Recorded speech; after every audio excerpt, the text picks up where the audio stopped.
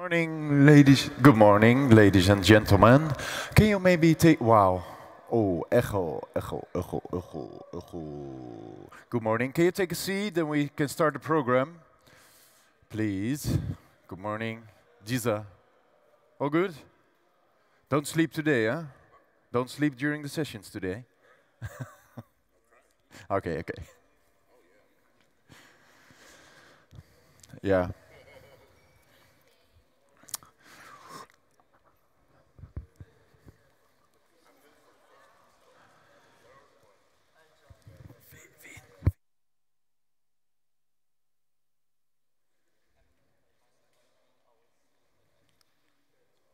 Yeah. Right. Uh-oh. Glitch. The glitch. The glitch is on the... Yeah, thanks.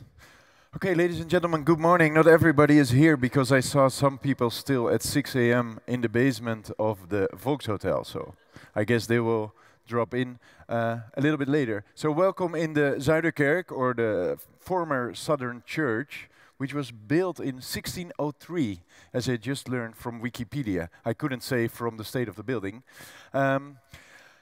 You were just waiting on a cemetery, actually. It was the Zuiderkerkhof, the Southern Church cemetery. And in here are also, I think the constructor of the church has Hendrik de Keyser. He's buried, I think, inside the church? Under the church? Oh, so they deconstructed the church and then they put him under and then they built it up again. So no, a lot of history in the downtown Amsterdam. And what's cool, from 12 p.m., so noon, you can also go outside, show your wristband. So behind we have the church tower, so if you want, on the hour or on the half hour, so 12 or 12:30 or 1 or 1:30, you can go, so just around the corner, there's another entrance, and there will be guided tours to climb the tower. But just so you know, it's also open to public, but with your wristband, they will just... put you on the list so you can join in, but depending on how busy it is, there might be no place. Just whenever you find time, it can be a cool view from up there, right? And then, yeah, yesterday we had the balls of steel, and then I was curious if Jarvi was already here, but I think I just saw him arriving. So this is like the finish shot of yesterday's final, because it was exciting moments, and it was very competitive also. And yes, some mismanagement from the restaurant side caused us to speed up the last games, but I think we got a winner, and there is some stuff to be won.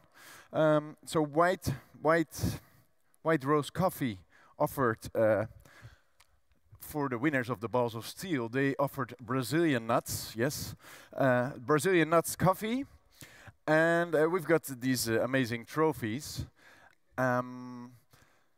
So without further ado, I want to ask on the stage the first losers of the Balls of Steel competition, the crazy ones. Are the crazy ones here? Please come up on the stage. Okay. So I get all the coffee? Yeah, you get all the coffee and you get the award. Please share it with your team members. Congratulations. Not the first losers. This is okay. Oh, sorry. Yeah, that's my bad communication. But no, I thought this would look better, right? First loser. Ladies and gentlemen, the crazy one. And yes, the final, it was very tight, the scoring, right? It was only 13-0 or something. Not certain, but I want to invite up the stage the winners of the Balls of Steel HiveFest competition, Peak D.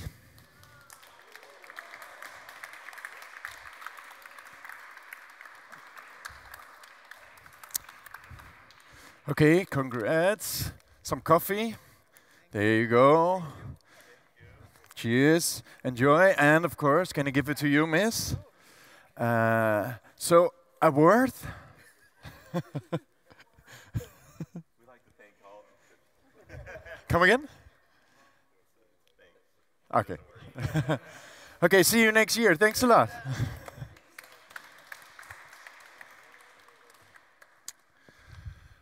So yes, we've got a pretty darn fast blockchain, right? Every 3 seconds a new block, and you can do awesome things with it. The blockchain is very easy to be programmed upon. It's very developer friendly, as we yesterday had some presentations.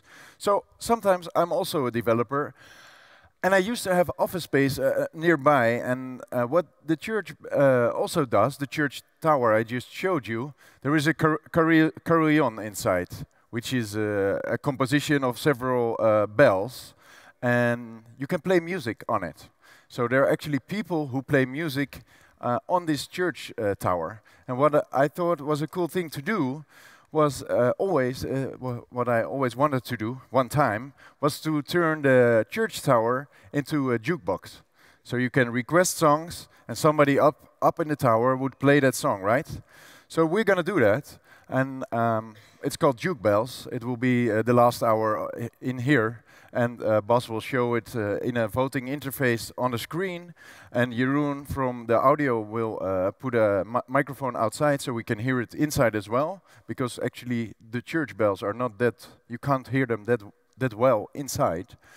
And yeah, everybody can vote on the track list.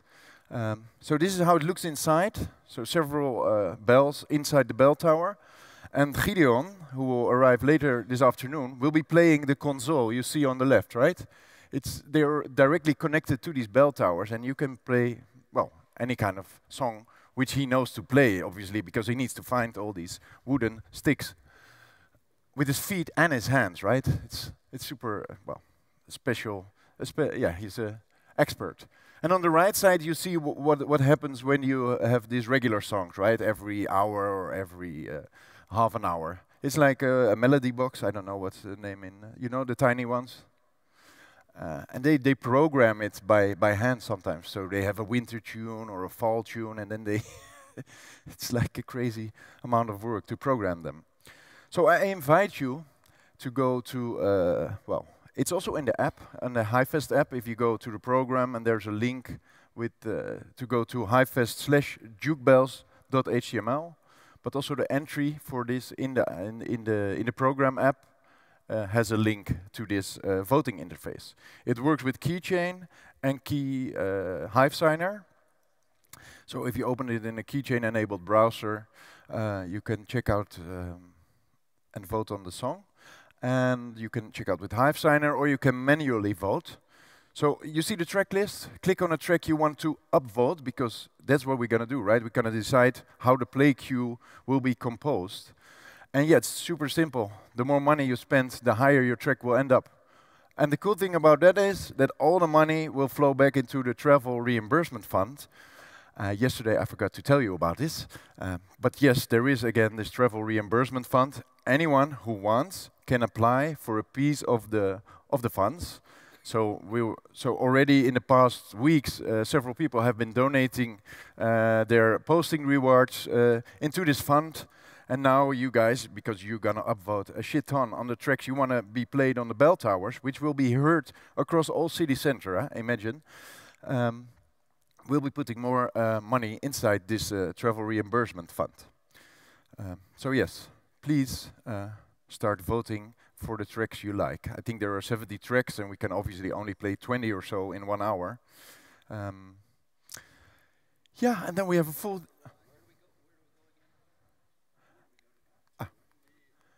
So inside the HiveFest app, yeah, there is an entry for Juke Bells concert and on today. And then if you click to read the details about the Juke Bells concert, there's a link again inside. Or you scan this QR code. I'm not certain. I have to check out in a bit. I'll get back to you. Otherwise, feel free to share a hotspot with some fellow attendee. And yes, then tonight, it's up to you, right? Because I'm claiming already a lot of your time in the program. So I invite you to, well, enjoy the city yourself. Some of you already did it yesterday. So today you can try again. Beer Saturday, Detlef is organizing Beer Saturday. Reach out to him about the details. And Celestal, over there, is organizing a poker event. It's already inside the app now. so you have the venue where you need to go. But Celeste will take care of that part. And as I told you, you're allowed to do poker in that restaurant, but don't put the money on the table. And tomorrow you have well, I recommend you explore Amsterdam, because we meet again tomorrow evening at 5 p.m. for closing dinner. But yeah, you have the rest of the day for yourself to explore. Inside the application also are some venues to visit or audio guides to check out. And yes, please share that we are online. Bas is running over there, and he's broadcasting live. So yeah, have fun today. And I want to invite up the stage immediately, actually, the HiQ. Yes. Because you might have seen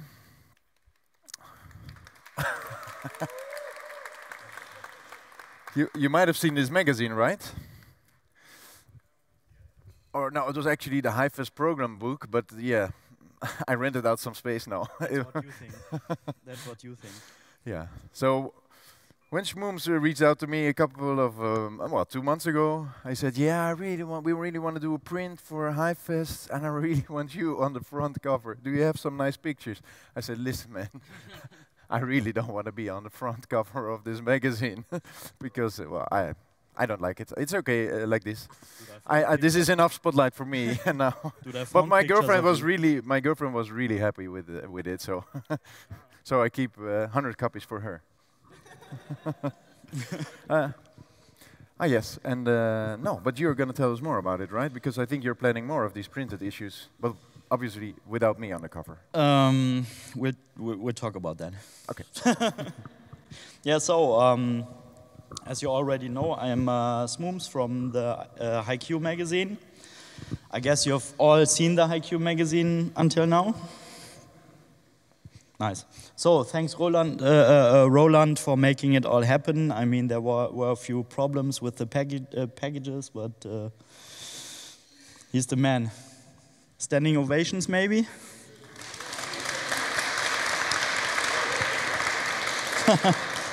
Yeah, so, I mean, for this HiveFest, Fest is the first physical HiveFest ever.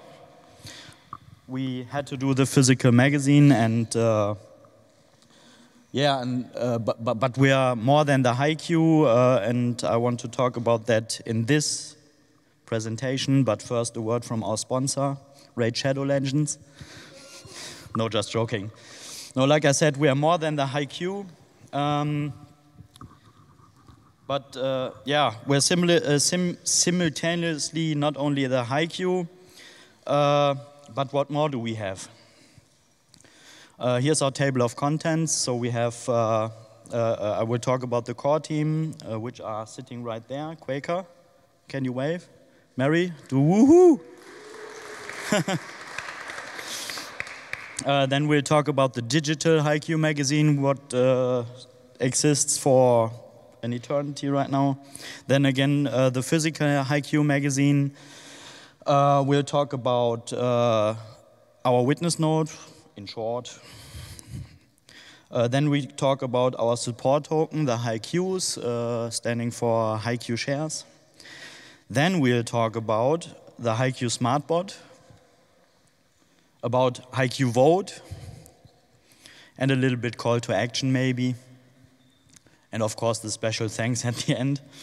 So let's first talk about the different ways of spelling HiQ right now, but yeah. However, so the team. At first we have Quakery. Quakery is our, let's say, chief editor. He is responsible for text and layout. He is the only one of us not surrendering to crunch. His hobbies are drinking coffee and math. Then we have our lector, Mary Me. Hello? Yeah, yes. She is our lector, also writing articles for the HiQ. Yeah, getting pissed off by me and InDesign a couple of times. And she is still our quota woman. Ovations. Thank you. And of course me, I'm responsible for layout, graphics, and I did the logo design for the HiQ. I'm mainly responsible for melting nerves. Yeah, and I'm trying to sneak 1 or 2 memes into the issues, but yeah, she gets it. My hobbies are gaming in VR and memes. Yeah. Did you delete the memes of the presentation? Yeah. Okay. Yeah. Have to switch my HiQ cards. So let's talk about the digital Hive style magazine. This is how you spell HiQ, by the way. The magazine, that's the magazine to inform them all and entertain them all. I mean, I told a lot about us on the last HiveFest, and it's all in the magazine that you have in your bags as well, if you want to read it. I mean, we exist for already 4 years right now, at least from October on. At first, we only were German, but at this time, we are also in English on hiq.magazine. I guess it's a bigger audience for the English-speaking community as for the German. That's pretty dense. So, yeah, what we also have, no, we are not only digital, we are also physical since this Hive year. Ovations? Thanks. Yeah, so the first print issue emerges from the headquarters. It was, I think, 3 months of work and pain. But since already one HiveFest so far, we have a physical issue now. Maybe next year too, we'll see.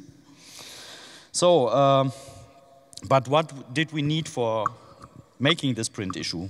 Well, pretty easy. It was 10% luck, 20% skill, 15% concentrated power of will, 5% pleasure, 50% pain, and 100% reason to remember the name, HiQ. Yeah, but what we did was inspire Roland. Wait for his answer. Yes. Yeah. Yeah, totally. I'm enlightened. Yeah. Yeah. Who isn't? Then we had to contact 47 potential ad partners.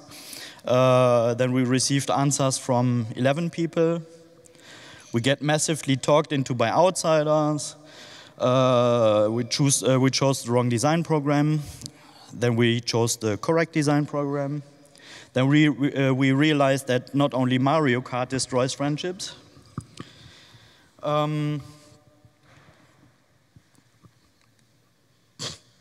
What went down? We had to endure the elitist vanity of Balte.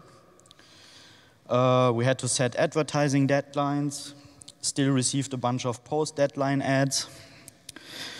We had to earn money on ads and still pay extra. We planned early but still finished at the last minute. Sorry, Roland. We had problems with the printing company after the file had been submitted. Then we had 3 people to call the printing company 3 times. And as a result, we commissioned the printing a day later. Hence, the issues were 1 day later in Amsterdam. So it was, Roland is a beast. So, yeah. The outcome was stress-induced burnout, including hair color loss. Well, I mean, I colored it, so you can't see that. In the beard, maybe, but don't talk about that. So, as I said, we also have a witness. So vote our witness, please. It's a HiQ witness. I mean, we're not so proud of that witness that we know the first block that we signed. Yeah, okay, maybe we are a little bit proud of our first block that we signed. Okay, maybe a little bit more proud Yeah, but yeah. We also have a Hive Engine token. Like I said, it's the HiveUse token on Hive Engine. At first, it was our support token to monetize our project, to get support for the not core team members that are also writing articles for HiveQ and stuff like that. Later on, we started making other use cases for this token. For example, the HiveUse B liquidity pool. We made the we also bought the staking function. With the staking function, you had the possibility to become top listed in every issue of the HiveQ magazine digitally. We had for the top 5 stakers, we had ad space for the digital issues. That's a really small banner in these issues to show off your project or maybe give it away to another project you know. And we also have another functions, that I talk later about. So let's go to the Q Smartbot at first. The Q Smartbot is a Discord bot that we use to make our HiveQ team payouts, to make it easier, because we have a lot of times we have 6 people, have to send a lot of tokens to these 6 people, and do this all by hand is totally nerve-wracking. So Quaker actually made the bot. That wasn't me. I mean, I'm a programmer. Quaker is a mathematician, but he made a really good job.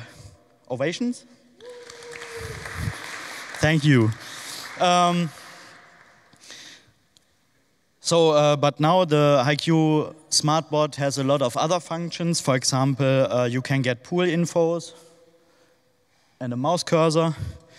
You can get HiveQ. We could manage our HiveQ's commentary discount sale with that.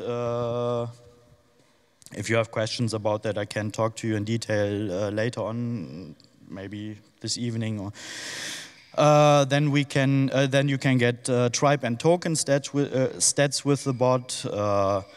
We have a witness reward and vote monitor with this bot that notifies us as soon as we sign a block or get a witness vote. In the future, we want to also have a function that tells us when we are missing a block, so that we can maybe look if the server is running correctly or stuff like that, to maintain the bot better. But for now, it's only a reward and vote monitor.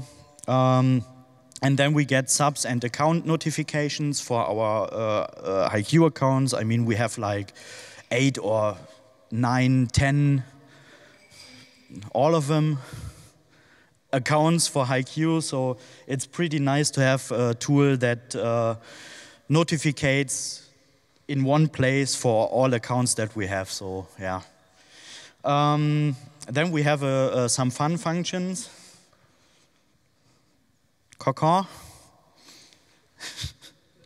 So basically, if someone says something like "when Lambo," you can put this emoji under that comment on Discord, and the HiveQ Smartbots reacts with this vulture saying "caca." Oh, the echo, nice. So. HiveQ Vote, as I talked earlier about, is an engagement curation service, also usable if you have staked Hive. That's the function I talked about earlier that I want to go in detail now, a little bit detail. Yeah, like I said, engagement curation service, or as we like to call it, curagement service.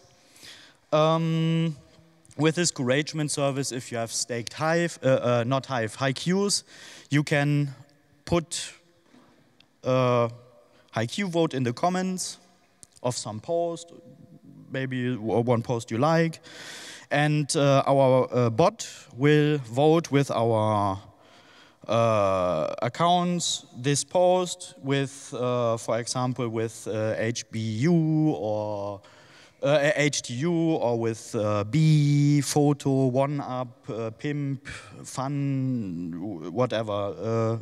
Depends on the tags that are used. So the requirements to use HiveQ votes, you have to at least 10 HiveQ staked.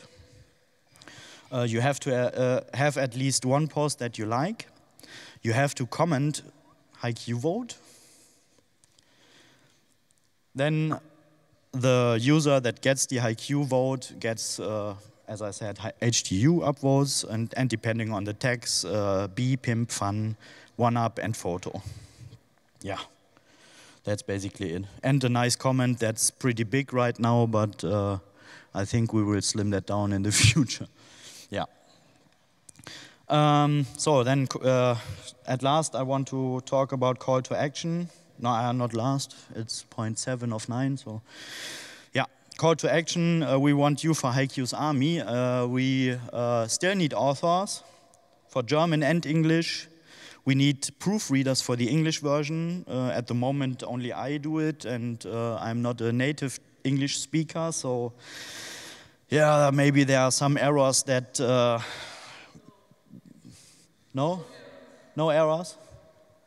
Okay, no errors. You heard it. So then we need informants, yeah, for example, for gossip or for some articles that are nice, eventually projects that slip through the net or stuff like that, that we can make an article about. We need followers and subscribers, I mean, who don't? Then we need voters. We definitely need donors. And what we also need is your witness vote, please. LOL. Yeah, then at last, thanks to all the partners and donors that made HiveFest for us happen and made the physical issue happen. I guess not a lot of the people who are on this page here are actually at HiveFest. Block Trades is here. We had the interview in this issue. Really nice. I am pretty happy about how everything turned out. Was really great. Pretty good answers. Also the ad partners. Who is there? I think Blue Rabbit, is he already here? No? Say woo? No? Yeah, and all the other people that we forgot. So, I would say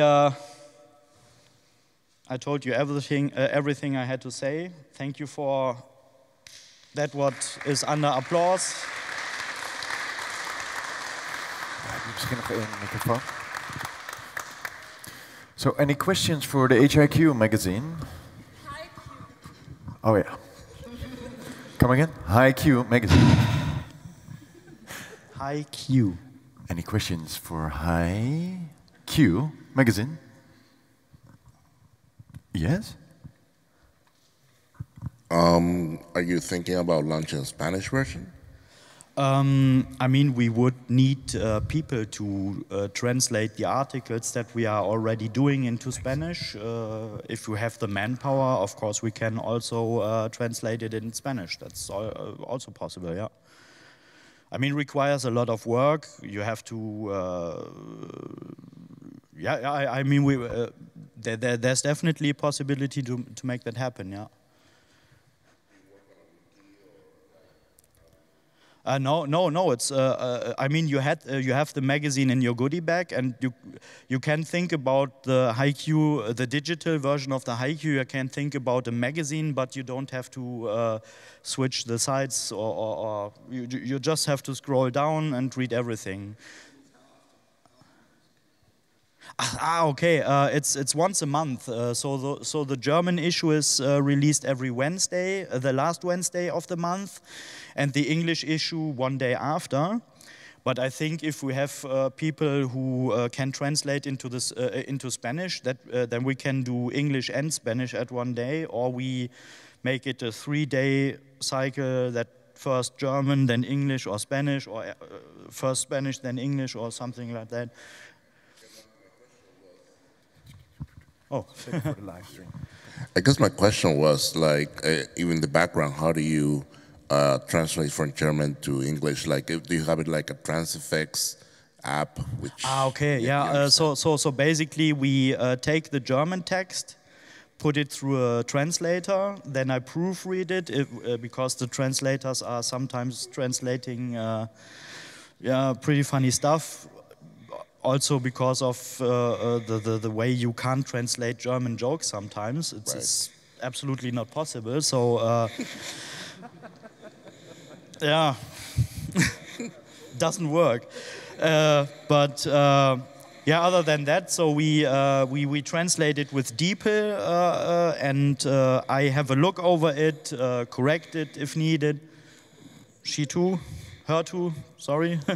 And yeah, then there are some articles who had to be made exactly for the English issue, because there are some articles who are especially only for the German-speaking community and not interesting for the international part of Hive. So we had to set up something for the English issue, but that's you can make it all on one evening. So yeah, and I guess for the Spanish version it will be the same. Okay, I see that you are expanding now to the international market. Will you accept writers from the international market and then translate it into German? Like if you find new writers, for example, that write in English, would you take them and let them translate, then you translate it into German? Into that's also possible, yeah, of course. Because then you will have a larger pool of people that will like to be active. Yeah, it's also possible, yeah. Yeah. I mean, it's the same as translating it from German into English, but the other way around. So, yeah, of course, that's also possible. Also Spanish writers, because there are lots in Cervantes language. Yeah. Everyone can be an editor for the HiQ. Yeah. All right. Wow. Edwin, there you go. Hi, I was wondering, do you also have a newsletter, or do you send emails? Because if it's once a month, I might just miss it or forget that you're publishing. It is on Hive. It's all on Hive. So we have 2 Hive accounts. It's already gone. Once it's at HiQ, so HiQ, it's the German issue, and hiq.magazine is the English issue. Yeah, sure, but I follow 1,000 people on Hive, so okay, I get it. Yeah, might miss it. But that's a good question. I think we can think about something like that. Yeah. And you can also sub our magazine. Then you get mentioned at the bottom when a new magazine is published. Yeah.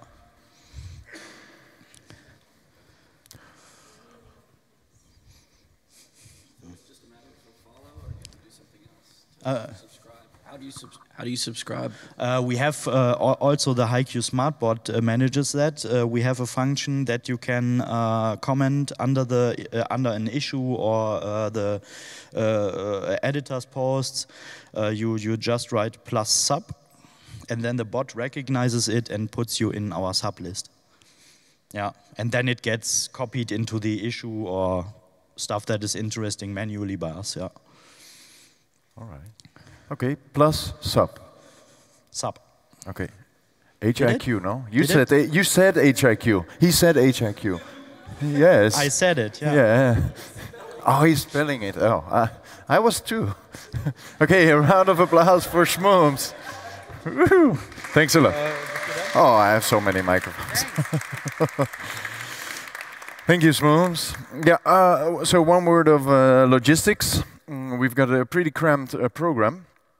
So this is not an invitation, but if you want to have a drinks or something, just go in between, because until lunch break there is not a break in between. I just saw, so just so you know, okay? Just if you want to have a coffee, go for it, but don't go all now, because we have a new presentation. I know I'm not really smart in this, but no, stay. Okay, only 2 people at once can get coffee. I want to invite up the stage Living UK Taiwan, because Joe reached out. Yes, thank you. Welcome. And she's going to tell us all about OCD, right? Correct, yeah. A project update. Thank you. Thank you. Do I have a... Oh, yeah, a clicker. I think Schmooms took the clicker. Oh, yes. I'll do it for you. Thank you. Okay, morning everyone. I'm living UK, Taiwan, and some of you may know me from PinMap also. Thank you, Q, for the shout out in your magazine. Please do read their magazine and read about PinMap. PinMap is, I'm going to steal 2 minutes of my OCD presentation because PinMap is the Hive travel community, which I've been working on for quite a few years. And I just want to let everyone know that PinMap is doing a treasure hunt. So some of you might have seen these cards in your goodie bag. Martibus, who owns, or he's the creator of PinMap, he's done a treasure hunt and he's hidden 1,000 Hive on the blockchain somewhere in an account, which is for anyone to grab if you can crack the code. So there's a coordination code, which you can get these cards at the front desk, but there's a coordination code. If you find the coordination, you will find one of the clues, and then there's another anagram. If you crack the anagram, it takes you to a place in this church somewhere, which will give you another clue. So once you get these 2 clues, you should be and crack it, you will get access to the account, which you also have to find, and that 1,000 Hive is yours. So have a go, everyone. It's worth your time.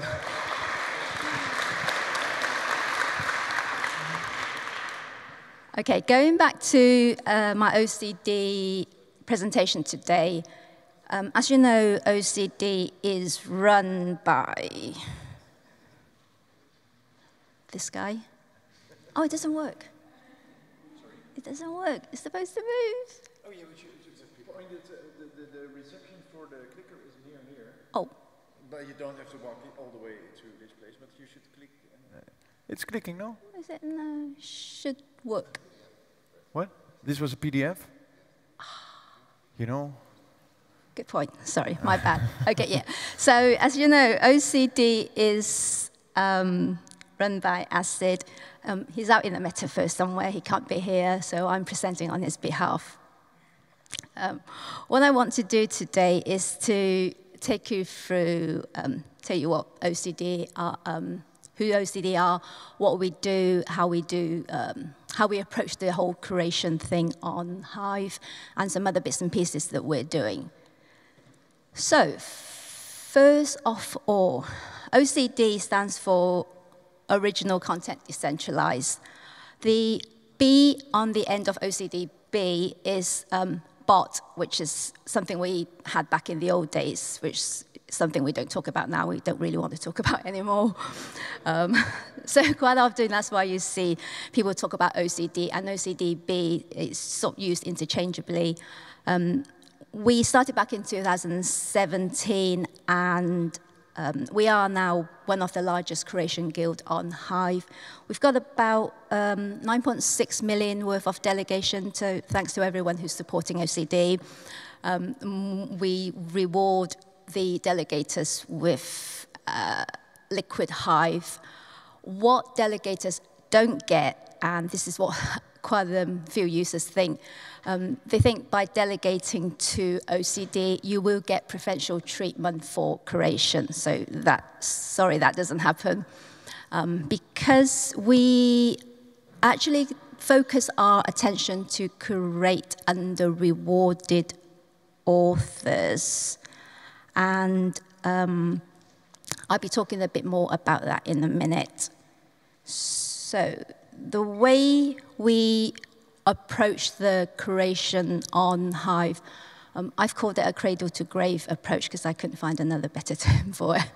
But basically what happens, the cradle starts at the top where with the introduction post that a user does, going through to retention, community, and then they sort of leave the cycle either through a grave or a save. So the Slough Sniper intro curation, we've got a bot which picks up all the first posts made by new accounts, and then the team manually curates all these posts. We also check out the new account for legitimacy to make sure there's nothing dodgy going on, that they are who they say they are, they're not an imposter, or they're not an alt of another main account, etc. All this is done manually by the team. And if they write a good introduction post, we will drop them a comment, giving them some to welcome them, give them some like newbie tips, and we will also drop them OCD vote just to to welcome them and to encourage them to stay active on Hive. Currently, we're following about 9,000 new accounts, and this is from, I think, March last year when we started this program. So a lot of new accounts joining since then. And of course, there are some which we haven't followed as well. The next stage is the Love Sniper retention. We've got a team of 4 or 5 people who actively go through the Love Sniper following feed. That's all those 9,000 accounts. The objective there is to support, encourage, and retain these users. And we also guide them to create their content into communities. The idea is being that if they, we want the community to grow, and we think if they can find a community which fits in with their hobby, what the type of content they're producing. Hopefully they will find a home or a place on Hive where they feel comfortable, and they will stay around for longer and not disappear after the first or second post. And eventually, we will unfollow these users, and that is the grave or safe part. The grave part is when quite often, unfortunately, we find users who abuse Hive. There's a lot of plagiarism going around. So once we do detect that sort of behavior, that we sort of unfollow them. And the other way is when a user gets to about rep 60, they've sort of established themselves, and we then follow them so they can go and sort of move out into the big Hive metaverse on their own. But that doesn't mean we stop supporting them, because we also have the community incubation. And that's where we have, well, currently the program has about 29 communities, ranging from like the more popular ones like photography and travel, and to smaller ones like I don't know, skateboarding and handmade jewelry. So the community rep from this community, they nominate posts from their community to OCD. And that's all linked back to what Love Sniper does in trying to encourage or move content into specific communities. And the moderators or the community mods who does that, they are rewarded from OCD via any community compilation reports they do featuring the people they've created. And of course, we also curate our own OCD community, which is more of a general content community. We also try to encourage people to post their content from OCD into the niche community as well. Because a lot of people think that posting in OCD community will increase their chances of getting an upvote from OCD. That's not true, really. I could sort of tell people just posting in the other communities, and we've got a team of about 30 creators who will sort of go out looking for good content, because there is enough content out there for us to support. And we also create comments as well, because good comments drive engagement on Hive, and that's what we need, more engagement, more activity to make Hive stronger. And I also want to talk a bit about who we upvote, because quite often we see people coming on Discord, on the OCD Discord, and ask, oh, how can I get an upvote from OCD? Simple things, first of all. Quality is sort of the prime thing.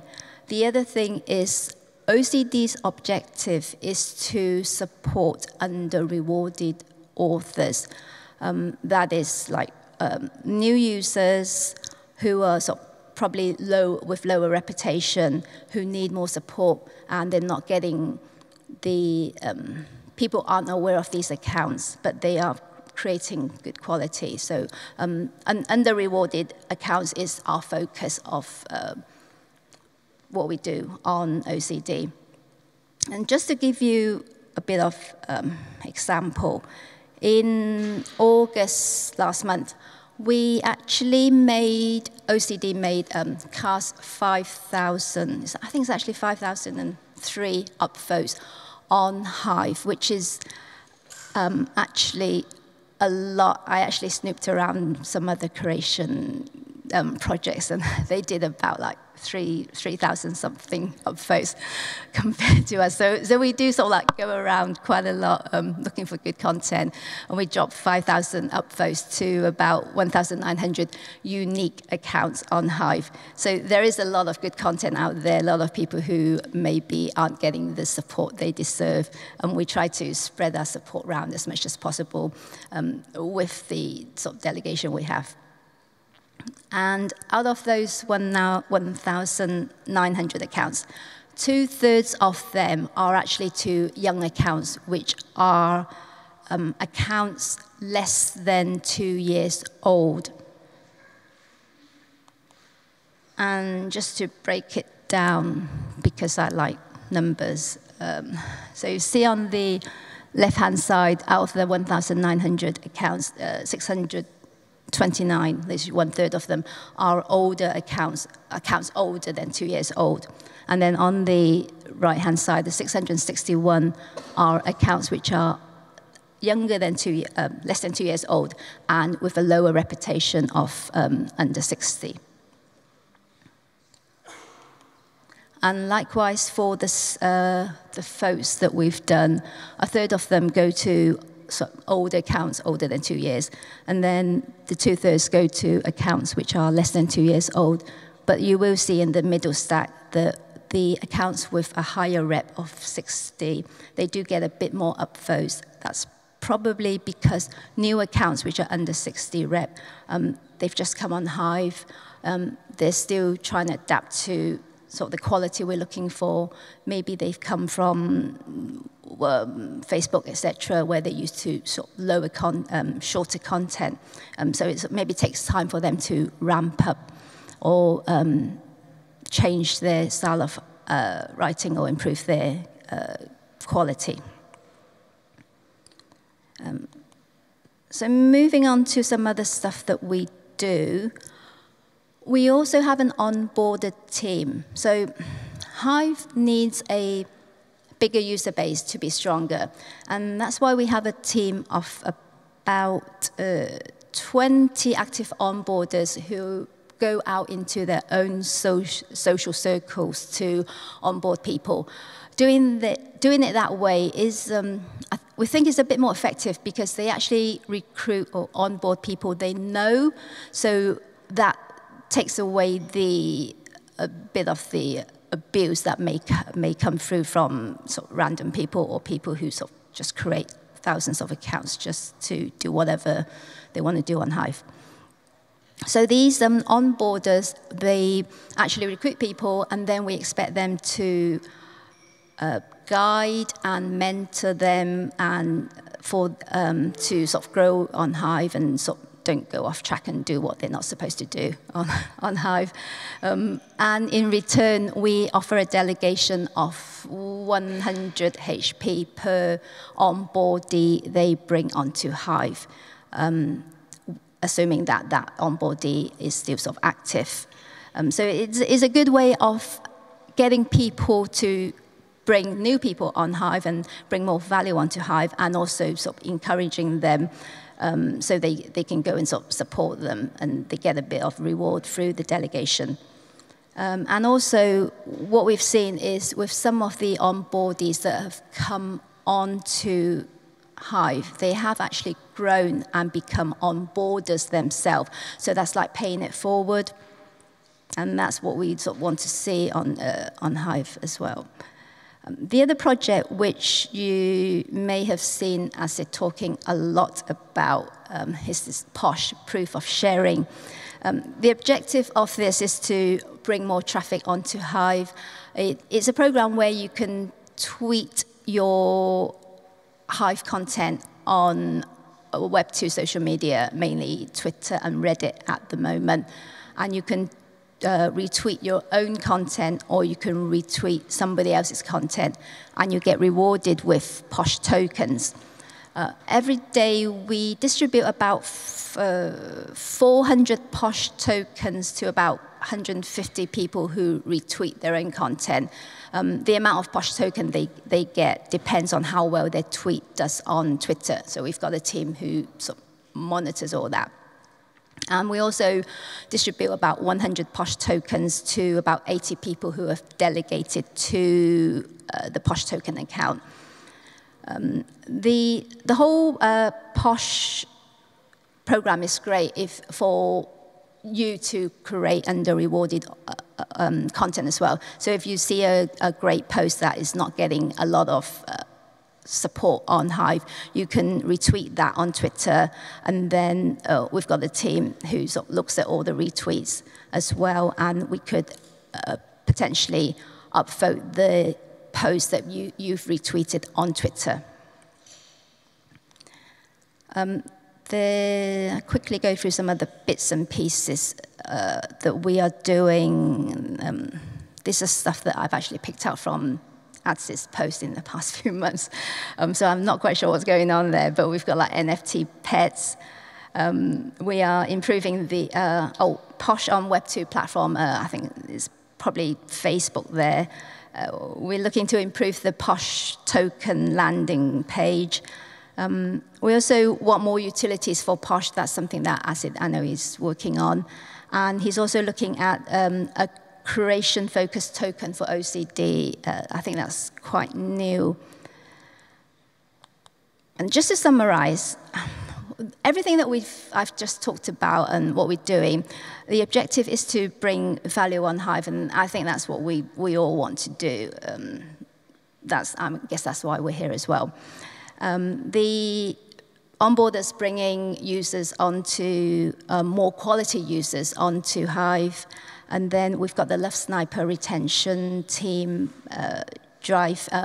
encouraging them, and also driving content towards the community, so hopefully they will find a home where they will feel more comfortable with and build their own sort of social network or community as well. And then we've got the communities. We're supporting the communities to grow. We're supporting the communities to grow their communities on Hive. Because sometimes it is quite difficult to grow your community if you've got like a small stake and you don't have enough exposure. People are not aware of it. So sometimes we OCD host contests for these communities to promote them and make people aware of them. And then at the same time, we've got the POSH, which is designed to bring traffic to Hive as well. So all these bits and pieces, they all sort of link together at the end with just one common objective to grow, to make Hive stronger, to grow it. Unfortunately, I don't have any data to quantify the effectiveness of what we're doing. But the point of doing all this is like you've got to plant the seeds for sort of Hive to grow. So thank you.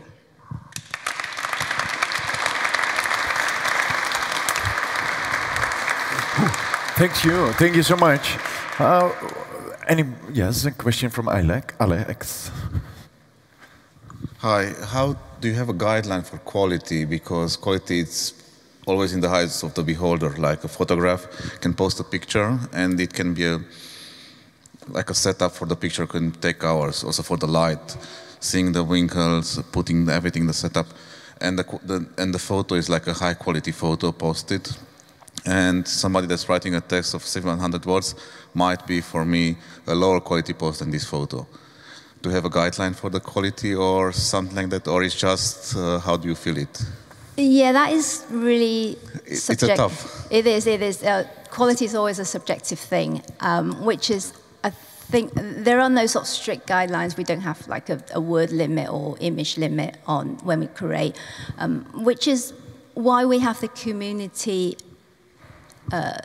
leaders being a curation, because they know what is good quality in their area of specialization. So we incubate some art community, so they know what's good art, what's not good art. To me, if I look at an art is an art. It doesn't make any difference to me, and have no idea. But the guys, they know what's good music, what's good art. So that's why we trust the community creators to nominate whatever they think is good quality in their eyes. Okay. All right. Thank you very much. Live in UK, Taiwan. Thank you. Cheers. Thanks a lot. So currently, the #1 on the Juke Bells concert this afternoon is R. Kelly, I Believe I Can Fly. So cast your votes if you want other tracks to be played. Please check the application, app.HiveFest, at the Juke Bells section. Find the link and cast your votes for your favorite track of the playlist. Do that. And then let's just continue the program. I've got a couple of mics and a clicker. The winner of the pétanque tournament is going to tell us how to win a pétanque tournament. No, he is not. No, actually, of course, a co-founder of Peak D, Jarvi, is here. Please come up on the stage. But today he's... nice. You got the gold medal also. Nice. Thanks. He's not going to tell us anything, or maybe a little bit about Peak D, but not so much, but more about Peak D open projects, right? Yes, sir. Okay. All right. All right, so who has... Oh, yes, I will need that. There will be slides. Show of hands, I guess. Who's used Peak D? Who knows about Peak D? All right. Well, I'm glad you all know about it, because we aren't talking about Peak D this year, so we can skip that, and we'll go on to the next subject. But yeah, Peak Monsters. So who's used Peak Monsters? Wow, a lot more Splinterlands players than I expected. That's awesome. Great. Well, it sounds like a lot of people already know about that, so we'll move on to the next subject. All right, so who knows about Peak Open projects? Okay, I was expecting like 5 of you, and this was going to be more exciting, you know. But I actually talked to a bunch of people, and they didn't know about it, so I'm excited to share about Peak Open projects, and we're going to hit the next button. Peak Open projects is actually presently 7 different projects, 6 different developers, and actually for a moment, we're going to have 3 of them are here today, and they'll stand for a second. 3 of the developers, and one of them you will know from Peak D and Peak Monsters. Sergio, my business partner here, he works on those, and he also works on Peak Open projects, which has a proposal, and I'm going to repeat this several times today. Peak Open projects is our project. It's a community type project, because the developers here don't work for Peak D. They came from the community. They wanted to work on one of these different projects, and I'll kind of go over them quickly. And so right now it's being funded by the reward pool. Sorry, not the reward pool, the Hive funding pool. Okay, so these are the projects that we're going to go over real quick. And I'll just go over them so we can skip this slide, but you can take a look at them. Here's the first 4, and the next 3, and then we'll talk about some of the options that we can do next, because this, again, is a community-type project. So let's just quickly go over, well, here's the developers. Asgarth, as you know from Peak Monsters, Peak D, I help with, I'm not a developer, I do testing and design. And then we got someone that helps with our posts to keep you guys updated. And then Yosin is here, and Igor is here as well. And then maybe there's some developers here or listening or later on that see this presentation and that want to be involved, because again, this is a group project for open source software to benefit the entire Hive ecosystem. So this isn't, while we have created a website called hivehub.dev to kind of give the first place for these projects to live, the first of what we hope is many different places for them to live, we've created a site. And so up there we've got the Explorer, we got Witness, Proposals Market, you see notifications, the market, the stats. So we have highlighted some of the projects on this website. It is already functioning and available. We haven't done the best job of making everyone aware, but we're here now giving this presentation so that you can be a little bit more aware. So at the beginning, Hive Hub, it defaults to helping with the Explorer as one of those projects. So we're going to talk about the brand new kind of very beautiful and a little bit more advanced block Explorer for Hive. In fact, that's the next one. So here's a couple screenshots, very small for you guys, I understand, but you can go to hivehub.dev and see a little bit more. Over here, we've got a place where you can go see your profile and see some stats. You can actually go to the top right-hand corner and see all of the stats you would see on like Hive blocks. And we hope that we have it nicely organized so you can kind of see everything about, like we want it to be very, very complete and yet very user-friendly and intuitive for users. And then over here is an example of a transaction page where you're going to see everything, but hopefully also a nice little section at the top to kind of make it understandable if you didn't need to see all the information. So one of the really nice parts about the Block Explorer is that it also validates second layer transactions like Splinterlands and Hive Engine, so that you can go there and see, oh, someone didn't just throw a JSON in there to make it look like they did a real transaction, but we're actually going to those second layers and making sure it's a valid transaction. So if you think about that, if you have other apps, this is open source, this is our project, not Peak's project, this is the community's project, so you can go in there with your app and work on the code to also help validate your second layer transactions as well. And we can help with that, and there's a bunch of developers that will help with that. So we'd love to see it integrated in other sites. This is your project as well. So the next thing that we've done is worked on the internal market. This is obviously internal market is something on the Block Explorer. It's already, it's on the blockchain. It's already been created. What we've done is worked on an interface to make it a little bit more usable, because the last time that the internal marketplace interface had been updated is, I don't know, 3-4 years ago. So, or a couple years probably when the fork. All right, so we have 2 different ways that we're gonna focus on. On the right-hand side, it's up and running. It's the swap, which is based on orders that are already in the order book. And so someone that just is like, I don't know, I'm just gonna, I want Hive, so I'm gonna put 1,000 HBD in, and boom, it should be done really quickly. But if you want to put in some orders, we're still working on updating that over here. And it is really fuzzy, isn't it? Okay. But you put in the order book, you'll be able to see the order book. We hope you'll be able to see the market prices and all that pretty soon. But one of the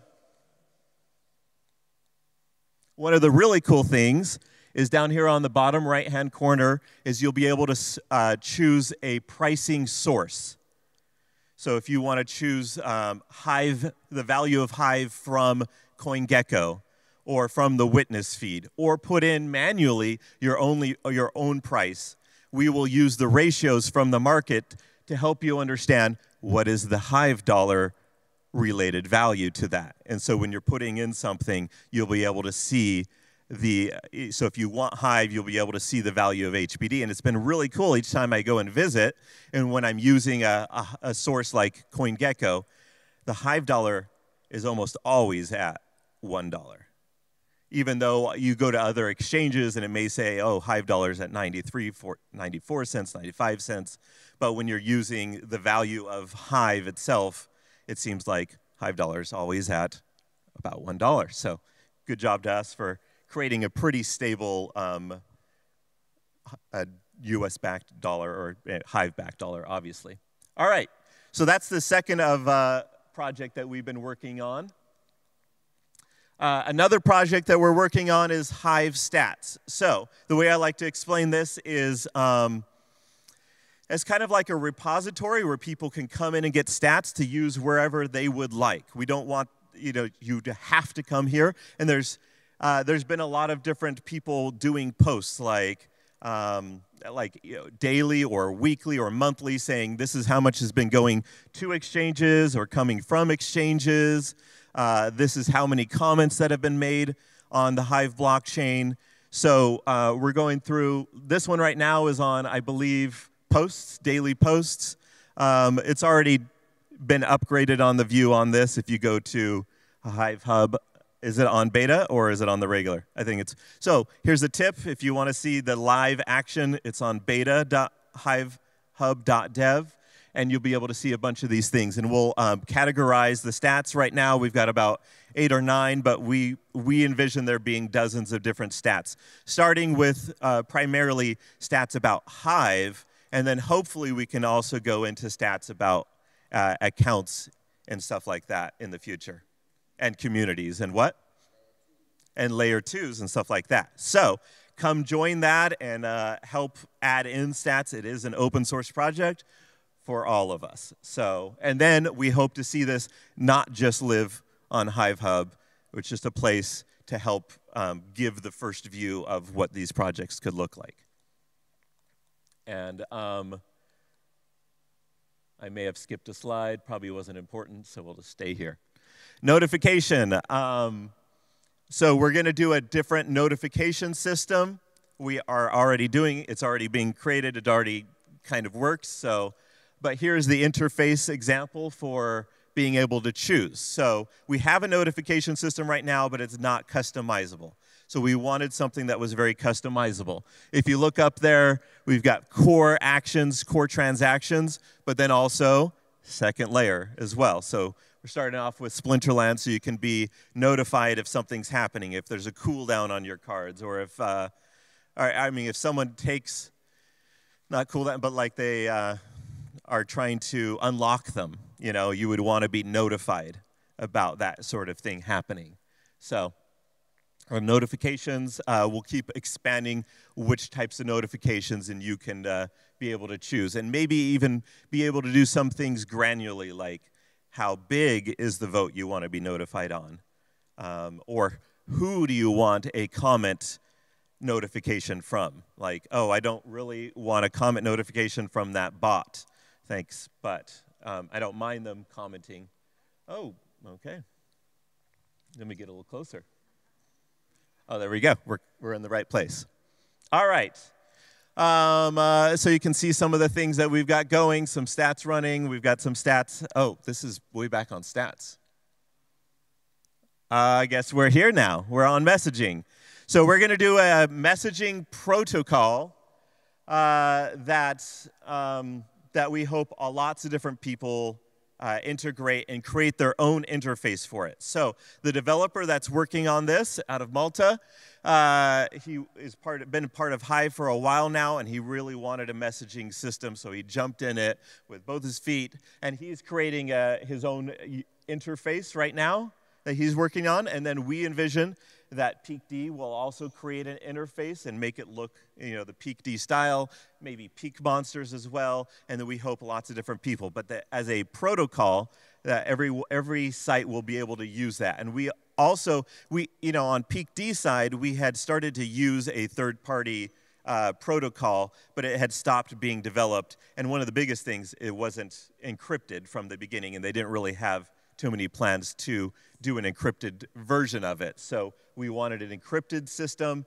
and we also wanted a system that was very tuned to communities, so that communities could create like a group messaging thing, and that it could have different themes inside of it, instead of just one place inside of a community to chat, but you could have different subjects to talk about, kind of like Discord, that sort of thing.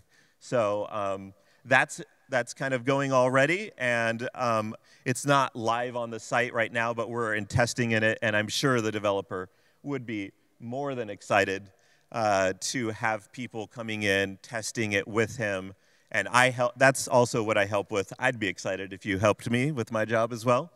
All right, so encrypted, Hive connected, so that you know that the person that you're talking to is definitely that user. That's one of the big things on that. And so, all right, I've talked enough about it, because at the end, we're gonna open for questions about any of the projects, but also any ideas that you have for what's next that we can do as a community, and for projects that help all of Hive. All right, so there's also, we had a project from, actually been a couple years, called Hive Beacon, and it would help identify the nodes, do tests, and see which functions the nodes were doing well or presently not doing well at. So we've extended that to work with Hive Engine functions. So now there's a Hive Engine beacon, and then also a Hive Engine witness list as well.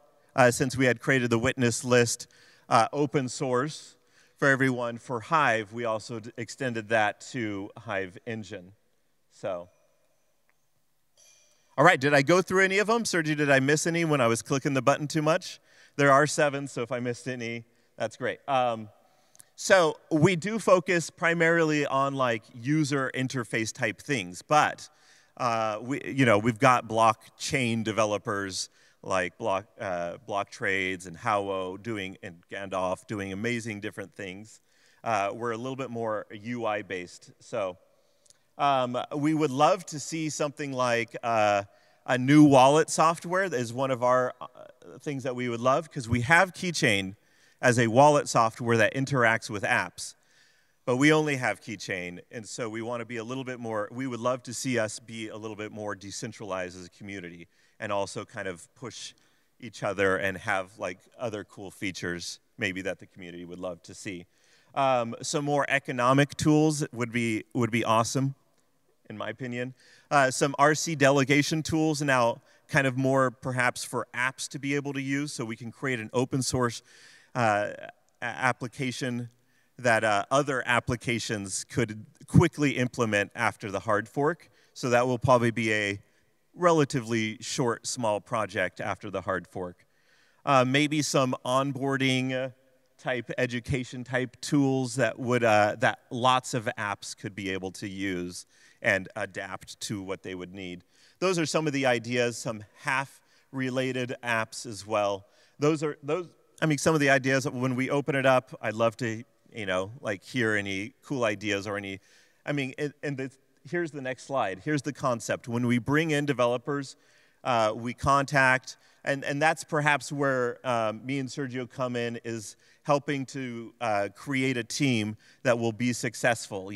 Make sure that they have some skills in development, that they can work as a team, and they can communicate, and see where they have, is it back-end sort of skills or front-end, how much of our time working on the front end if they can't do that, because we're also going to have to keep, working on peak monsters, PeakD, and that sort of stuff. And then we, you know, if they've come to us with a project, I really, really would love to do messaging. All right, this sounds like that's going to motivate you. So let's have you work on that.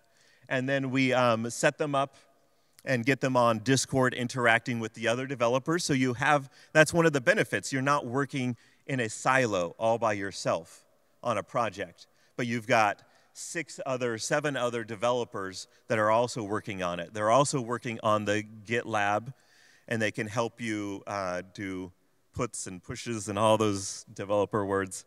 And then we set up, thanks to the last hard fork, we set up reoccurring payments from the proposal right to them based on what they would need, and also, like, you know, increase it as they get more and more, so we can keep them from the next project, hopefully, to the next projects once they finish these. Because these aren't like super, super long. Some of them are obviously longer projects, but some of them, we hope that they transition to another project after that. And then we just kind of keep checking in.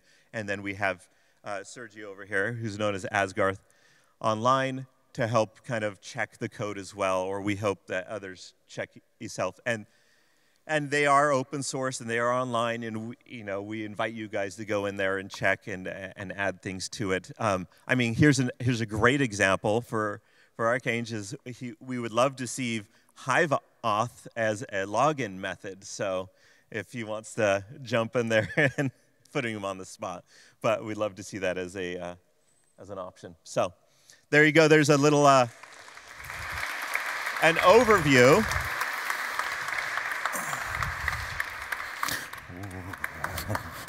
Thank you. Hello, Brian of London here. Voted for your project, but didn't really ever have the time to delve into it. So hearing about it makes a huge difference.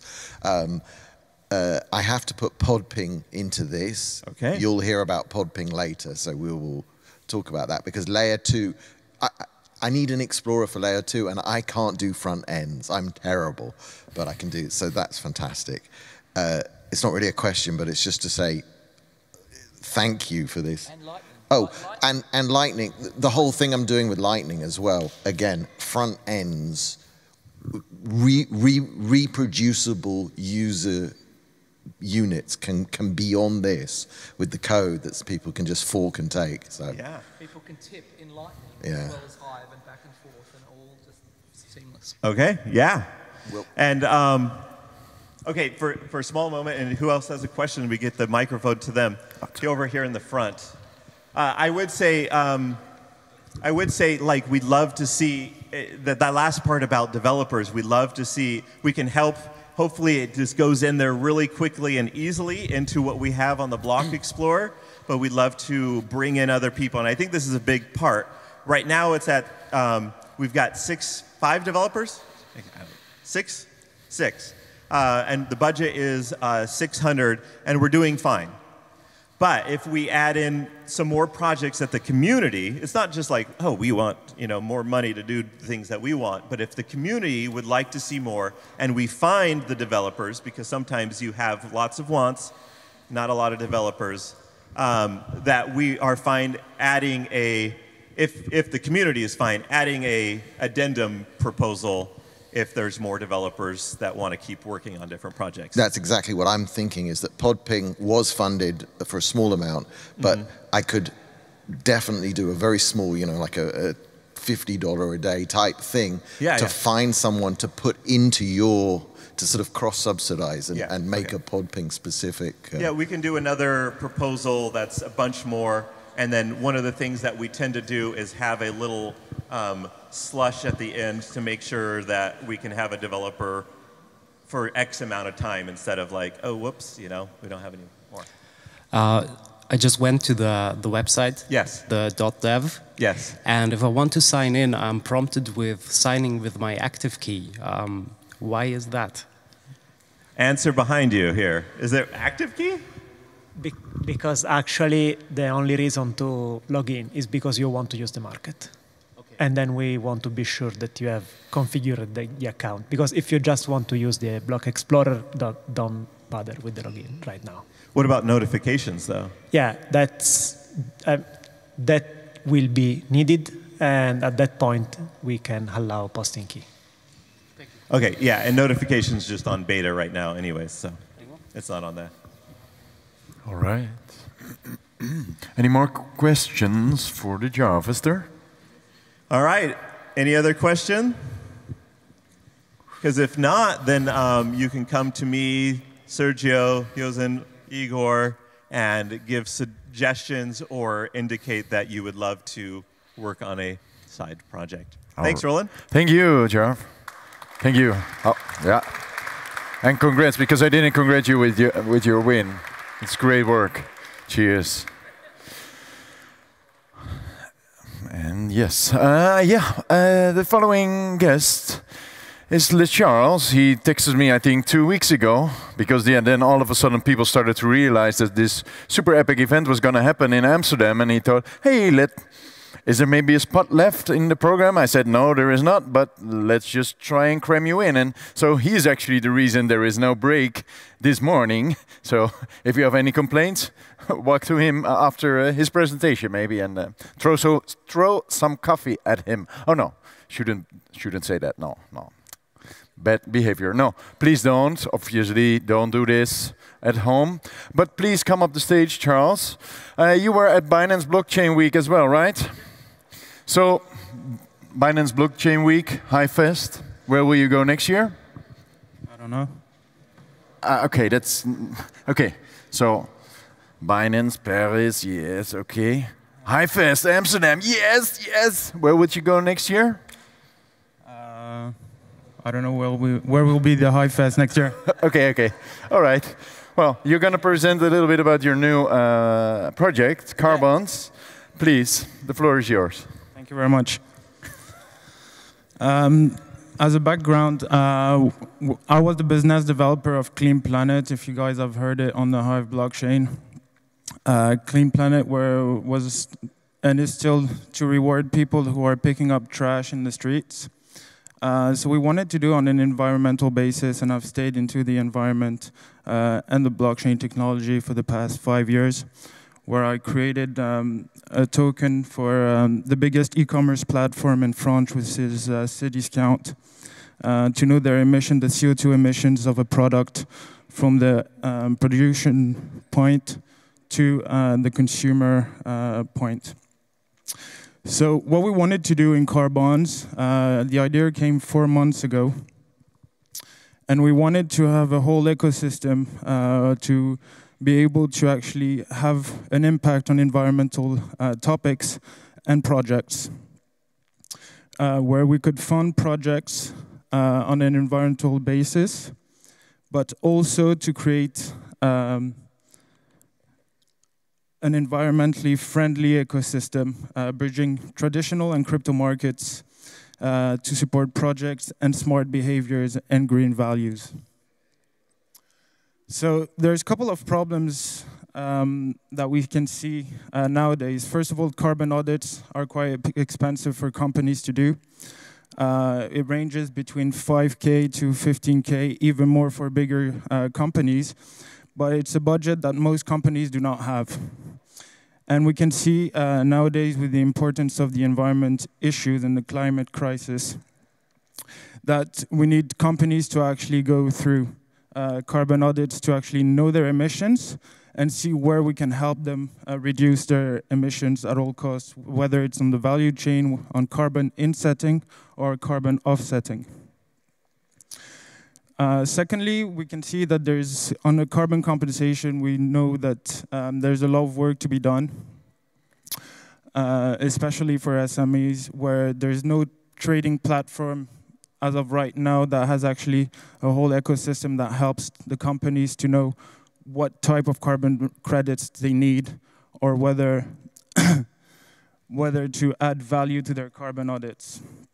Thirdly, there's not many carbon negative projects that we can see, or there's not a lot of follow-up that has been done in the past years or so. There haven't been any projects that have been offsetting carbon credits, and that you probably heard of as well.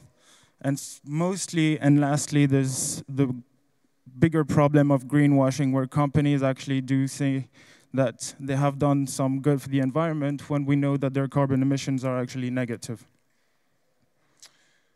So our value proposition is the one below on the screen. We have there's many carbon audits company that do their audits for those companies, and we wanted to digitalize those carbon audits as NFTs. Why it is important is to know exactly what a company does at its emissions. And that NFT is the key and the entry point to a decentralized marketplace, a CO2 carbon credit decentralized marketplace, where companies, due to the high level of their emissions, need to compensate more on a fiscal year. And lastly, the Launchpad, which we'll come back to, and that's why I wanted to be present today, is to talk about the Launchpad for the Hive community, where the Hive community will be able to select projects for the decentralized marketplace. So we have 3 products that are actually made available. There's a community-run Launchpad where people will actually be able to vote for the selected projects that they want to see financed by our fund, investment fund. There's also the automated carbon audits certification made accessible for everyone, and also the possibility for companies to actually have value added for their carbon audits. And certainly the decentralized marketplace. So we can see some of the projects that we have pre-selected for our Launchpad. One of the first projects that we have is, I don't know why it's that way, but all right. Through satellite data, we now know the sequestration of CO2 emissions on the soil level for farmers. And we're able to actually pay those farmers for their carbon credits, and we can double their salary in a year. Through those carbon credits, we can double farmers' salaries, which helps a lot, knowing the conditions that there are at the moment. Another project that we have, and it's been selected by the French National Center of Research, is the proof of behavior. What we wanted to do, and there's a few researchers at the moment who are working on it, 5 at the moment, is to actually compensate people who are doing good to the environment. It seems that there's, on a carbon audit level, there's 3 scopes. The first scope is the energy bills from a company. The second one is the energy bills from all the partners that works for the company. And the third one is all the emissions made by the employees, made inside from the company, whether it's from servers and what so. So what we wanted to do was actually to be able to know the emissions made by the employees on a scale level, and to value those employees who are doing good for the environment, like walking to work or taking the bike to work. At the moment, and I'm going to show you the fundraising for one simple reason, is for the Launchpad, where we want the community to be involved. So we'll definitely be on Hive sooner than later. Why do we want to show you the fundraising possibilities? Is for the ICO, where we'll have an investment fund of $13 million US dollars. We have done the first fundraising, and now we're looking at the second one. And the third one, the ICO, is to actually select projects who are doing good on the environmental scale. So in all transparency, the project is fully transparent on a financial scale. Everything has been done for it to be fully transparent, as the environment needs transparency, and it needs to be done quite fast. So we have created for the ICO a token where the community will actually be able to vote for the project that they want to see fundraised. We're just going to do the due diligence beforehand of the projects. And especially the fact that we can see that there's a lot of projects that want to do good, but they don't have a voice to be heard. And it's quite challenging for those projects because back 5 years ago, especially with Clean Planet, we saw that there was a lot of interest, but it wasn't adding any financial value to it. And that is the main aspect of this project, is that we want to do both. On an environmental scale, to do better, faster, but also to actually reward those who take steps into the environmental problems.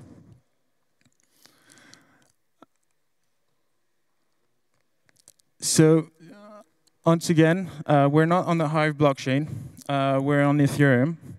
However, we want to be able to actually, as the environment is a universal problem at the moment and will be for the next couple of decades, we want all communities to get involved, especially the Hive community, which is quite big and important. And we want it to be, more of a go-to than to. We want it to be as a go-to idea, so that everyone in the Hive community can actually get involved, selecting the projects, bringing projects along, where we'll be able to finance those projects.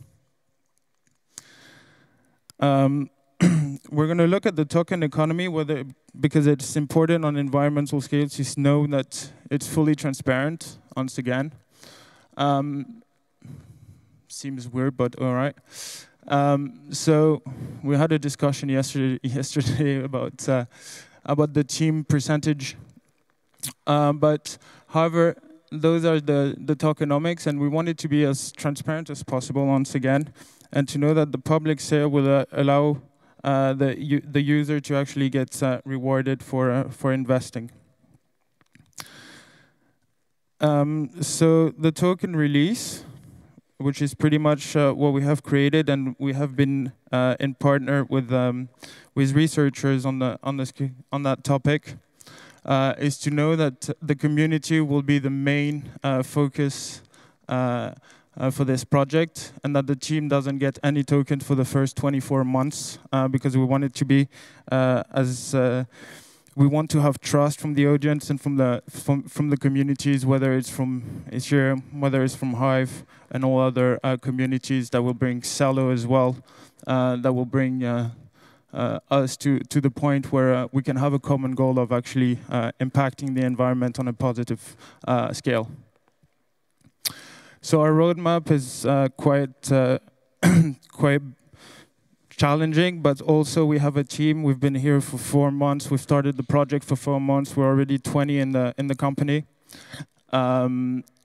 We have the launchpad for crypto enthusiasts, where we'll be able to actually be on multiple blockchain, especially on Hive as well, which has a big community, and also to be able to actually have the marketplace up and ready to be as quickly as possible, for it to have an impact for companies, and for companies with big emissions to be able to compensate on their fiscal year.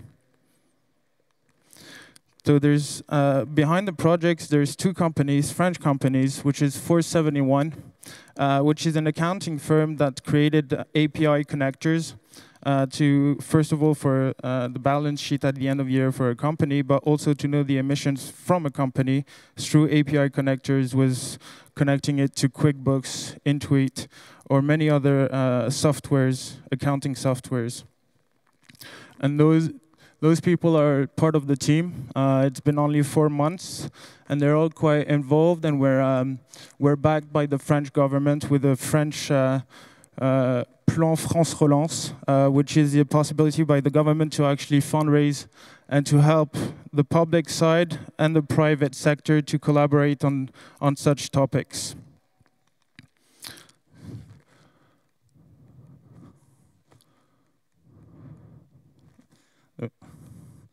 So if you have any questions, it'll be the end of the presentation. So if you have any questions on the subject.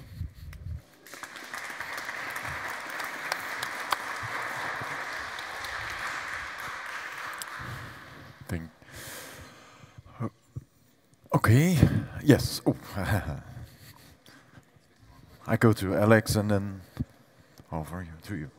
I remember you, like in Krakow you were speaking about also on the Hive chain. Why did you move to Ethereum? Because Ethereum is not that, or was not that environmental friendly chain. Well, since it started with now proof of stake, but the issue was that Hive has the capacity on a community scale to actually be an important factor. But when you look at investors and fundraisers, and especially VCs, they will tell you that if you're not on Ethereum or one of Celo, for example, which is one of our collaborators, but also our, I don't know if you guys have heard of Flow Carbon, which is one of a decentralized marketplace, which is on the Celo blockchain. But we wanted to have the possibility to be on a financial scale to be able to invest in companies and projects that would do good. But also being able to, on the launchpad for all communities to get along and bring actually a voting mechanism in place to select those types of projects, whether it's on Hive, whether it's on Ethereum, whether it's on any blockchain that we want to be able to have that opportunity to grow on every blockchain and as one community. So I have the micro, so I will ask my next question. I'm from Vault Europa, so we're fighting for green crypto, and we have a close eye on refi projects. And what's the difference between the main players that are on the market, like KlimaDAO or Toucan carbon markets? That's a good question, but the one main thing is at the moment there's two certificators of carbon credits that are well known around the world. It's Vera and Gold Standard. Those two projects are actually at the moment on a public consultation to know the tokenization of carbon credits and to have the issue of double spending of carbon credits taken out with blockchain technology.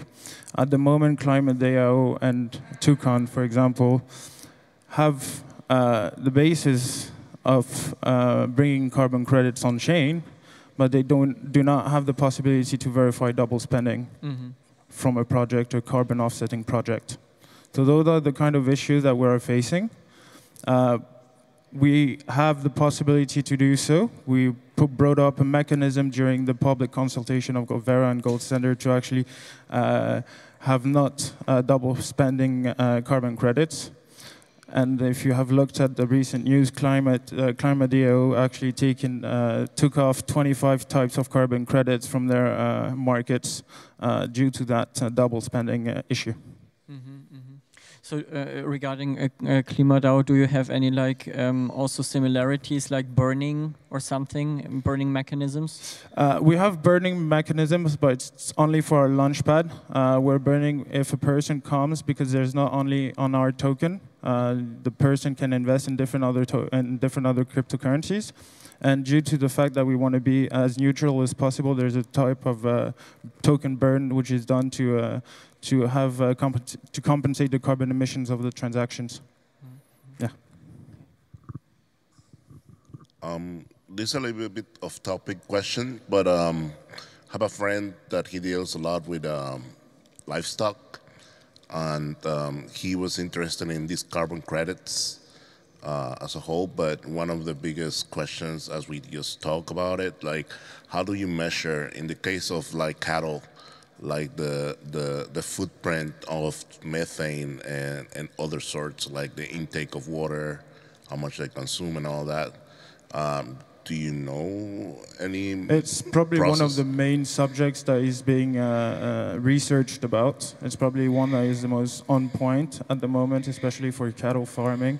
They definitely have some really good research made about it in the past years.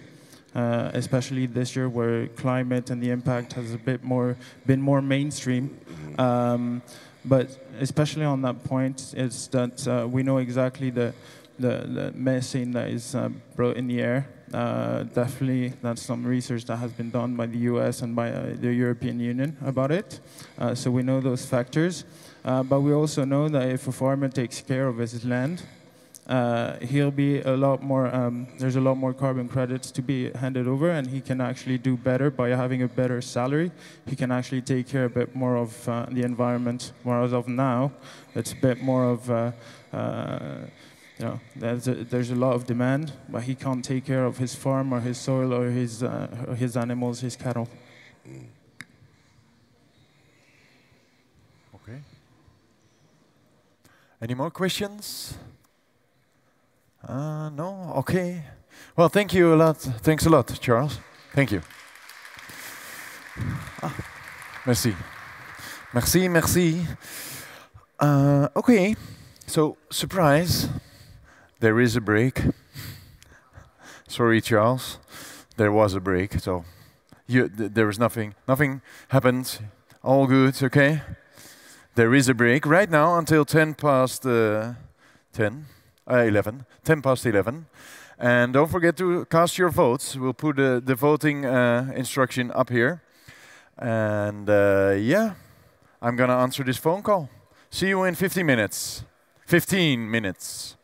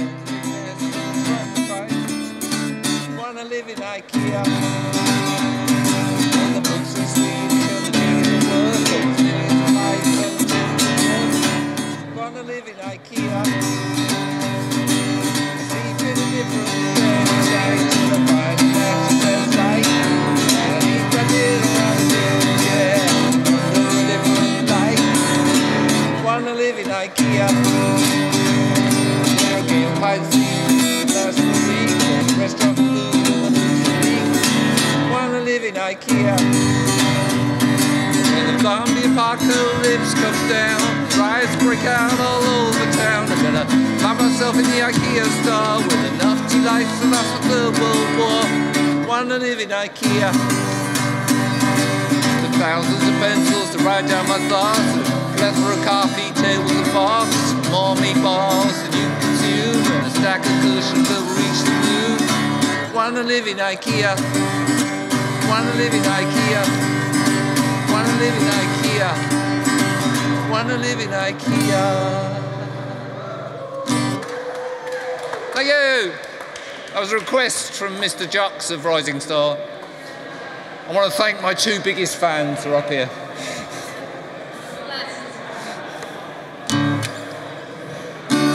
This is a song a friend of mine wrote.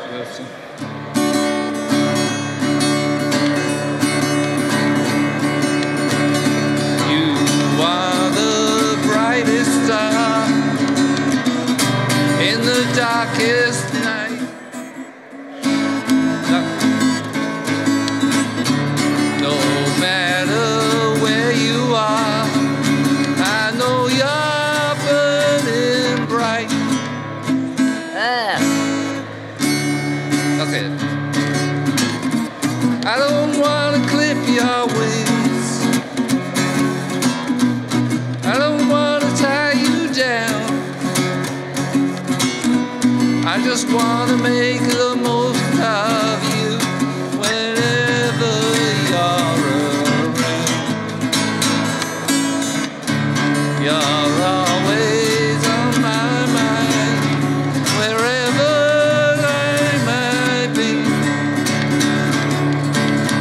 I go to sleep each night with you in my dreams. I live for your light. I long for your smile.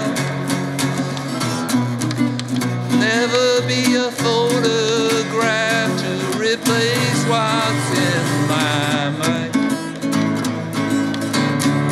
You are the brightest star in the darkest night.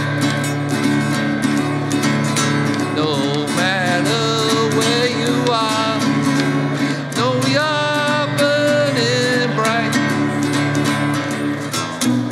I don't want to clip your wings. I don't want to tie you down.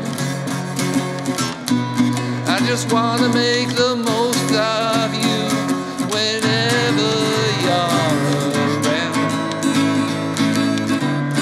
You are the brightest star. You got enough yet?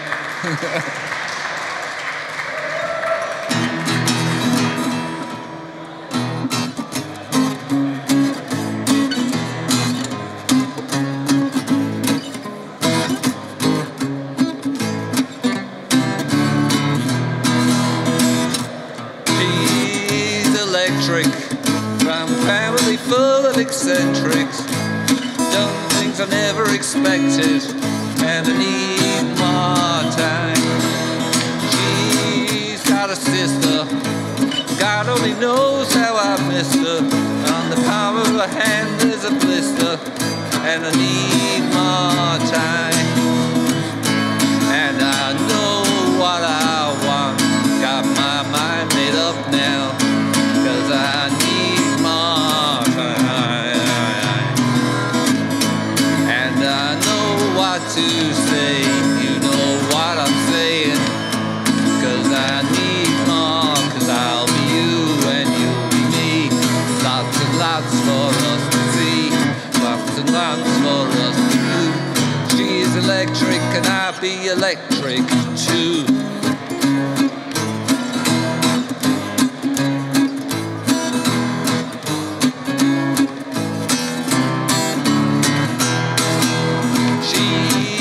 Got a brother, we don't get on with one another, but I quite fancy a mother, and I think that she likes me. She's got a cousin, in fact she's got about a dozen. She's got one in the oven, and it's nothing to do with me. And I know what I want, got my mind made up now, 'cause I need more time. And I know what to say, know what I'm saying, 'cause I need more, 'cause I'll be you and you'll be me. Lots and lots for us to see, lots and lots for us to do. She's electric and I'll be electric too.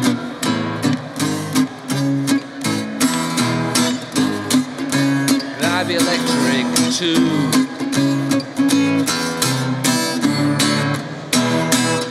Thank you.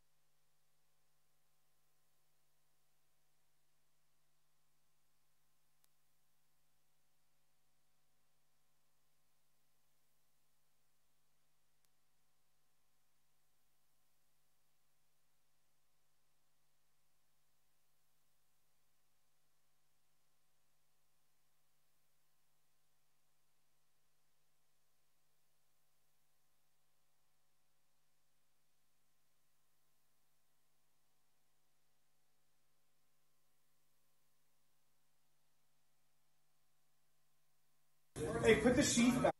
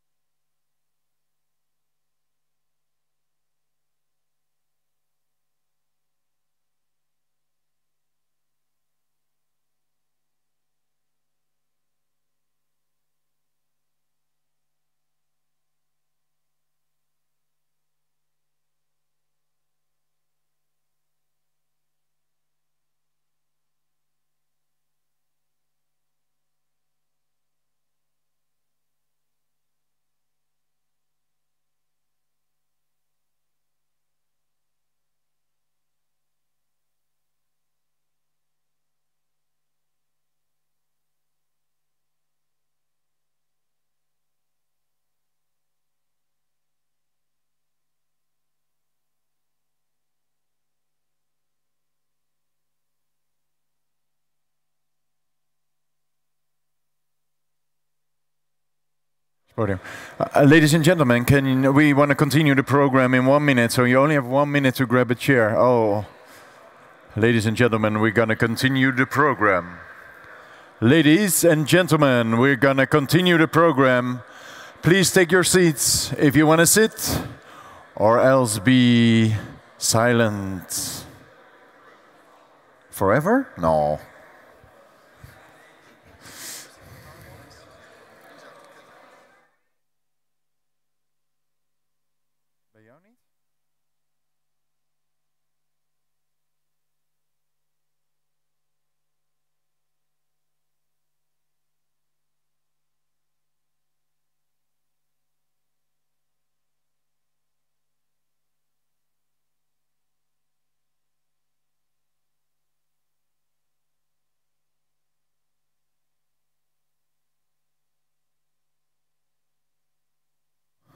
Okay, I think we're gonna continue the program.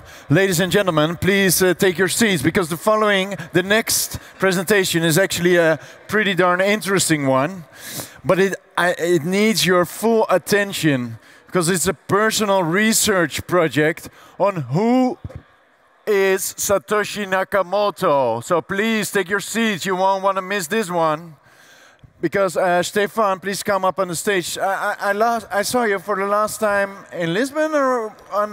Lisbon was the last time I was here. Yeah. Right, Stefan, from all the way from Berlin. You were at Berlin Blockchain Week. How was it? Oh, it was nice. We had a Bitcoin hangout a couple of days, one evening where we presented. Right. Bitcoin SV. Yeah, it was wonderful. Bitcoin SV. Yeah. Okay, cool. Love it. Ladies and gentlemen, can you please tune down your voices a little bit? We're in one big hall, so everybody who's chatting in the back, maybe consider enjoying the sun if you want to share your opinions of each other's projects. But for now, I want to give you the floor. Do I need this? Oh yeah, you need the clicker. Yes, please. Because Stefan is going to tell us who is Satoshi Nakamoto. Finally, we know after this presentation. If you want to know. Hi everyone. Why I'm here? I'm an artist and designer from Berlin. I'm the founder of Salon.io, an easy no-code website builder. I'm an early Steemit user from 2016. I was here in Amsterdam for the first Steamfest. It was legendary. Shout out to Roland. Steam was the entry drug to crypto for me and was definitely the first cryptocurrency I used heavily. For an artist, photographer, and entrepreneur like me, Steemit was inspiring and showing what could happen if you attach crypto, digital money, to a blogging platform. Thanks to Steemit, I began to understand concepts of blockchain, consensus algorithms. Well, I thought I did understand. I learned about Bitcoin because of Ian Grigg's posts on Steemit. From 2017, I began researching for years and collecting everything I could find about Bitcoin and its origins. My research turned into a public website by the name ohmysatoshi.com. I wanted to go to the roots of all of it. I wanted to know who is Satoshi Nakamoto. I wanted to know who or what created Bitcoin and why. When I saw the announcement to the HiveFest, I had the feeling somehow this would be the perfect opportunity to go full circle. After all, we are all here coming together because of Satoshi Nakamoto, because of the invention of Bitcoin. And before I start, a trigger warning. The story you will hear today will be hard to believe. You may find information too exaggerated, too far-fetched, or simply unbelievable. But nevertheless, this is what appears to be the truth. Okay, let's start. So you see this image of this T-shirt where it says, "Have you seen this man?" Obviously, this is a wrong Satoshi Nakamoto. He was dragged into the public. Oh, sorry. Okay. Missing, yeah. So it's quite interesting that such a world-famous person or inventor keeps being hiding. Nobody knows his face. Nobody knows the real person behind him. And it's a real mystery.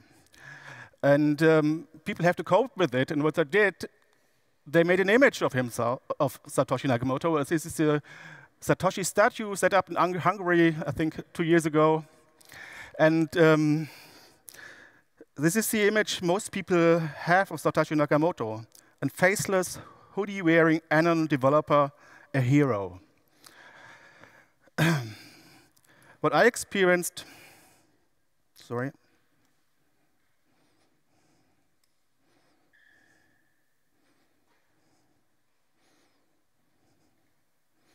What I experienced again and again during my research, things are more often than not the opposite of what you think they are. Let's look at an actual photo of Satoshi Nakamoto. Oh, that's not the actual image comes later. Yeah, but still this is interesting because if you spend your time with Bitcoin and blockchain, and you want to know who invented it, is it something like a think tank, or is it like military invention? Who did it? And it turns out it was this guy. And this is a much more accurate image of Satoshi Nakamoto, or the person behind it. And this is actually the first Satoshi sighting happened in the Netherlands, 1 hour from here in Limte, at the hacker conference, What's a Hack? And we know this because there's a testimony 3 years before the release of the white paper. A young man introduces himself as Satoshi Nakamoto and makes an appearance at What's a Hack, an outdoor hacker conference held in Limte, Netherlands. Satoshi Nakamoto talks with Joseph van Perling, a recognized network design architect for fault-tolerant globe-spanning networks and applications, about Bitcoin and how he was inspired by Bernard von Nothaus, the creator of the Liberty Dollar. Only 16 years later, fast forward, in February 2021, when BTC price was around 50,000 USD, Craig Wright got interviewed by the Sunday Times. He said, "I invented Bitcoin. Now it's a Ponzi scheme. I went from stupidly rich to insanely rich. Technically, my family is one of the richest in the world now because of insanity." These are tough words. Let's start over. 1970, Craig Wright is born in Brisbane, Australia.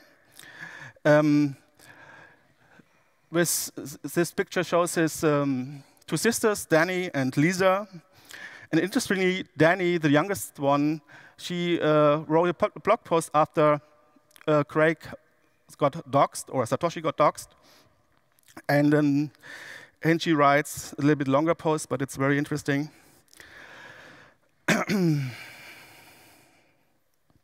That's her, by the way.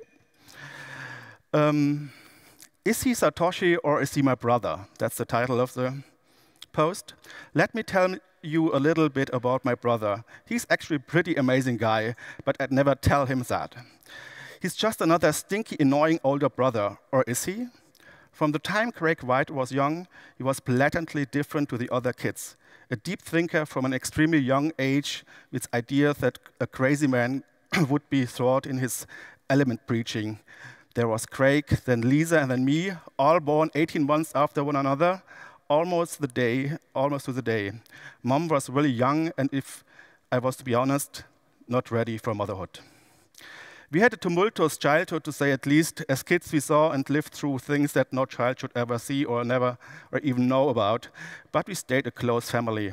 As a child, became the rebellious, angry rebel as my way of coping. Craig always seemed to stay calm.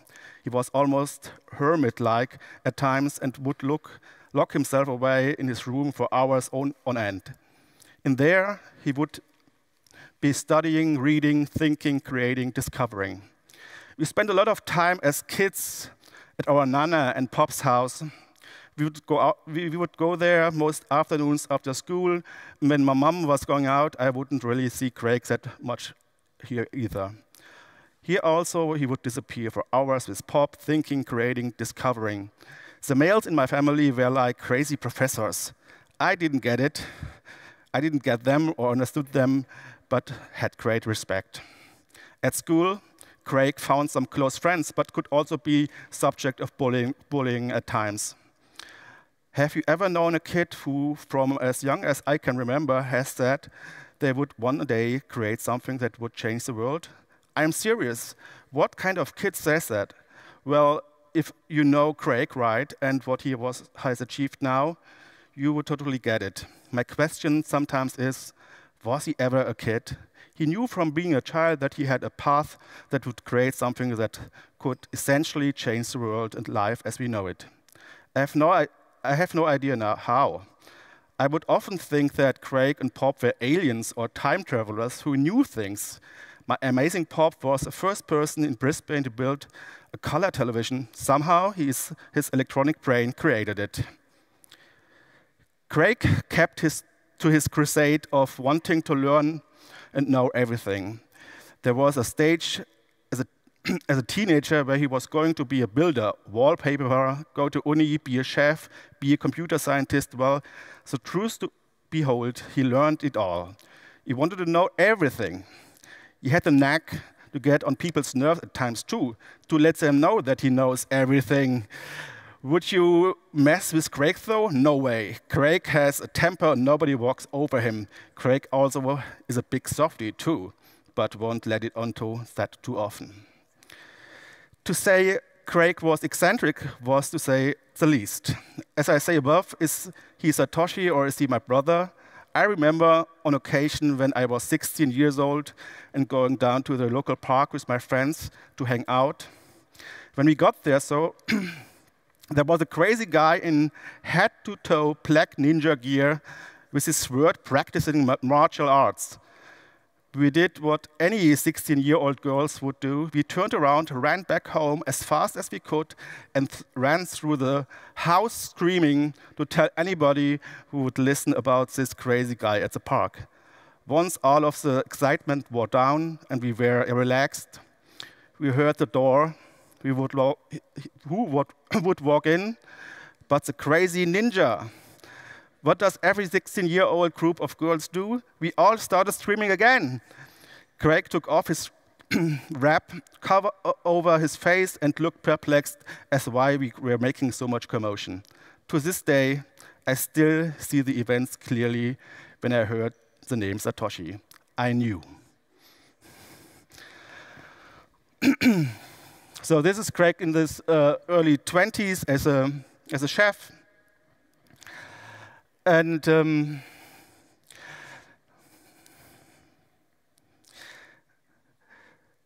I'm now quoting Craig. Grandpa cracked the Japanese version of the Enigma code. I've been programming since 1979, involved in developing internet protocols like DNS in the 80s, joined Air Force in the late 80s. In 1989, I started a double degree at the University of Queensland, dropped out in 1992 after my third year. I have a reason for this. I had cancer. Founded Australia's first ISP in 1991, sold it to a larger ISP, Pegasus, then worked for Aussie Stock Exchange in cybersecurity. We did the Aussie Olympics in 2000. We were an IBM partner. In Australia, we worked for the police, set up network for stock exchange's first peer-to-peer broker communication network. So this is what Craig did in his 20s. And around the time, 1994, Amsterdam was actually the hotspot for digital currencies. It was a totally new subject, and a cryptographer by the name David Schaum set up shop in Amsterdam. And I'm now quoting from a blog post from Stephen Levy. Clouds e-money, that's what I want. Clouds gather over Amsterdam as I ride into the city center after a day at the headquarters of DigiCash, a company whose mission is to change the world through the introduction of anonymous digital money. I have been inundated with talk of smart cards and automated toll takers and tamper-proof observer chips and virtual coinage for anonymous network FTPS. I have made photocopies using a digital wallet, and I would have bought a soda from a DigiCash vending machine, but it was out of order. My fellow passenger and tour guide is David Schaum, the bearded and ponytailed founder of DigiCash and the inventor of cryptographic protocols that could catapult our currency system into the 21st century. They may, in the process, shatter the Orwellian predictions of a Big Brother dystopia, replacing them with a world in which the ease of electronic transactions is combined with the elegant anonymity of paying in cash.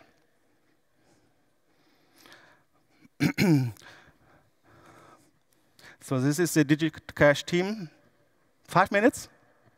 OK. Craig got recently asked, where does David Chaum's DigiCash fit into Bitcoin? He said, nowhere. Chaum's entire worldview is the opposite to that of Bitcoin. He is a shit to the souffle. Nothing Bitcoin has anything related to his ideas, nothing like his ideas. The only he was good for was to see how to not do something.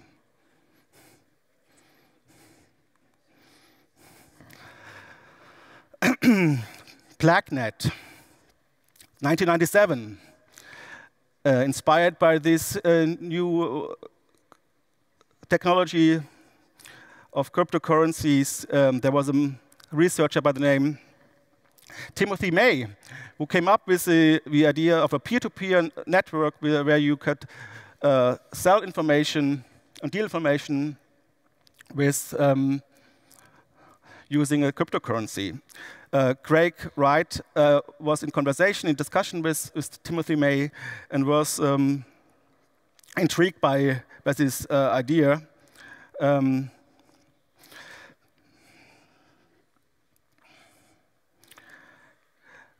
I quote, back in 1997, there was Tim May's BlackNet.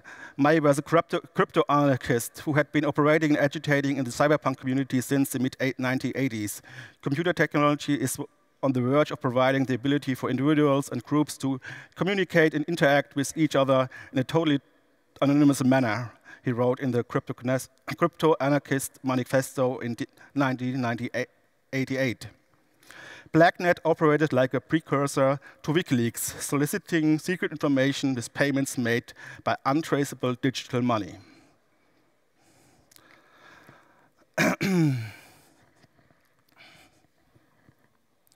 Where are you now? 2003, Craig's first dissertation, Gnarled Roots of Creation Theory.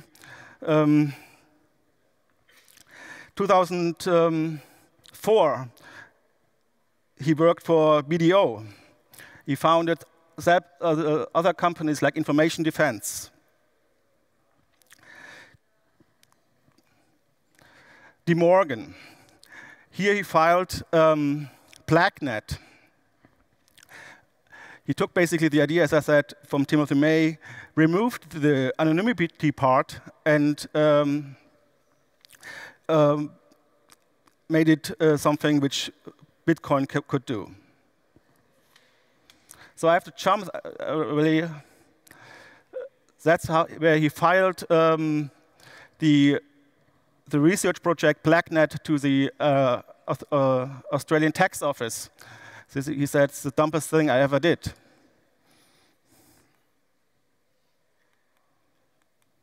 The clicker. The white paper in 2008 with the Genesis message.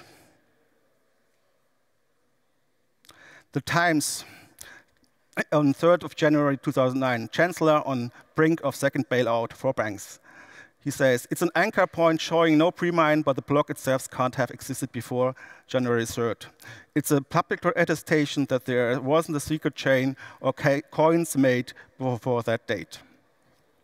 OK, I'm running out of time. I'm showing you quickly some pictures. This is the chat where Bitcoin was born. This is a look inside the chat. He had actually two farms where he was farming Bitcoins. He had to drive from Lisa Row to Bangalore to manage both venues, both sites. Then, soon after the launch of the network, there were discussions in the Bitcoin Talk forum. And there's another intersection with Steemit because he talked to Daniel Larimer. And he said, where is that? If you don't believe it or don't get it, I don't have the time to try to convince you. in response to Bytemaster, which was Larimer. Okay, but he was too busy traveling to China probably, and so let's go fast. Yes. Another thing, he gave us a riddle in Amsterdam in 2018. Took this photo and claims that there's 50 BCH Bitcoin Cash inside it. You can still claim it.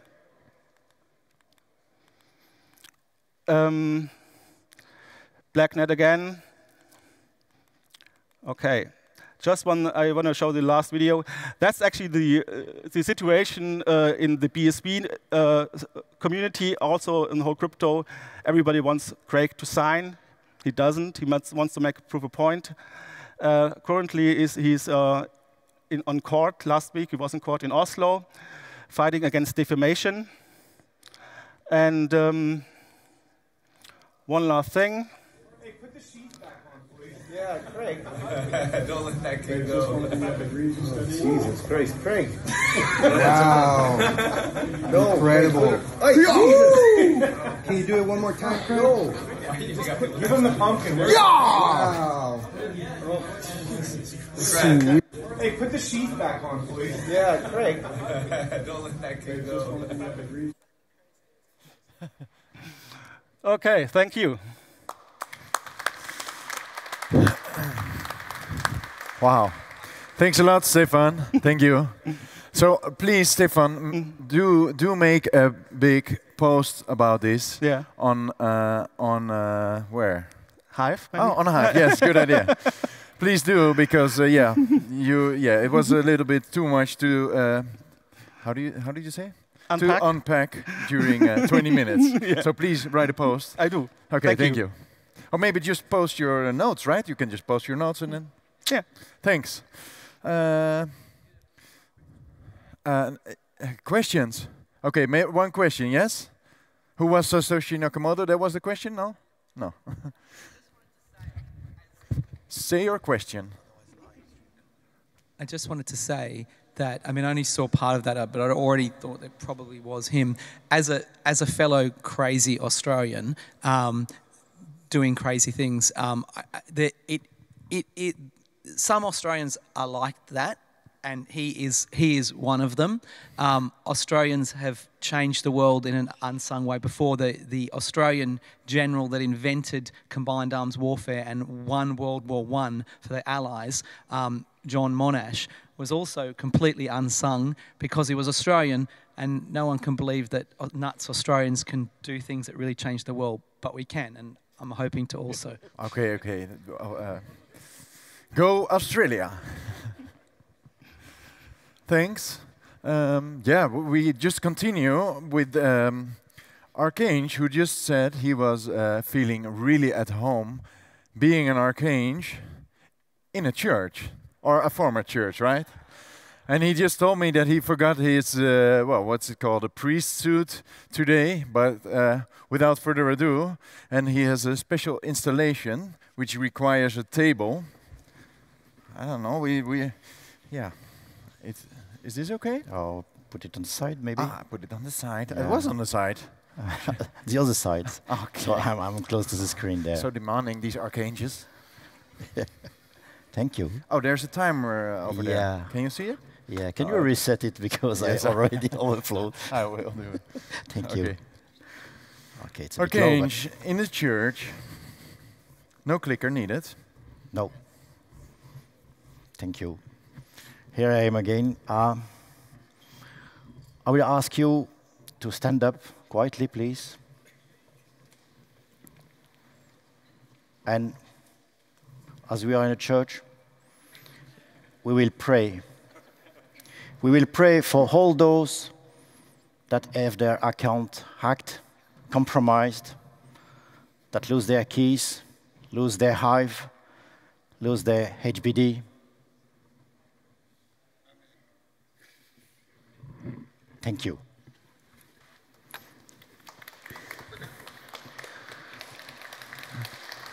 Who here has ever entered their private key into a website? Raise your hand. and who is still entering their private keys into a website somewhere as a Hive signer or something else? I will pray for you. Being security paranoid, I wanted to find a solution where I wouldn't never enter my private key somewhere. So I created the Hive authentication services.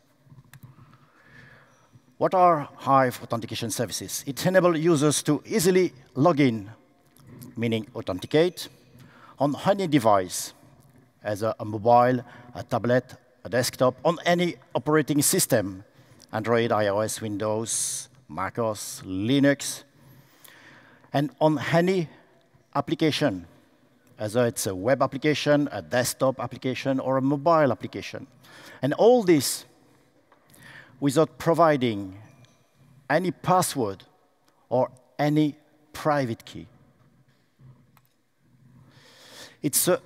I think today it's a more secure authentication process because it's really easy to remember your username. Maybe easier than to remember your password if you use password complexity. And because you own your own credential, you don't have to ask someone to reset your credential or to get new ones. So it's phishing-proof, as you will not provide your password anymore or your private key. The service was launched on 22/02/2022. It's a French format date. And up to now, there are around 9,000 users that have used Hive authentication services at least once. And the server receives over 8,000 requests per day, both authentications or transaction signings. And it's growing every day. It's really simple, fast, and secure to use. All you have to do is to install some private key storage application, simple words, Hive Keychain Mobile. Then you import your account and your keys, of course, and you are done. You will be able to sign in into applications that support HiveOff. It's really simple to use it. You just enter your username into the form, login form. You click login. You use your mobile. You scan a QR code, and it's done. You are logged in. The only thing you have to provide is your username. I will now make a quick demo because it's better than 1,000 words. Yes. Yep. So here I am. A brand new phone. I'm cheating a bit, but it's a brand new with all the application I need, meaning keychain, a few front-end I like, and the HiveFest application, of course. So this is one of application I made. It's called Engage. I use it every day to manage all my commands, my feed, and so on. It's really useful. And I will log in here. I just type my name, Archange, and I click login, and it displays a QR code. I will just start keychain. You didn't see my code? Oh, it's streaming. Oh my God. I will change it later. OK, I just use my fingerprints. And then on keychain, I click. There is a small barcode there. OK. Here you are. Oh, I was too slow. Let's go again. And then I will scan this QR code. And now, Keychain is asking me, OK, you want to authenticate on the application Engage as Archange. And how long do you want the authentication to be valid? I will say only 1 hour. I approve. Oh, I was too fast, too slow. Let's try. Let's do it again. I will stop talking and do things. Come on. Okay. 1 hour. Approve. Okay, I'm in. Did anyone saw my password? I will do the same with PICD. Here. Archange. Scan. Bing. Approve. Okay, I'm in. We will make one more experiment. I will just go here and log out and ask someone in the audience, someone random, like Detlef, to start keychain and scan this code. It's a bit blurry. Okay, come on here. Come on. Ladies and gentlemen, Detlef from Be Saturday. Okay, no, you were too late. Come back, please. Okay. Oh, no, he did. Let's do it again. It was quicker. Yeah. Approve. One day. Approve. Okay. Now you see all my messages. Yeah. So I'm now logged as Detlef. Cool. Okay, can you close your keychain, please? And I will try to vote 100% on Steve C. comment. You will be happy, man. Nothing happens. Please open your keychain. Go fast, because... Yeah. Yeah, timeout, sorry. Okay, we will do it again. Vote, yeah. And you should receive a request approval. And it's done.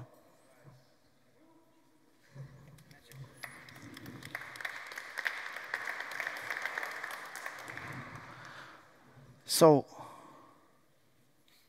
as you see, nobody see any password, any private key.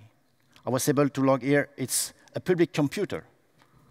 There is no keychain extension here. So I can go somewhere, use a computer, log in, and as soon as I will close keychain, I'm able to stop everything. And I can even, you see there is a green dot up there.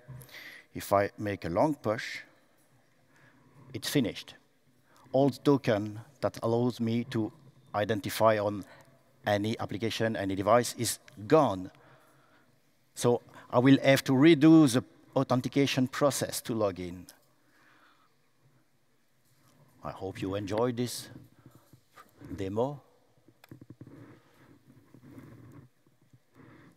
And let's continue. So for me, these are login forms of the past, where you see emails, phone numbers, forgot password, links, and so on.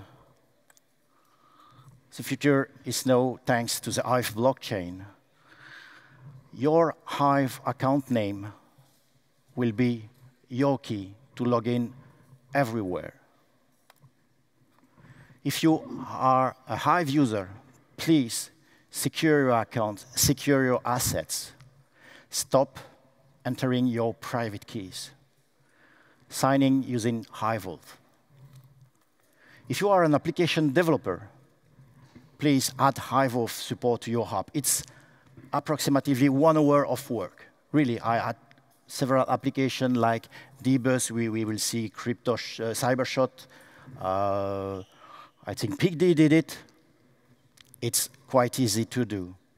There is documentation available on docs.hivevote.com, and the source code, it's open source, so the source code is available. And you don't need to be an Hive application. My greatest dream would be to be able to log in into Gmail using my Hive account. I don't believe it will happen ever, but we have to. we have to talk. Yeah, that would be awesome, really. Because being able to log in my email using my phone would be crazy. So if you have any question, there is a channel, Discord channel, where you can ask a question. Do not hesitate to come and talk to me. And I have plenty of time, so if you have questions, go for it.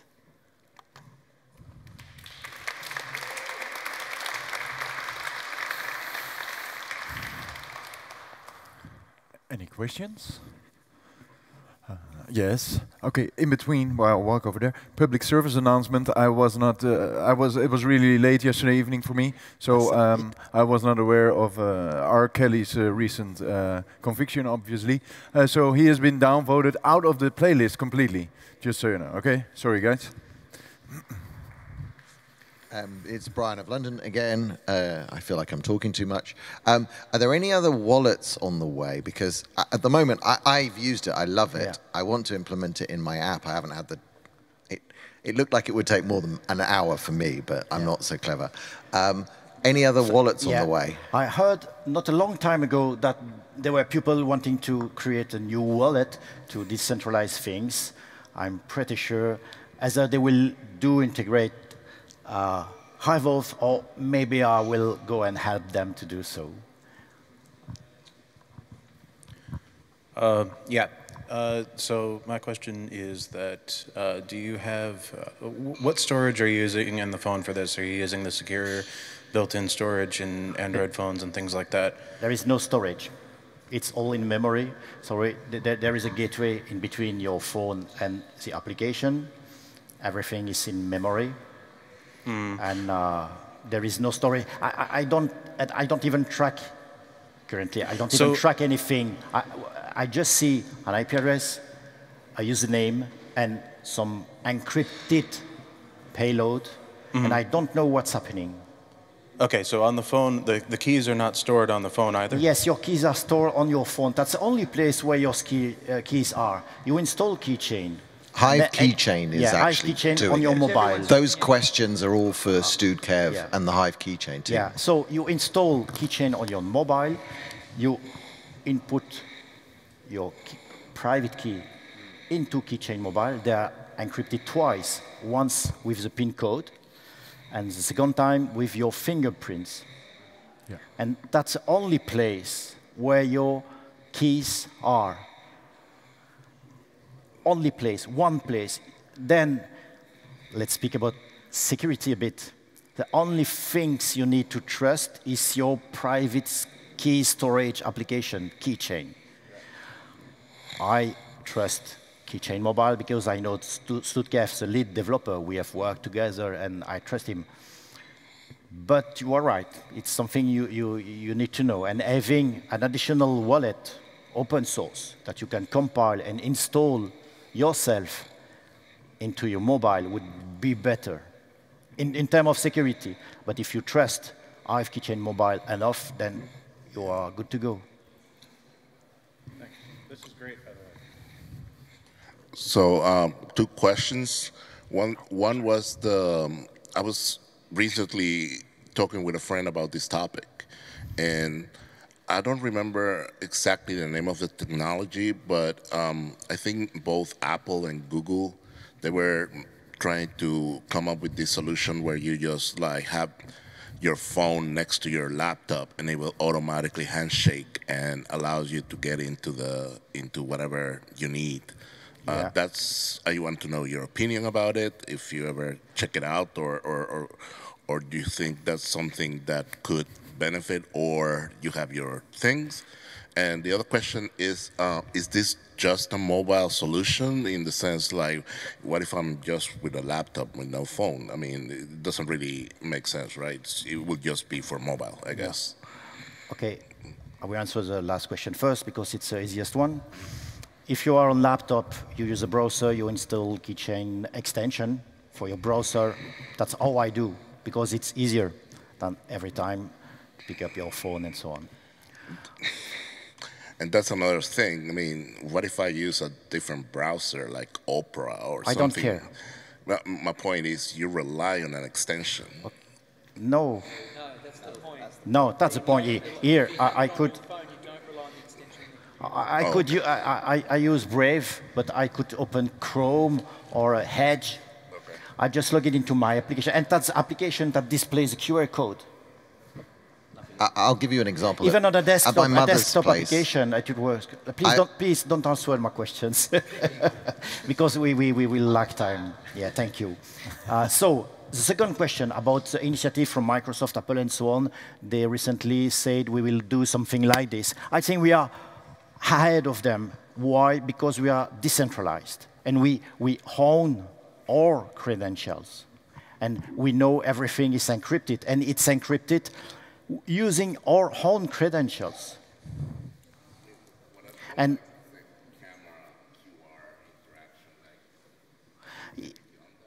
you don't like it, but why do we do that? Because, you know, the application, it generates a token.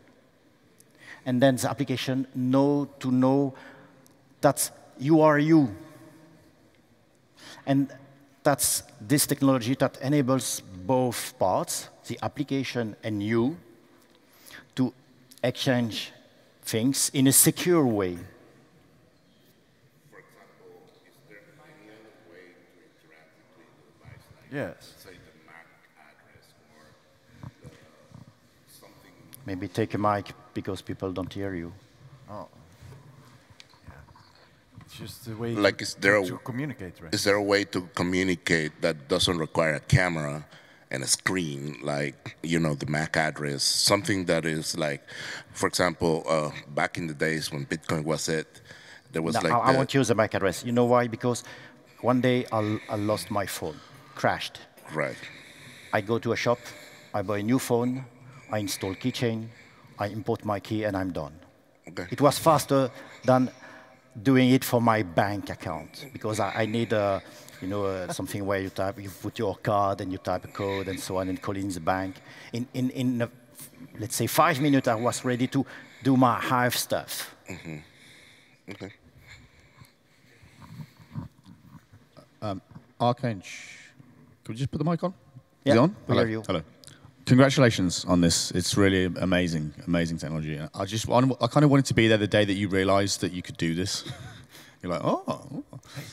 So it would have been really great to see you come up with a thought process. And I just wondered, my question is, what is it that Hive has uniquely that allows Hive to achieve this technology as opposed to other blockchain systems?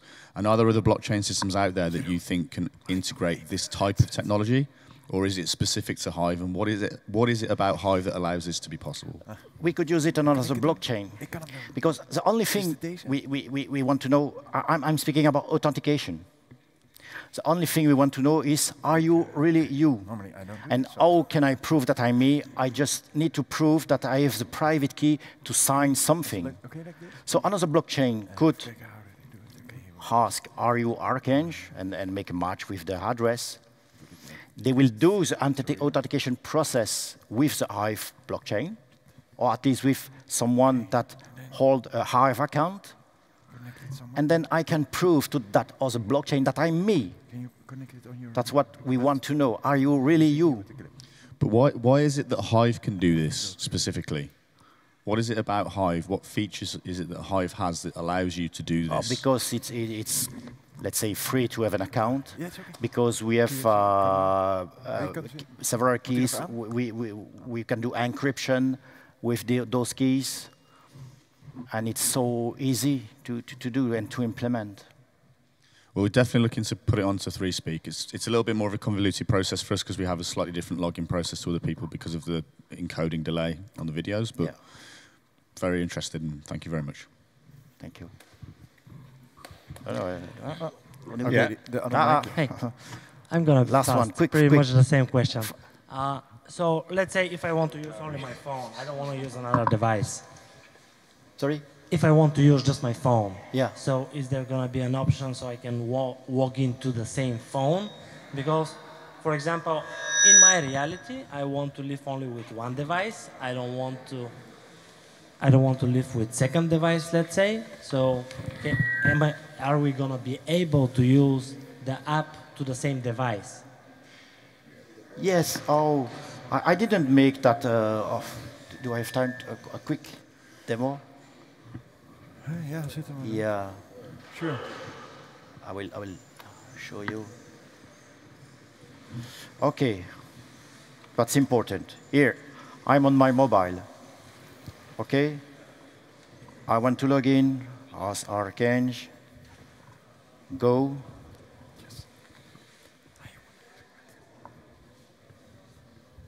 Okay, QR code. I tap on the QR code. Launch blockchain. Okay.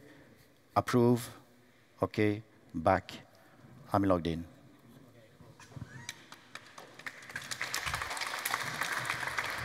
And it works. We've picked the same thing. I could do the demo, but I'm running short of time. All right. We got one more here. But you can, that's really cool. For example, I pray that Splinterlands will implement iVote support, because when they have a mobile application or mobile website, all users from Splinterlands would be able to log in and play on their mobile, like I did, you see.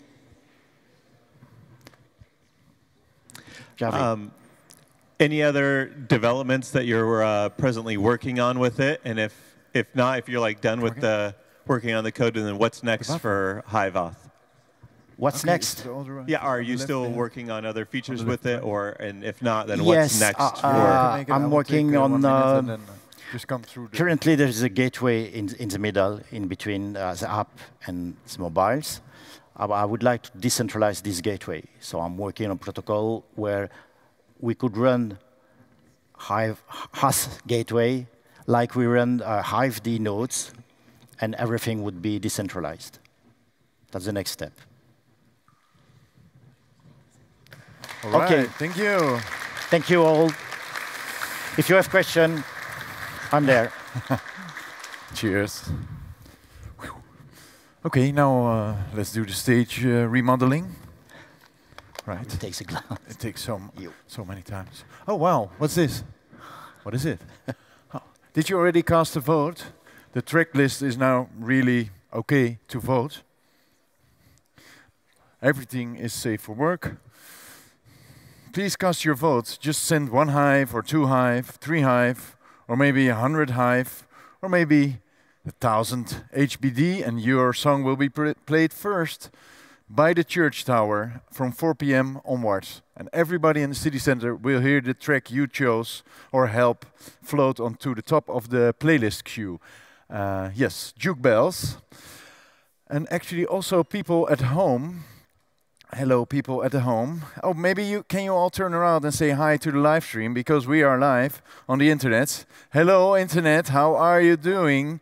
Did you know that you can also influence a bell tower church right here in Amsterdam by voting, by going to Juke Bells on HiveFest? Yeah, well, just basically go to HiveFest/jukebells.html, and there you can cast your vote using Hive Signer, Keychain. Unfortunately, I did not implement Hive authentication services. Sorry, Archange. And you can manually transfer some HBD or Hive, and you will pick the track which will be played by the bell tower right here in the city center of Amsterdam. And yes, now let's do some gaming. I want to invite up the stage Crypto Shots. And yeah, a first-person shooter, right? Yeah, that's right. On the Hive blockchain, partly. Yes. Hello, everyone. Good day. Welcome. Take it away. Thank you. Hello, everyone. I hope you're having a great time here, finally in person. I've been attending HiveFest in VR, and yeah, I would say that this is cooler. They're both cool, but yeah, this is cool too. And yeah, I'm here today to talk about crypto shots. So first let's allow me to have a quick introduction about myself. It's not working.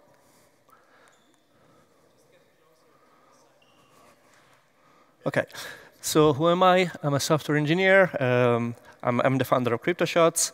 I work for televisions, for banks, for gaming corporations, and the head of two, passionate about security. I do a bit on Hive blockchain in the term, and I was lucky enough to start early on blockchain and especially on Hive. I approached Hive back in 2018, and since blogging was already my thing, I started working on some minor projects and eventually started working on Keys Defender that is focused on security on the Hive blockchain. Some quick words about Keys Defender. It can detect keys, private keys leak on the Hive blockchain. It's controlled by the community, and it's able to put your funds in savings when you leak a private key on the chain. If a bunch of smaller users, of high reputation users, or a witness report a link as suspect, they can report it on chain, and the bot automatically scan the blockchain to warn users against this threat. It can also start a backward scan of the Hive blockchain in order to warn users that were affected before the report. Does it really happen? Yes, it happened hundreds of times in these 2.5 years that it has been active with its free service, and it protected accounts for a total worth of around $50,000. It can also detect when users try to inject malicious code into the apps on the Hive ecosystem. It automatically trigger an alarms to tell the users, hey, what are you doing? And it also put an alert in one of our Discord channels that some volunteers monitor. Okay, CryptoShots. Let me start with a couple of questions. How many of you have ever played a first-person shooter before? Okay, quite a bit. How many of you have played a play-to-earn for first-person shooter? Okay, that's a little. Let's try to fix that. So we've been on Wax for almost a year now. We are browser-based. We started in October. We are in beta phase at the moment. We have been live since February, and there's a volume of around $240,000 NFT trading on the Wax site, because we are live both on Wax and on Hive, and we've issued over $1,000 as gaming rewards to our players. It has been from scratch, and we integrated over 50 NFTs on Wax, and now more than 10 on Hive, and we are integrating more. Okay, quick word on the tech overview. How many devs are in the audience? Okay, not that many, so I'm gonna just give a high-level one. We are using Unity and WebGL, so we are able to run in any browser using a canvas that is supported by all major browsers, especially in Firefox, works better for 3D games, so we recommend that. We are cross-platform, so we are able to run easily. It's relatively easy to also run on other devices like mobile devices and also VR browsers, and we're already working in that direction.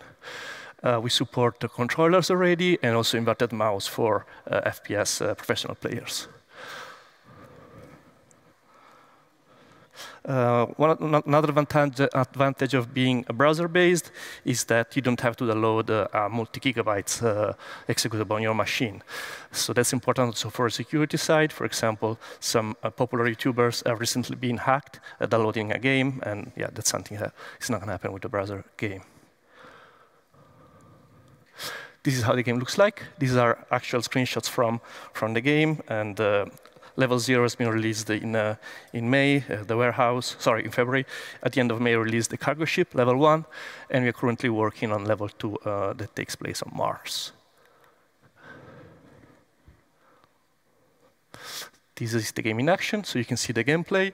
And the goal of the game is to take down all the enemies on the map. And every time you do so, you earn a small amount of our token. And how much you earn depends on your inventory. So all the NFTs in your inventory, all the game assets in the game are are NFTs. They can be used. You own them, so they have a real value. And If you lose, you only earn 1/10 of the rewards for the match. If you win, you win the whole pot, including some extra boosters that depend on your inventory. This is the second level instead. You can see that there's a final boss, the one at top left and bottom right corner. And so every level after level 0 has a final boss that you need to defeat in order to complete the level. For the third level, we are going to release it at the end of this month, at least on testnet. And there are already some sneak peeks on our socials. We postponed it. We were supposed to launch it earlier. We postponed in order to launch our game on Hive. We launched on August 21st. So how does it work when you want to start playing? The first level, you'll need to pay for food and gas on Wax, and we're going to implement some similar tokens with a new tokenomic also on Hive. And you have to choose a spaceship. They have different duration and different cost. And these spaceships are NFTs. They're owned by the players, and players get a cut of the player of the travel cost from the players. You also need to, in order to proceed to the following level, you need to complete in the same gaming session a match in a medium difficulty, and you also need an end-of-level NFT in your wallet to proceed to the next level, and that's achievable when you beat a level in hard mode. And depending on how you perform in the game, when you perform better than usual, you may win it again, so that you can, in theory, sell it to other players that weren't able to. Okay, why are we on Hive, and how have we been on Hive for the past year? We are on Hive because, well, we have been around for quite a bit, so we're passionate about the community, and we like that its speed, its robustness, its ability to scale. It never froze like other blockchains, and there's no fees, so it's also important that it has a low ecological impact. So in November last year, we started using Hive to store the data of our Discord bot. We have a mini game there where a user can pre-mine tokens of the level of the game that is not out yet, because every couple of levels we issue a new token. What's cool about it is that Hive allow us to allow transparency. So users can execute a command on Discord, and they can see all the history of how their balance change over time. We also been issuing free Hive accounts in our Discord every week since we launched it. A couple of months ago, we implemented a Hive NFT marketplace where you can trade our NFTs, and shortly after that, we launched our first Hive NFT, the Hive Shield, that was integrated in the game early June. At the end of August, on 21st, we integrated more Hive NFTs, so they're sold in packs that you can open, and we started issuing Doom as a gaming reward, our Hive token. We also, a couple of weeks ago, we released a bridge that allows you to swap our token from Wax and Hive, and the other way around as well. We are working on these pools that allow you to stake your token and earn rewards with our token, also some partner tokens, some partner projects, and Hive Out Services, Archange, we already integrated it in a POC, in a proof of concept, a prototype, and we just need to finalize integration into our front end. As I mentioned, we're also going to launch new tokens in order to improve our tokenomics, to allow players to pay for spaceships and also for storage. Okay, so how hard is it to integrate the Hive blockchain in a traditional Web2 game? It's easier compared to other blockchains, in my opinion. We put together a repository with some examples. It's written in Node.js, and there's some examples how you can easily airdrop Hive tokens, Hive NFTs. And there's also an example how you can fetch the NFTs that the player has in their wallet, and also an example how you can scan blocks of a Hive blockchain in order to detect, for example, custom JSON operations broadcasted by a game. We're going to post an article about it with more details. So once you integrate the Hive blockchain into your game. You are then able to create the NFTs, and this is what we offer at the moment. We have to start playing. You need to have a pack you can unbox, and you get a bunch of NFTs, for example, weapons that allow you to, if you don't have them, you can pick them up in the game.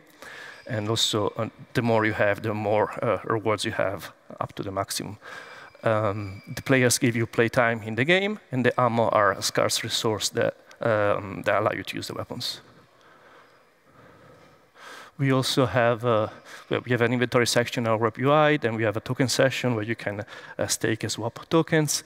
We have a leaderboard, and we are also going to launch very soon weekly and monthly competitions. And we have the play section where you can launch the 3D game. We also, as I mentioned, we also developed our own marketplace, and we have great plans for it. We may put out a proposal in order to expand it, since we had to integrate more features into this marketplace in order to launch on Hive compared to Wax. We could therefore offer these new features also to the public. For example, we have an admin UI where we can mint NFTs, and since it wasn't possible to do so on tribal decks, it is possible instead to do it in our UI. So that's something we could open to the public so they can mint their own collections. Plus, we realized that we had to issue the packs under a different symbol, so that forced us to integrate multiple NFT symbols into our UI, meaning that it's also relatively easy now to add new collections and list them in our UI. And last but not least, we have to integrate our own unpacking system for the packs, NFT packs.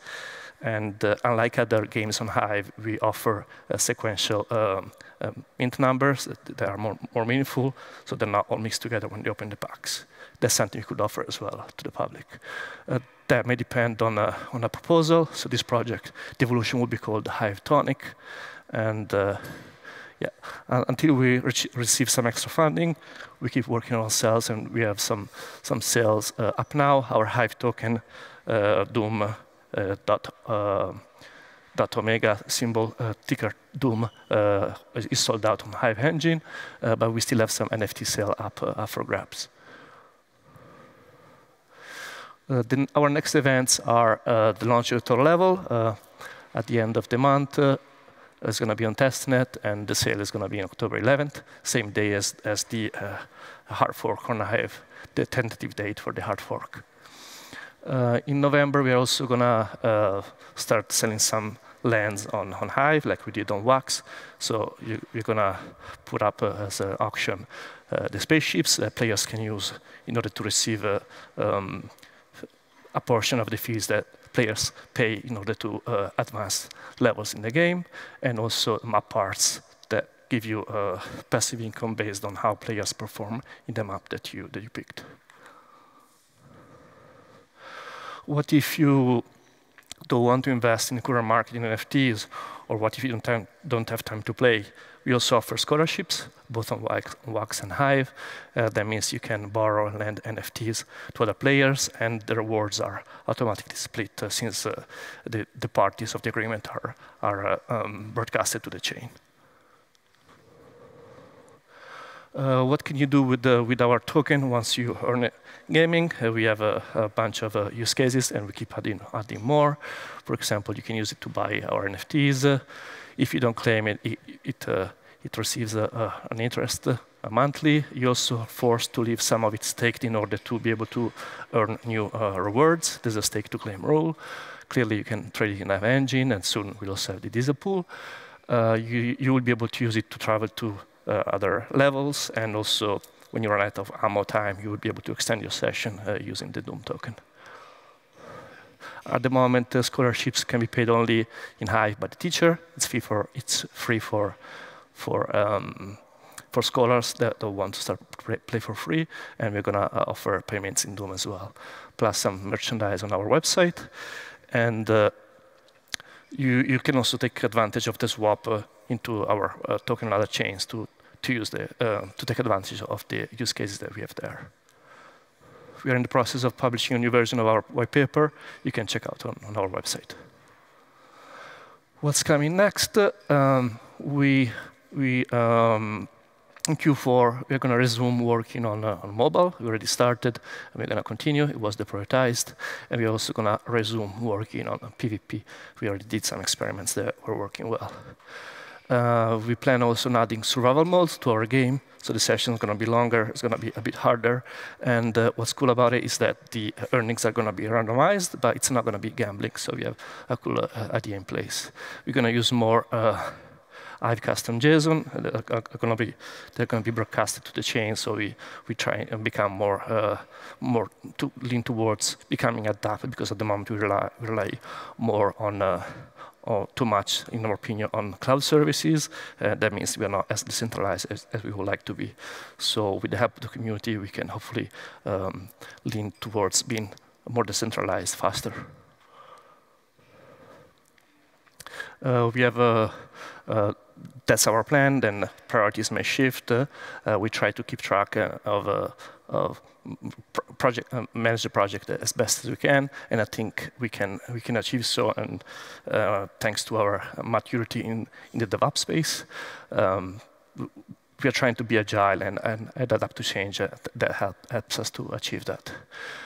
You can keep track of our releases on our roadmap, on our website, and also keep an eye on our announcements.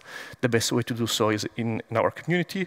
Our main channels are Discord, Twitter, and our Hive blog. On Twitter, we recently reached 10,000 followers, and on Discord we have about 6,000. It's an active community. We have a live stream 3 times a week. We have a monthly tournament with NFT prizes where you can join for free. And people that engage in our Discord are automatically rewarded with some NFTs that have value in the game. If you want to get more involved, you could even become of our team. If you're interested as a side gig, we are looking for some help. Right, I would like to say thank you to blockchaingaming.com that is backing us since the beginning. TH Gaming and Hive Pizza that are our partners. This is a free NFT. If you want to take a picture, you'll be able to claim that.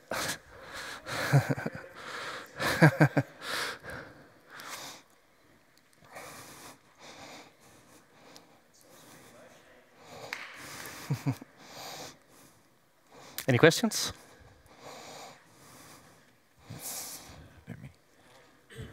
Yes, let me get you the mic for the live streams. So, check 1, 2, yeah. So my question is, the spaceships is basically a sort of more passive way to play crypto shots. Is Correct. That right? Correct.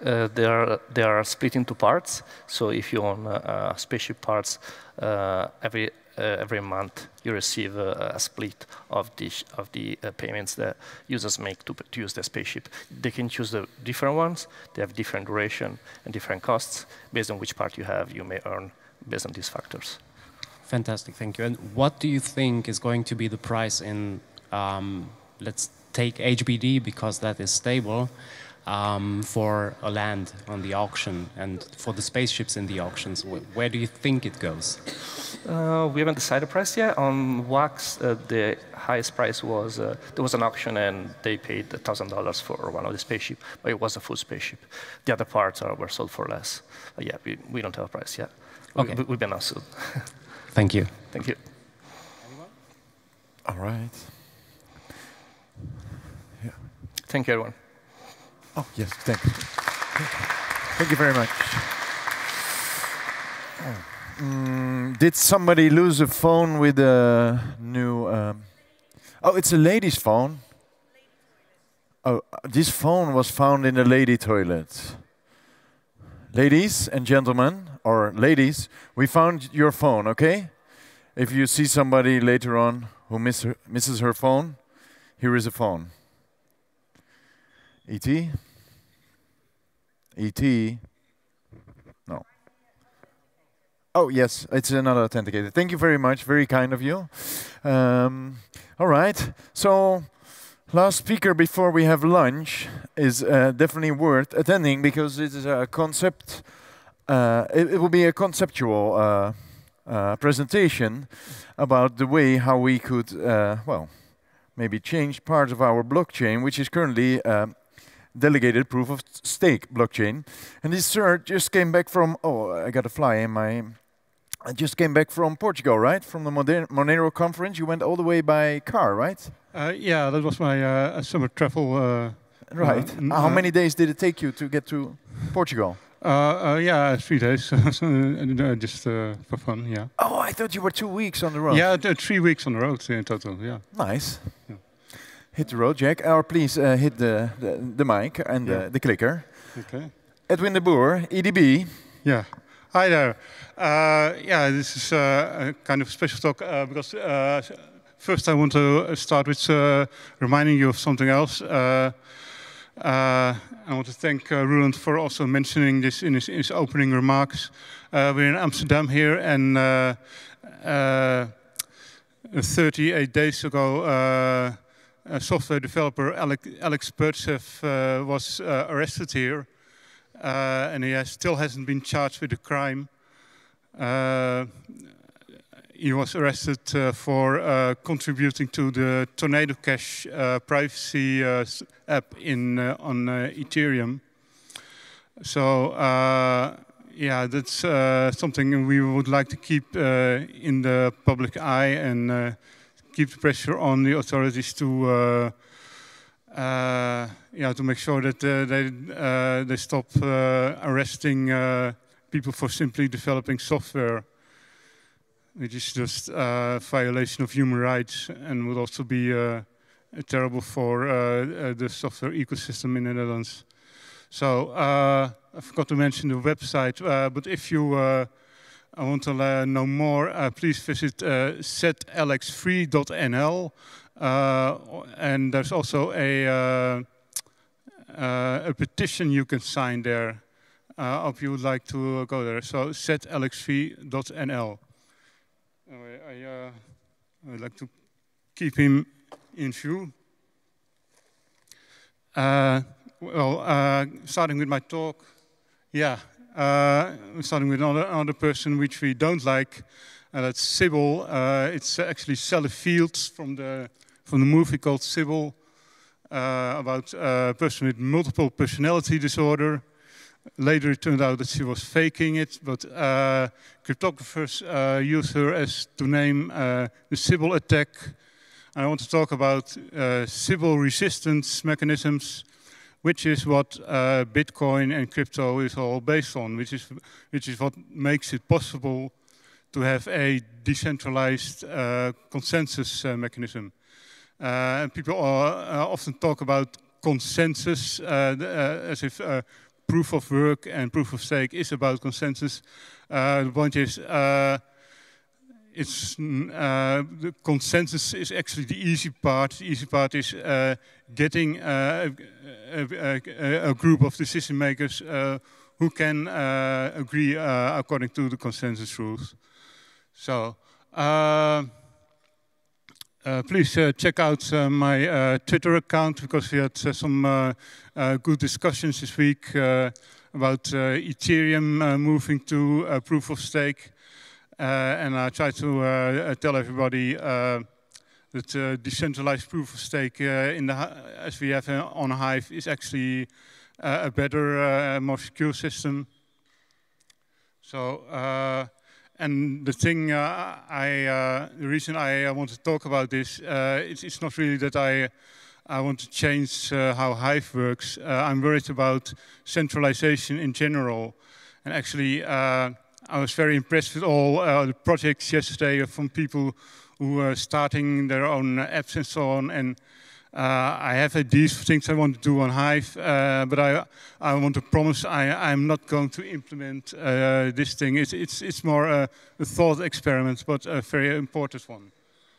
Well, this is why it's so important. We went through a 51% attack, a Sybil attack by Justin Sun, who bought up a large part of this team Ninja Mine coins, and he made sure his friends at exchanges also gave him his Hive power. Here is this ad itself is also kind of a Sybil attack, lying about the world's largest decentralized system. Yeah. But we came out of this, but yeah, we got out of this by just moving to a different chain. But in general, I would like to do everything to prevent that something like that would happen. So, can we go? Yeah, about myself, I'm not a cryptographer, so I'm talking here as a blogger, a person who has experience with many coins, from Monero to Gaycoin to Hobo Nickels, but more seriously, blogging on Hive and using Monero for privacy. So. And I said I'm a low-tech person making a low-tech proposal. Centralization, you see that it's everywhere. In Bitcoin, the 3 largest pools have a majority. In Monero, we had one large pool, MineXMR, which was almost single-handedly reaching a majority. A month ago, they just quit without giving a reason. So you think we'd be more decentralized, but now we have 2 pools who have a majority. So proof of work and proof of stake just have centralization baked in, because once you use any kind of capital, whether it's financial or material, when you use capital as as a proof of commitment to your system, capital will always accumulate. If you have lots of money, it's easy to get more. And if you have a large pool, it's more efficient. If you have a large farm, it's more efficient. If you have, especially in mining, when you have a large pool, the results will be more predictable. Now, Ethereum moved to proof of stake, so you think they improved. Here you see the development over time. Well, 2/3 of Ethereum validators are done through some kind of service. So people give their coins to a centralized service who stake for them. The largest 4 have a clear majority. Well, how did that come? I think this was really baked into the design. They simply tried to make it too secure. They really gold-plated it, as they say. Really, every improvement that Ethereum makes, from the 30 Ether minimum to long lockup, 1 or 2 years at the start. We have more, the slashing risk, the first people who started staking on their own node already got some small penalties for inactivity. You can get bigger penalties when you support different chains, different forks accidentally. So, Ethereum Ethereum didn't choose not to do delegation like we have, and as Decommodgen posted on Twitter. Having a system with a limited number of a specific number of witnesses is actually better, because what we have now in Ethereum is that only a handful of platforms decide everything. Yeah. One thing I want to remind people of is Vitalik Buterin was nice enough to write about Hive, and he showed us as an example of social consensus. And I think I was really happy he took us seriously, because many people in crypto sort of overlook us. But I think he likes us for the wrong reasons. It was really a messy fight. We had to get rid of Justin Steam and steam it. We lost some friends along the way. We lost a large section of the Korean community, for example. So I would like to do in the future to do everything to avoid getting into another civil war like that. Yeah, how is Hive centralized now? Well, here are stats from, here he is again, Mr. Assange. What do I say? Archange. Sorry, excuse me. Merci, Assange. Merci, Archange. You can see a majority of Hive power is controlled by whales. So how many whales are there? Well, it depends on how you count, but it's 2 or 3 dozen people. And should we worry about that? At the moment, no. I think actually, I would say if we had just kept the witnesses that Hive started with, if we had just quit voting, we just gave them all the power, it would still work. It would still work for the next 10 years. These are people who we can trust, who started the chain. So nothing to worry about in the short term. But you know, they might get arrested. They might not live forever. They might, they might use too much drugs and sell the coins or whatever. So that's why I'm proposing as a thought experiment, I'm proposing a low-tech solution. Let's add 2 other mechanisms which are more decentralized, but in a different way. And those are proof of authority and proof of identity. The system you get then is a form of hybrid delegation, where like 50% of the power is still for stakers, but like 25% would be for people who would be selected somehow. It could be selected by the developers, by stakers, by voters, or in any other way. People we know we can trust, we know who are experts.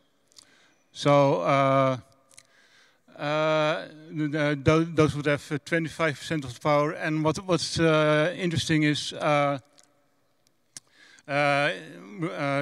timing, I see. Proof of work is very suitable to use at the beginning for 2 reasons. One is it's very suitable for initial distribution. It's a fair system. If you want coins, you'll have to buy them. So, and the other thing is, if you limit the time, it will also limit the waste of energy. The third thing is that if you only have 1 or 2 years, they won't have the time to develop ASICs and large pools and so on. So, on the other hand, proof of identity is a system which requires building a community first. So that would come in nicely after proof of work is phased out. In more detail, proof of authority, of course, has a very low Sybil attack risk. Well, you know, unless you choose that one Solana developer who was anonymous and had 11 aliases, but in general, you know these people are.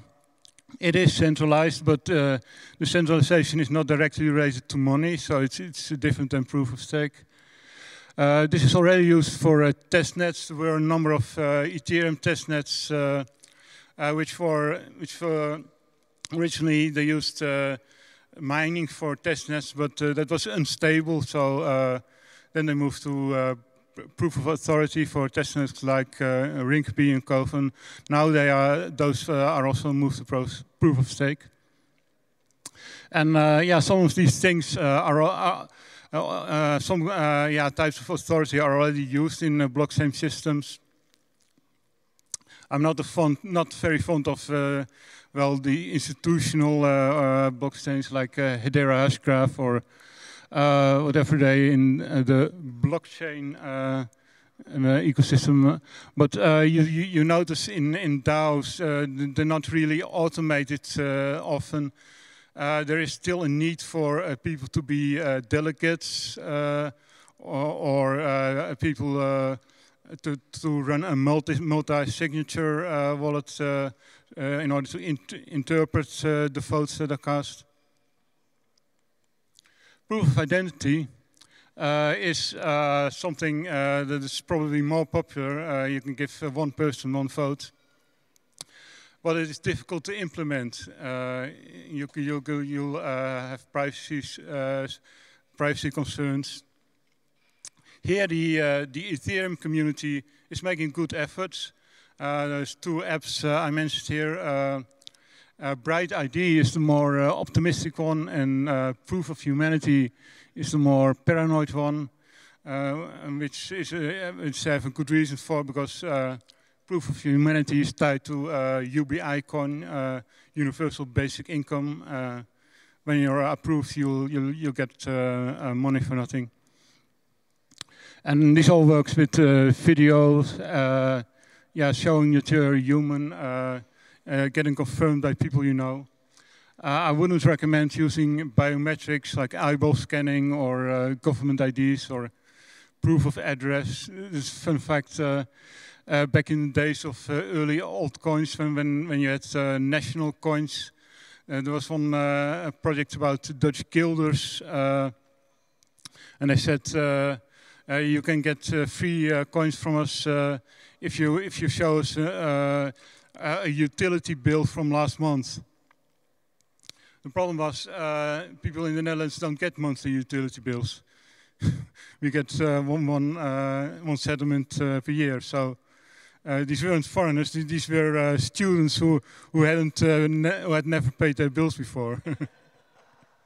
That's how serious some of these projects were. Anyway, I don't know where we're going. Oh, I skipped one. I have no idea. Yeah, we're already. Okay, we're already at applying this to Hive, in theory. The nice thing about Hive is we don't need to rely on such schemes with video attestation and so on. We already have what's called proof of brain. And I have to say, I never took that very seriously, because how much of a brain do you need to post a blog post? So, but yeah, we do have a system in which we know people not just physically but also online. We know what kind of contributions people make. We can say that we already have a how do you call it, yeah, okay, this I have to mention this would the system would work with voting tokens, who are non-transferable, so it doesn't turn into another kind of stake. I think they should have a long duration. A conservative system is a good way to stop attacks. It should not be unlimited duration. We don't want to create a new aristocracy. And this would also only be used for selecting witnesses. There wouldn't be any rewards directly tied to these tokens. So we don't want to make it too attractive to manipulate proof of identity, because I know there are there have been attacks in cases where tokens were distributed that people were just hired to register. We don't want to do that. So, one thing to think about when you're tying power to certain metrics is Goodhart's law. Any observed statistical regularity will tend to collapse once pressure is placed upon it for control purposes. Yeah, there's a famous anecdote of British in India who were, I forgot what it was, they wanted to eradicate snakes or rats, and people just started, the Indians were more clever, they started they started growing as many rats or snakes as they could. So, so what we don't want to do is give people a voting power for, let's say, their Hive Bus badges. And then, because then the collecting badges wouldn't be fun anymore. Then it would be, people would try and seek out the easiest badges they could score, and it would get abused. So what we do want to do is base voting tokens on metrics that people are already optimizing for, and which are already controlled by how do you call it, people who downvote abuse, like the trending page. I would simply give voting tokens to, let's say, the top 100 people in a month who get the most upvotes. I would even give voting tokens to the current witnesses, or to funded proposals on the decentralized Hive Fund. And yeah, you might wonder, do those things correlate with proof of stake? I'll have to find that out, but I don't think it matters very much. As I said, any conservative design is a good way to stop attacks. And in that way, I'm really opposed to Vitalik Buterin's approach, which is slashing and punishing people who make mistakes.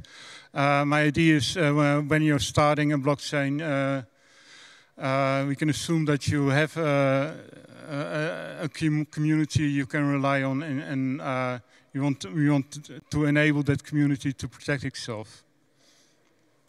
That was my talk, so I wonder if anyone has any questions or comments.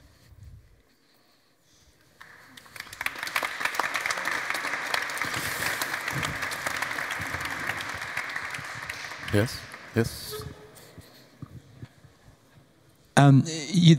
The attack that we were under from Justin Sun was enormously beneficial for us, because it allowed us to kill off our founders, which is the only way to become truly decentralized. Yeah. Bitcoin did it by, I don't know, Satoshi died, or Craig Wright, no one likes him, but the founder was killed off, and we killed off our founders. You have to kill your gods, but you have to kill. Ethereum is not decentralized. If Vitalik's arrested, if the Ethereum Foundation thing, it's not decentralized. So you're talking about avoiding attacks, but actually the attack that we were under has given us a unique advantage over almost every other blockchain. So why should we be worried about attacks when actually the only way blockchains, other ones are going to become decentralized, is to go through the sort of attack that we went through. So actually it's good to be attacked and survive, because that's how you get independence. Yeah. Oh, and you double your money. So I'm asking you, why should you be so focused on protecting from attacks that actually the survival of them through community actually brings enormous benefit? Well, I am happy that we got rid of the ninja mine, but yeah, that was a case of a system that was badly designed at the start.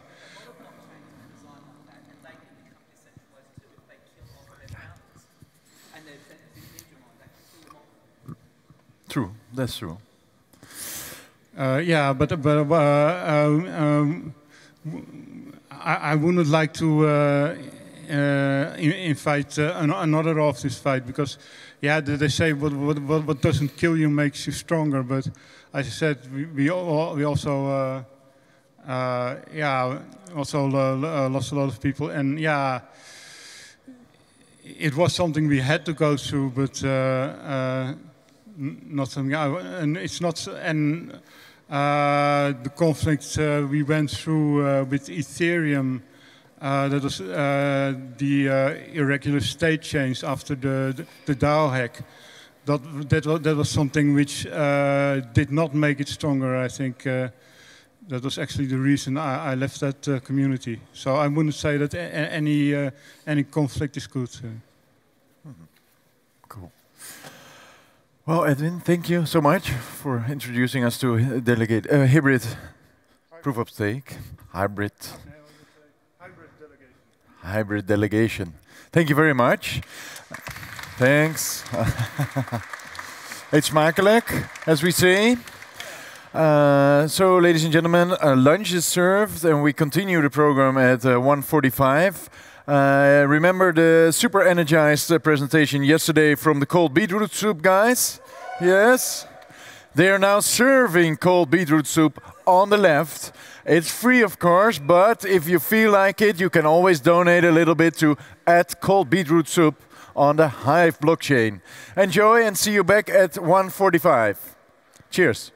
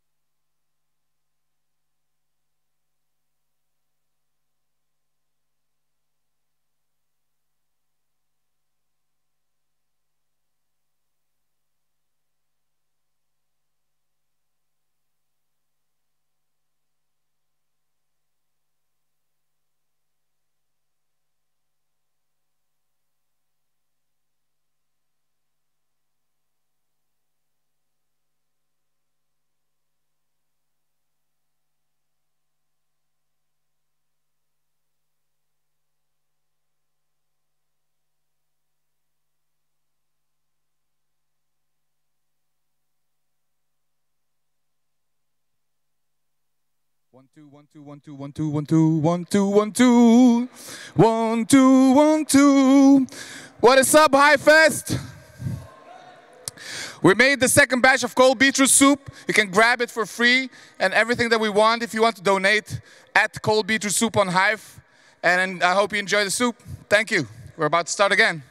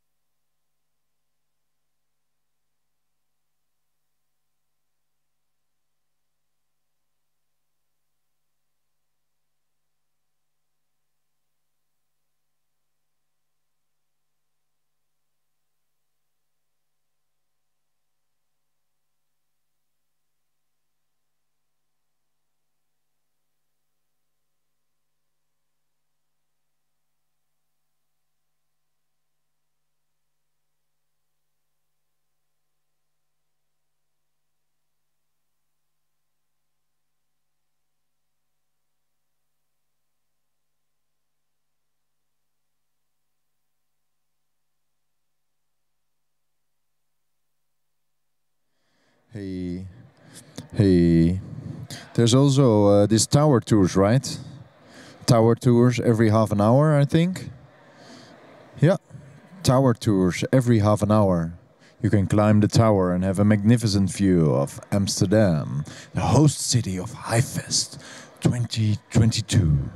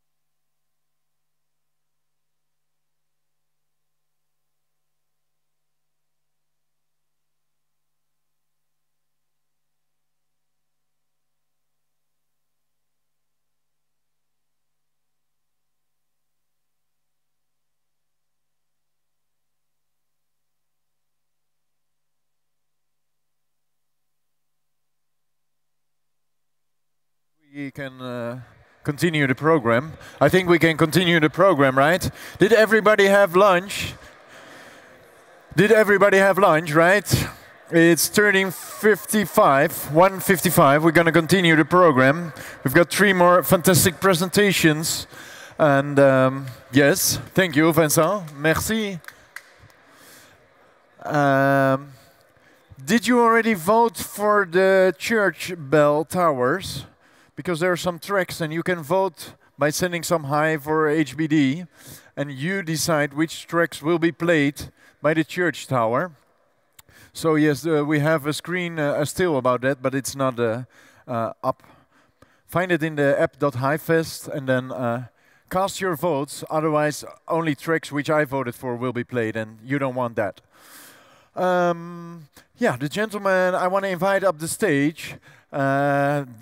Some people know him as the Dirty Expat, Mr. Starkers. Would you be so kind to join me? Dirty Expat. For a fireside chat? No, actually no fireside chatting, no. Hello. What do you think of my new fanny pack? I think it's beautiful. Does it say HIV or? From here it does. Lame jokes. Sorry. It actually says Hive. Right, you're okay. All right, you're all okay. right. All right, you're gonna tell us something about Speak Network, staking, Larynx tokens. Yes. All right. Yes. Can I Starkers, ladies and gentlemen. Hello. Let's check it's working. Is it good? Yeah. Okay. Well, I'm going to tell a lame joke too, like maybe hopefully a little bit better than Roland's. This is officially for me the first Hive or Steam Fest that I've been to where on the second day I can still speak clearly, because normally it's like gone by now. I understand that some people have also got problems with their voice today. Yeah, I heard it was you, Block Trades, yeah. Which is good, because I spoke to you a little bit yesterday to get the clever advice, and today we can just sort of communicate with like hand signals or something. So, hope you're all doing very well. As many of you know, I work on a project called 3Speak, which is a video platform on Hive, and I'm also working on a project called Speak Network. And Speak Network came about because we wanted to get ourselves out of 3Speak. The problem with video platforms is that they're very infrastructure intensive. So you basically have to run storage systems, content delivery systems, encoder systems, and then all sorts of various other systems in the background. And it's all a kind of centralized, heavy-duty system. And then we put the blogs on Hive, and we decentralize the accounts through Hive and all that type of stuff. But the problem is, of course, if we ever get shut down, then all that stuff can go away. And the principles of decentralization is that we want to protect that as much as possible. So my partner, they call me Dan, who unfortunately can't be here today. But his spirits are here. He's wishing you all very well. We worked together for a while and figured out, well, we can use Hive and some level 2 layers on Hive to distribute rewards to infrastructure operators that can help us run the infrastructure that's required on 3Speak. So what we're currently working on the Speak Network is the ability to let any of you guys run the encoder nodes, run the content delivery nodes, and run the storage nodes yourselves, so that you guys don't have to rely on us alone. And then the protocol of the Speak Network will reward the people doing that. That's kind of the principle of what the Speak Network is. So let me go to the next one here. So currently, we're working on content delivery nodes. So we've built the main node structure, and we're currently adding on the content delivery nodes. So that's going to come out in the next month or 2, hopefully. Which means, and they're not perfect, but it's the initial layer. So people like Brian of London, who's here, is a very keen node operator in our ecosystem. Thank you very much. And we're just kind of experimenting and getting it going and kind of working together to work out the bugs. We've got encoding nodes already operating. So we have, I think, just under 100 encoder beta testers. And our encoding is not always perfect. It's a tough, heavy-duty job. But again, we've got the nodes out now, and people can run those nodes peer-to-peer. So that's super important.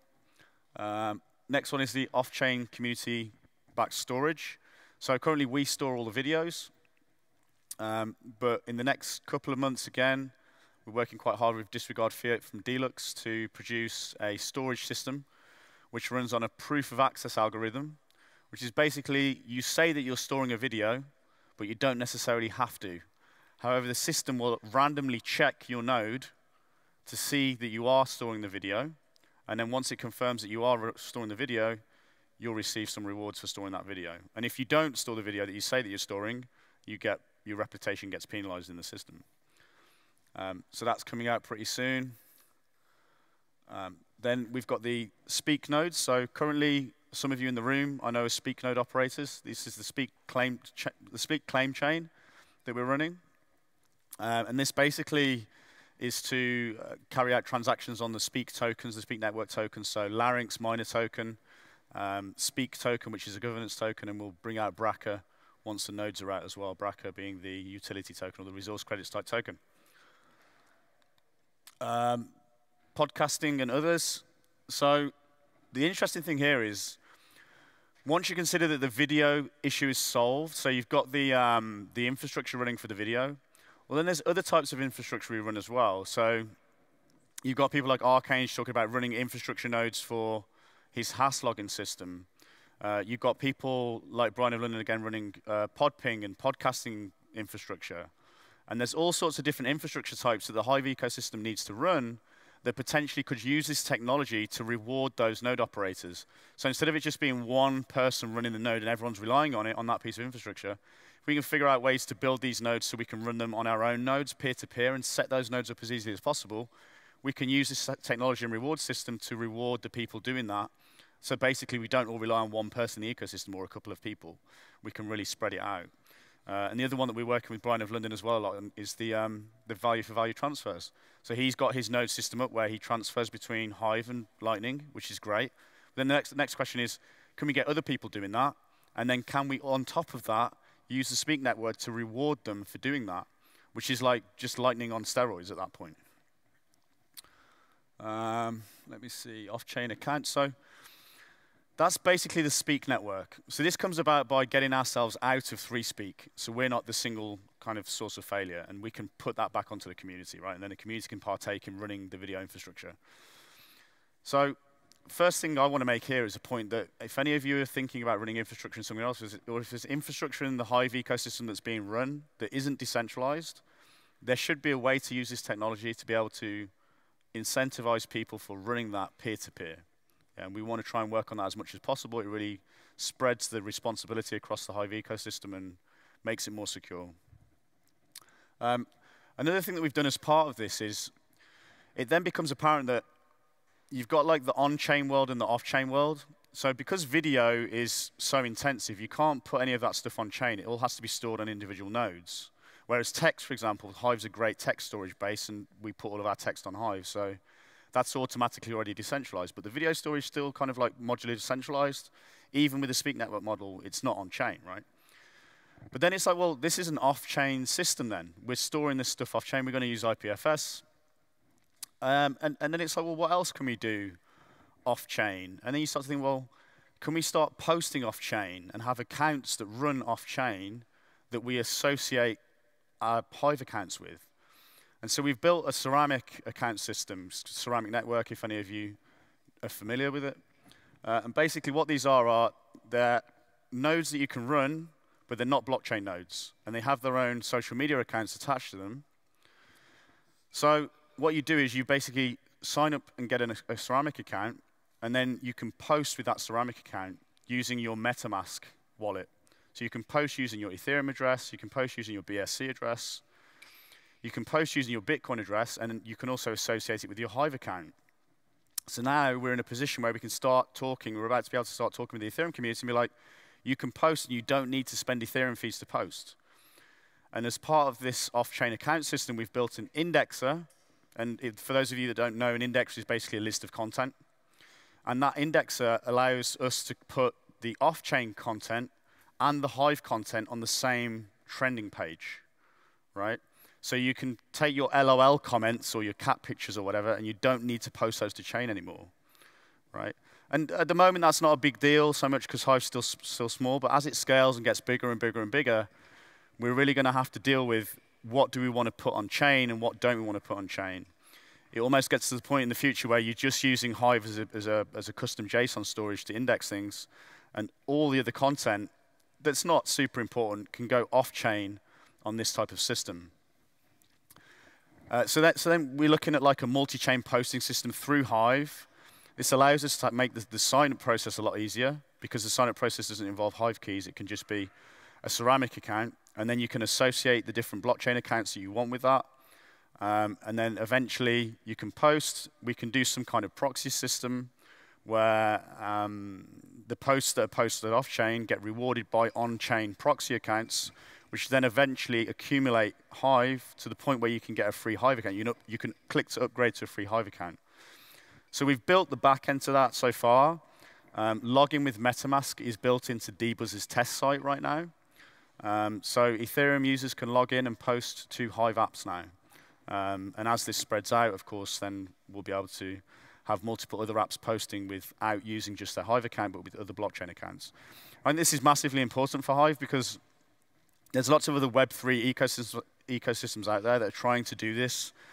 A lot of them are failing either because they've got high transaction fees, or they're not able to scale, or they release their token with a centralized ICO, and you're talking about content and free speech.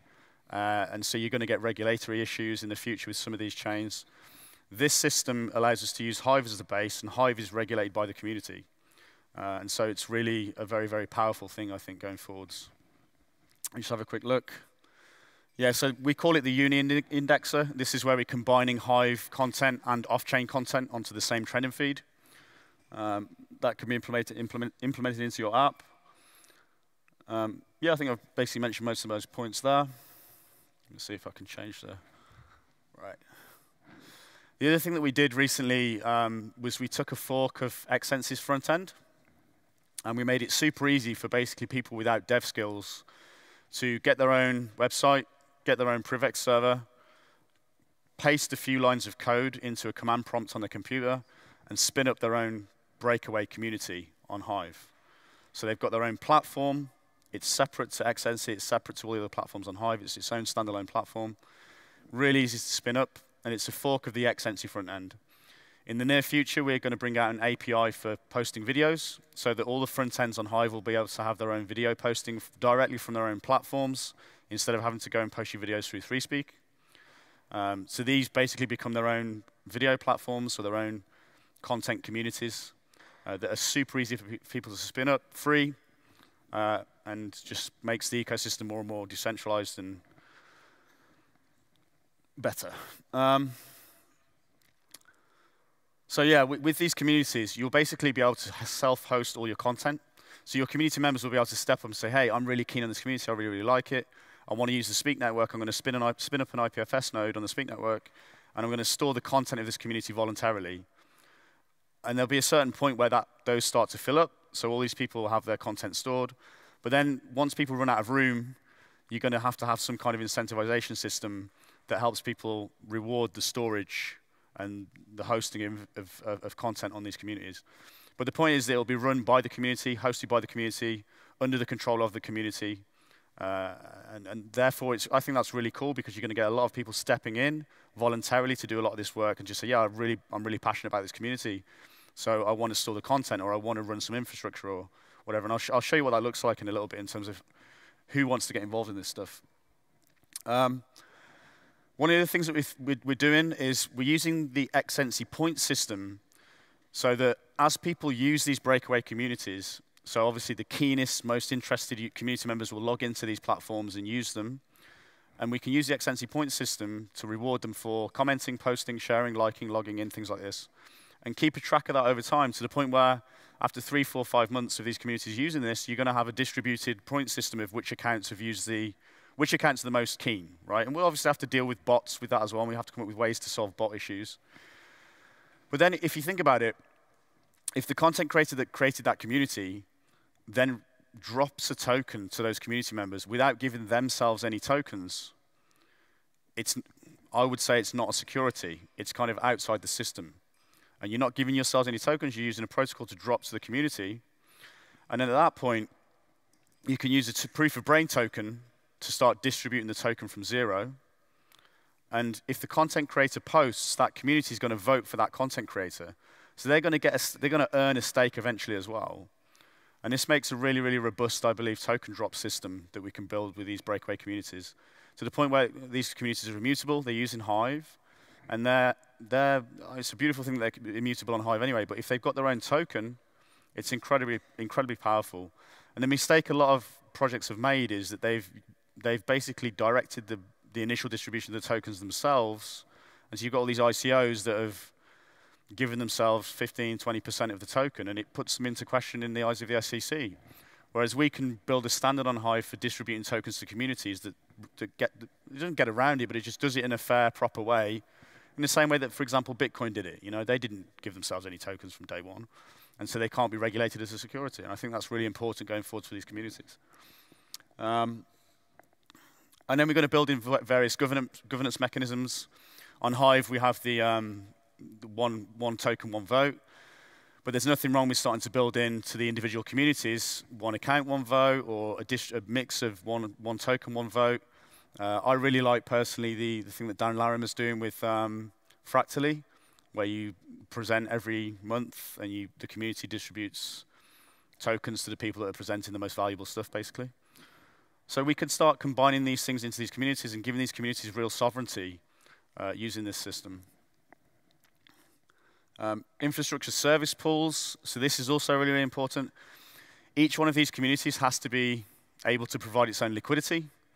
And so an infrastructure service pool is basically, it's like a DeFi liquidity pool, except what happens is the blockchain will give you services, for example, or give you products that you can buy, right? It's created from the blockchain. So to give you an example, with the Speak Network core, you put money into the SIP and you receive Larynx mining tokens out. And you use those Larynx miner tokens to mine more efficiently in the ecosystem. So it's like you're paying into the blockchain with money, and then you're getting out some other feature that you can use elsewhere in the network. With that payment, the beauty of this is because it's a decentralized system, you're not paying an individual, you're not paying a company, you're not paying a person, you're paying the chain. So that money can go into a DeFi pool and get locked in as liquidity that isn't some stake as liquidity, it's paid in by the community. And so you can start to create liquidity pools with this method where the chains are basically providing the user of the ecosystem with something in exchange for the fact that they've put liquidity into the ecosystem, basically. And then, of course, those liquidity pools can be used to generate fees, and those fees don't all have to then go back to the stakers. They can go back to the community to say, for example, on the Speak Network, the SIP on the Speak Network will fund the infrastructure operators. So the infrastructure operators, if times get bad and the currency goes down or whatever, will be able to divert some of the SIP fees back to the infrastructure operators. I think that's really important. It's a really cool way to use this technology. I haven't seen anywhere else in the world that's using DeFi pools in this way. And then if you imagine that the individual breakaway communities as well will also have their own SIPs, it's just incredibly, incredibly powerful for the sustainability of these communities. The SIP hasn't been worked on yet, but it's certainly something we've got in place, and we're going to try and work on that and build it out over the next year or so, hopefully. Of course, on Hive, if we make people pay into the SIP to receive Larynx in Hive, it becomes a sink for Hive. So you get to lock up a lot of Hive in that way, which I think is very good for the ecosystem. Then we can start to do things like autonomous ad rights. So I'm not saying I'm a massive fan of advertising, but the communities will be able to choose for themselves to what extent they advertise.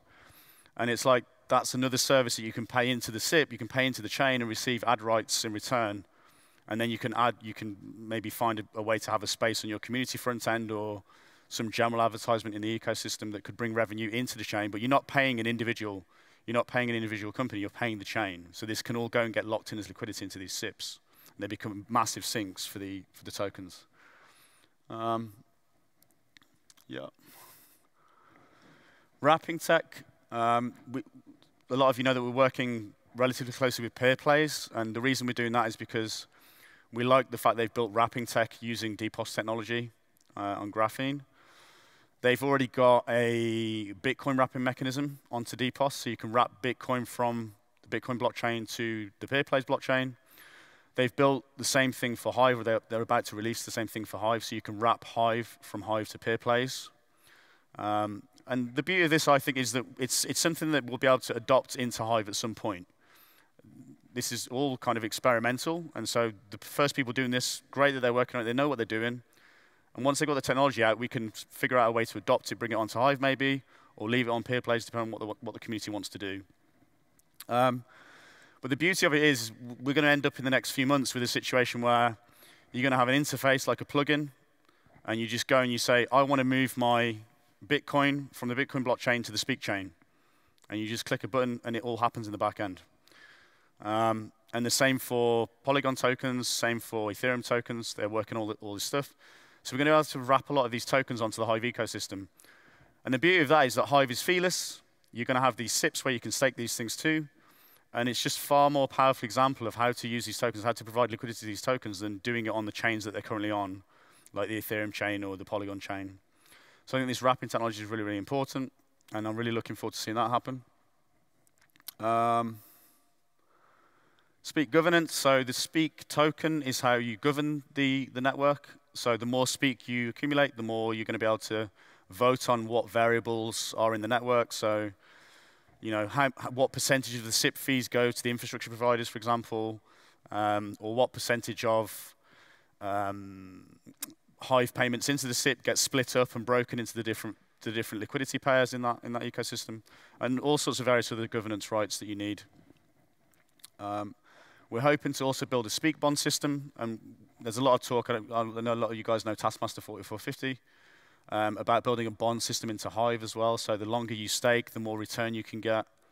So we'll do the same thing with Speak tokens as well. So the more Speak you stake, the longer you stake it for, the better interest return. And then we can build a bond market for that and use it as a collateral basis to get more loans and things like that. So I think that's going to be really interesting going forwards. And then, of course, the Speak DAO. So far, with the Larynx drop, most of you are probably aware there's a Larynx drop every month, so you claim your Larynx tokens. A certain amount of those Larynx tokens are unclaimed, and you basically take, I think the community is basically voting on about 15% that are going to get put into a DAO. And the beauty of that is that what I ultimately want to do with this technology is I want to be able to go to other platforms that are already, that maybe they don't know anything about blockchain, but they're thinking about Web3. I want to be able to go to them and say, keep operating your infrastructure how you're operating it, but we're going to basically let you integrate that into the Speak network so that you can run your infrastructure, but running it on a Speak node, and then you'll earn ownership in the network because you'll be able to earn Speak, right? And in order to incentivize them to do that, we'll have a Larynx DAO, and the community can create a proposal and then send some of those Larynx tokens to the platform, and that way the platform can then get started and start earning Speak and becoming a part owner in the Speak network. And ultimately, they really do the same thing that they've always done because they just run a node in the same way that they run their infrastructure currently, but it's just a Speak node instead of their infrastructure. So I think it's a really interesting way to be able to spread Web3 technology to the existing platforms that have got existing user bases and really help them integrate Web3. Because ultimately, we know that a lot of these platforms are already building their own Web3 solutions, and they're spending thousands and thousands and thousands of hours to integrate Web3. Whereas in reality, they could just integrate something like the Speak network and Hive and save themselves thousands and thousands of hours. And so the DAOs are going to be really good incentivization mechanisms to pay these guys a little bit of money to get them started in the ecosystem. Yeah, so that's going to be a cool thing, I think. What else have we got? And then the Speak governance token is capped. So it'll reach a cap. We don't know exactly when yet. We haven't decided what we're going to propose. But it'll be like a number of decades away. So yeah. What else we got? Community driven content regulation. So everyone always talks to me on FreeSpeak about, well, how are you going to regulate this? How are we going to make sure we don't get really shitty posting in the ecosystem? And there's 3 ways that we're looking to build. So one is a content portal. And that's basically, it's like a Swiss cheese where, you know, if you've got NSFW content that comes up that's not tagged as NSFW content because either the user forgot to tag it or they're trying to abuse the system, then you'll be able to use your stake to vote and force an NSFW tag onto a piece of content. And then that Swiss cheese model won't let the NSFW content through. So if the front end's running that content gateway, it won't show the NSFW content. But other platforms will be able to. And As long as all of that's open source, it means that we won't have ultimate control. The people in the community will have control over what content gets censored and what doesn't, which I think is very important. Content policies, so the people doing the storage, they'll also have to kind of have a standard as to what they're willing to store. And if you store loads of really shitty content that's really abusive or whatever, then you're going to get reputational loss over time. So we're building a reputation system in for the storage guys. Yeah, so they just need to basically set a standard and say, we're willing to store this, but we're not going to store this. But ultimately, that's what we do right now as FreeSpeak, but we don't want to be the sole proprietors of that. We want everyone to be able to do that in their own way. And then validator nodes. So the Speak network will have a top 20 validator set of nodes. And these guys are really important because the content will flow through them, and they will basically capture it into the network and then say, right, now you guys can go store it. So the storage nodes will come to the validator nodes and take the content onto their own storage nodes. And then those storage nodes will be the ones that get pinged by the validator nodes later to confirm they've stored what they're saying they're storing, and then get rewarded by the proof of access algorithm. So the validator nodes are going to be like key central figures in the network, and they're going to be essentially able to have their own kind of content policy regulation where if I see a validator node that's letting loads of shitty content through, I'm not going to give them my votes. They're not going to get into the top 20 list. They're not going to earn the majority stake from the Speak network. So those are 3 mechanisms through which we can do community-driven content regulation rather than it just being whatever FreeSpeak says. And then I'll just briefly talk about NFTs. We think these communities will be able to do NFT mining. So the more of the community tokens that you stake and accumulate, you'll be able to mine NFTs from that community.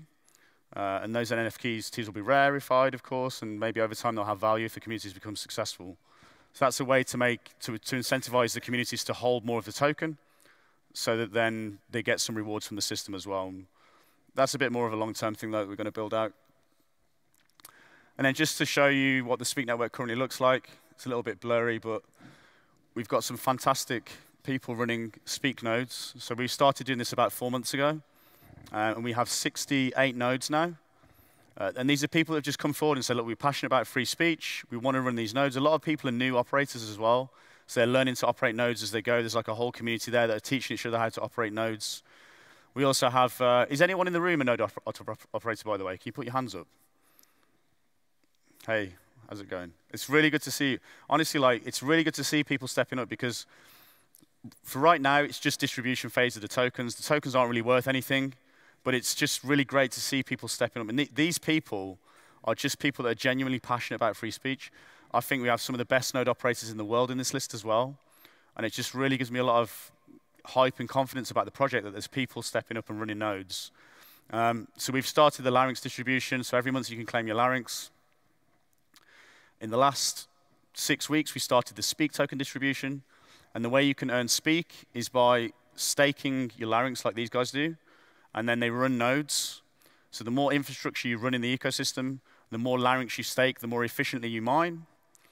And then the other thing that we've done is now you can delegate to these guys.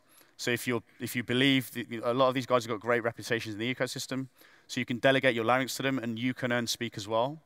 So that's all going on. Yeah, and that's kind of about it, I think. Yeah.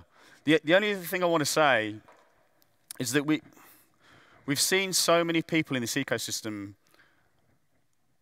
just fail in their tokenomics, right? They've really damaged their reputations by putting tokens in their pockets, by running semi-non-transparent ICOs and having pre-seeds and pre-mines.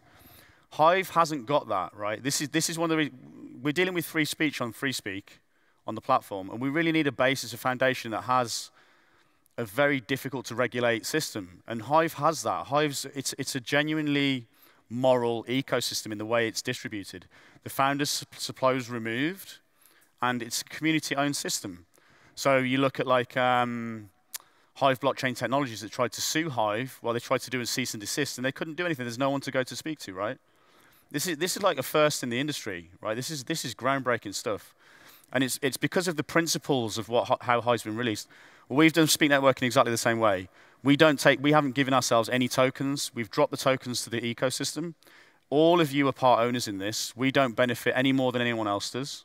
You know, there's no ICO, there's no fund that we put in our pocket or anything. It's run by the community for the community. And I also almost feel a bit like now, we're in the very early phases of this, but the project's about 2 years old. And I'm starting to feel like now these guys are running the project, you know. And I see them building little cool fixes for each other, suggesting ways to run the nodes more efficiently. And I don't know any of that stuff. I'm just the guy that came up with the vision as how to do it with Dan. And it's just beautiful to see. It's beautiful to see other people stepping in now. There's people in that list that own way more tokens than I do. And they haven't done a single day's work, apart from running a few nodes for a short period of time. That's great. That's the way decentralization should be, right? That's a fair distribution. And what that does is it lays a foundation for this network such that it will be community regulated, it will be community driven, it won't be very easy to regulate by corrupt authorities, and we will be able to take the power of regulation back for ourselves, yeah? And we'll be able to own this system for ourselves. And I think that's super important. And Hive has a great chance to demonstrate that to the world. A lot of these blockchain projects are failing big time. And they look great. You know, the investors are making money. The VCs are in there. There's no VCs here, you know. The VCs are going to have to buy the tokens off the market like all of us do, right? And this is the opportunity that we have with this project. And I'm super, super, super excited about it. So yeah, that's about it. Thank you very much.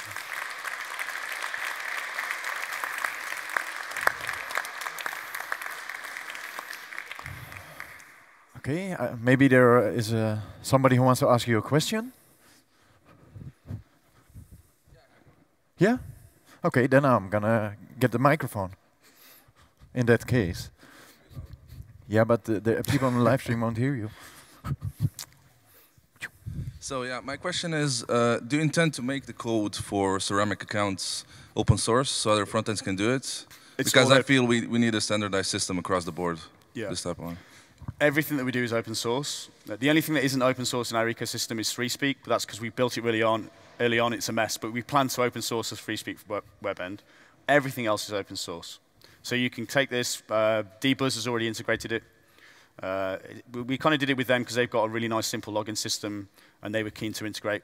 The reason that we haven't integrated into FreeSpeak yet is because FreeSpeak's a little bit more of a convoluted login system because of the active key requirements, so that we can allow people to post and go away and do the encoding in the background and then post the video after the encoding's finished, so they're not online when the video's posted. But that's being updated. But yeah, I'm hoping that other people work on this. This isn't mine. I don't benefit from it. It's yours, yeah. And so any of these apps, any of you guys can implement this off-chain system. The other thing that we were working a little bit with Acidio, but I don't know whether we're going to continue there just yet. We've got a little bit more discussion to do. But we scoped out a way that you can get a ceramic account and maybe get 10 ceramic accounts associated with one Hive proxy account. And then that Hive proxy account is what gets upvoted when you post off-chain. So you can post off-chain and then get rewarded via Hive proxy account. And when you accumulate enough Hive, you can then click a button and claim a free Hive account from your off-chain stuff, right? So that we haven't built that yet, but that's something that we want to build in the background. But it's all open source. It's all for everyone to integrate, for sure. Awesome.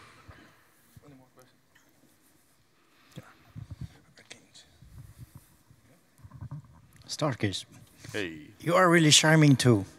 I'm returning the compliment you made yesterday. Thank you very much.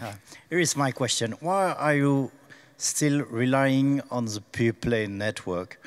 I do not say it's bad technological choice, but my concern is more about its governance, which is not as decentralized as Hive, if any.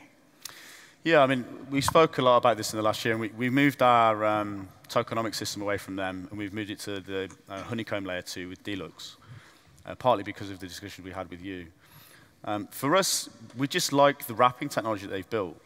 We think the principle of having a decentralized group of escrows that the community votes for, right?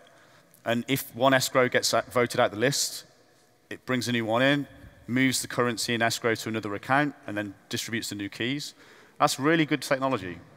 If someone can build it on Hive from scratch, great. But I feel like there's a way to maybe leverage the resources that have already been spent there and bring it across to Hive somehow. In terms of the security side, I agree. There's some issues there. You follow what's being discussed there. But really, we're really interested in the wrapping technology that they've built, and we think it could be useful. But again, if there's another way to do it directly on Hive without using peer plays, then maybe that's the route that we go. But I think they've done most of the work already. And maybe we can... The initial idea with them was to try and, like a rising tide lifts all boats, They're part of the DPoS ecosystem, so maybe Hive can add something to them to make them more decentralized and better. Maybe there's other ways to further decentralize and securitize that technology that's separate, that maybe is for a separate discussion for a bit later. But yeah, I definitely don't want to expose anyone to any risk here. So I appreciate the comment that you make. And yeah, use the system with caution. Don't put too much money into it. Play around with it. We'll experiment with it. As long as the technology is there, we can always move the security side of it. We can always move it to Hive, maybe such that the security can be improved. But hopefully, the whole idea is to save dev hours, basically. If they've already built it, then we should use what they've built and try and securitize it in some other way. Yeah. Thank you. Behind you, last question from Jiza. JZE. How do you pronounce your username? Jason. Yeah. So I was speaking with Eddie. And Eddie Spino. Yeah. I asked him, like, why you guys stopped doing live stream? And he said, like, oh, we changed development and we're going in a different direction. But that was all that he said. Mate, I don't think he felt good. So Dan's been a bit ill, for everyone's information, and he couldn't come because he's under the weather at the moment. So we've had a couple of health issues. I was also living in a country where there's a war at the moment. So I've been moving around and bouncing around. And just over the summer, we just haven't had time to do the live streams. Are you talking about live streams on 3Speak? Sorry? Yeah. Sorry. I was talking about something completely different. Live streams on 3Speak, we integrated them a couple of years ago, but they were super expensive to do. And with the Speak network coming online, we've really dedicated our resources to Speak network. We've kind of, 3Speak's taken a little bit of a back seat because to us, the priority is to get this out. The Speak network is going to change the way video is stored. It's a super important thing, and it also protects us as a team, because if anything controversial gets on there, you see a lot of people being chased after these days. And so we really need to use the Hive community so that they can help us decentralize what we're doing. And that's where our resources are. So 3Speak took a bit of a back seat. Of course, we're still working on it, but it's not as fast as we wanted. So we wanted to put live streams on 3Speak. But unfortunately, it was really expensive, and at the time, we lost some dev resources. So we recommend people to go to Vim. Go use Vim. Vim.tv is a great platform. They've done a great job. And hopefully, at some point, in the same way that we're building an API so that other people can run videos straight from their own platforms using 3Speak technology and the Speak network, hopefully Vim will allow it so that other people can implement an API so they can do live streams directly from their platforms. But I've not spoken to Vim about that, and I don't know if they've got any plans, but that should be where it gets moving eventually. But yeah, go use Vim. They're a great platform, for sure. Vim it is. It's really difficult to quit Vim, by the way. Is it? Do they hide the cross? No, it's another Vim I'm talking about. Insider joke. Very good, man. From the guys from behind the terminals. Really, it's a program. You have to type semicolon Q, I think. Yes? Semicolon Q. Yes. Ladies and gentlemen, a warm round of applause for Mr. Sarkis, all the way from wherever life takes him. I live in Holland right now. He's living in Amsterdam currently. Thank you. Thank you. All right. We continue the program with Brian from Podping, Value for Value. Value for Value. I'm really curious what you have to say. I have a microphone for you if Starkers wants to give it to me. Or, no, I have to take it. Get it. It's my job. Whee. Sorry. Podping, yes. Okay, Brian, go for it. Hello, everybody. Let's get some energy levels up here. Okay. Value for value and Podping. Haven't got value for value up there. I spent almost no time on my slides, okay? So I'm glad that the screen is a little less gigantic than yesterday's IMAX monster. I want to talk about Podping, but Podping is not as sexy as the value for value Lightning Hive bridge that more of you probably know about, and that's my current funded proposal. But I've got a little bit of extra time, so I'm just going to say a few words about value for value. So there's no real slides for this. It's quite simple, and I gave this talk at the last HiveFest in virtual reality, where I was a funny little avatar with my arms too high because I made the mistake of wearing goggles while sitting on an office chair.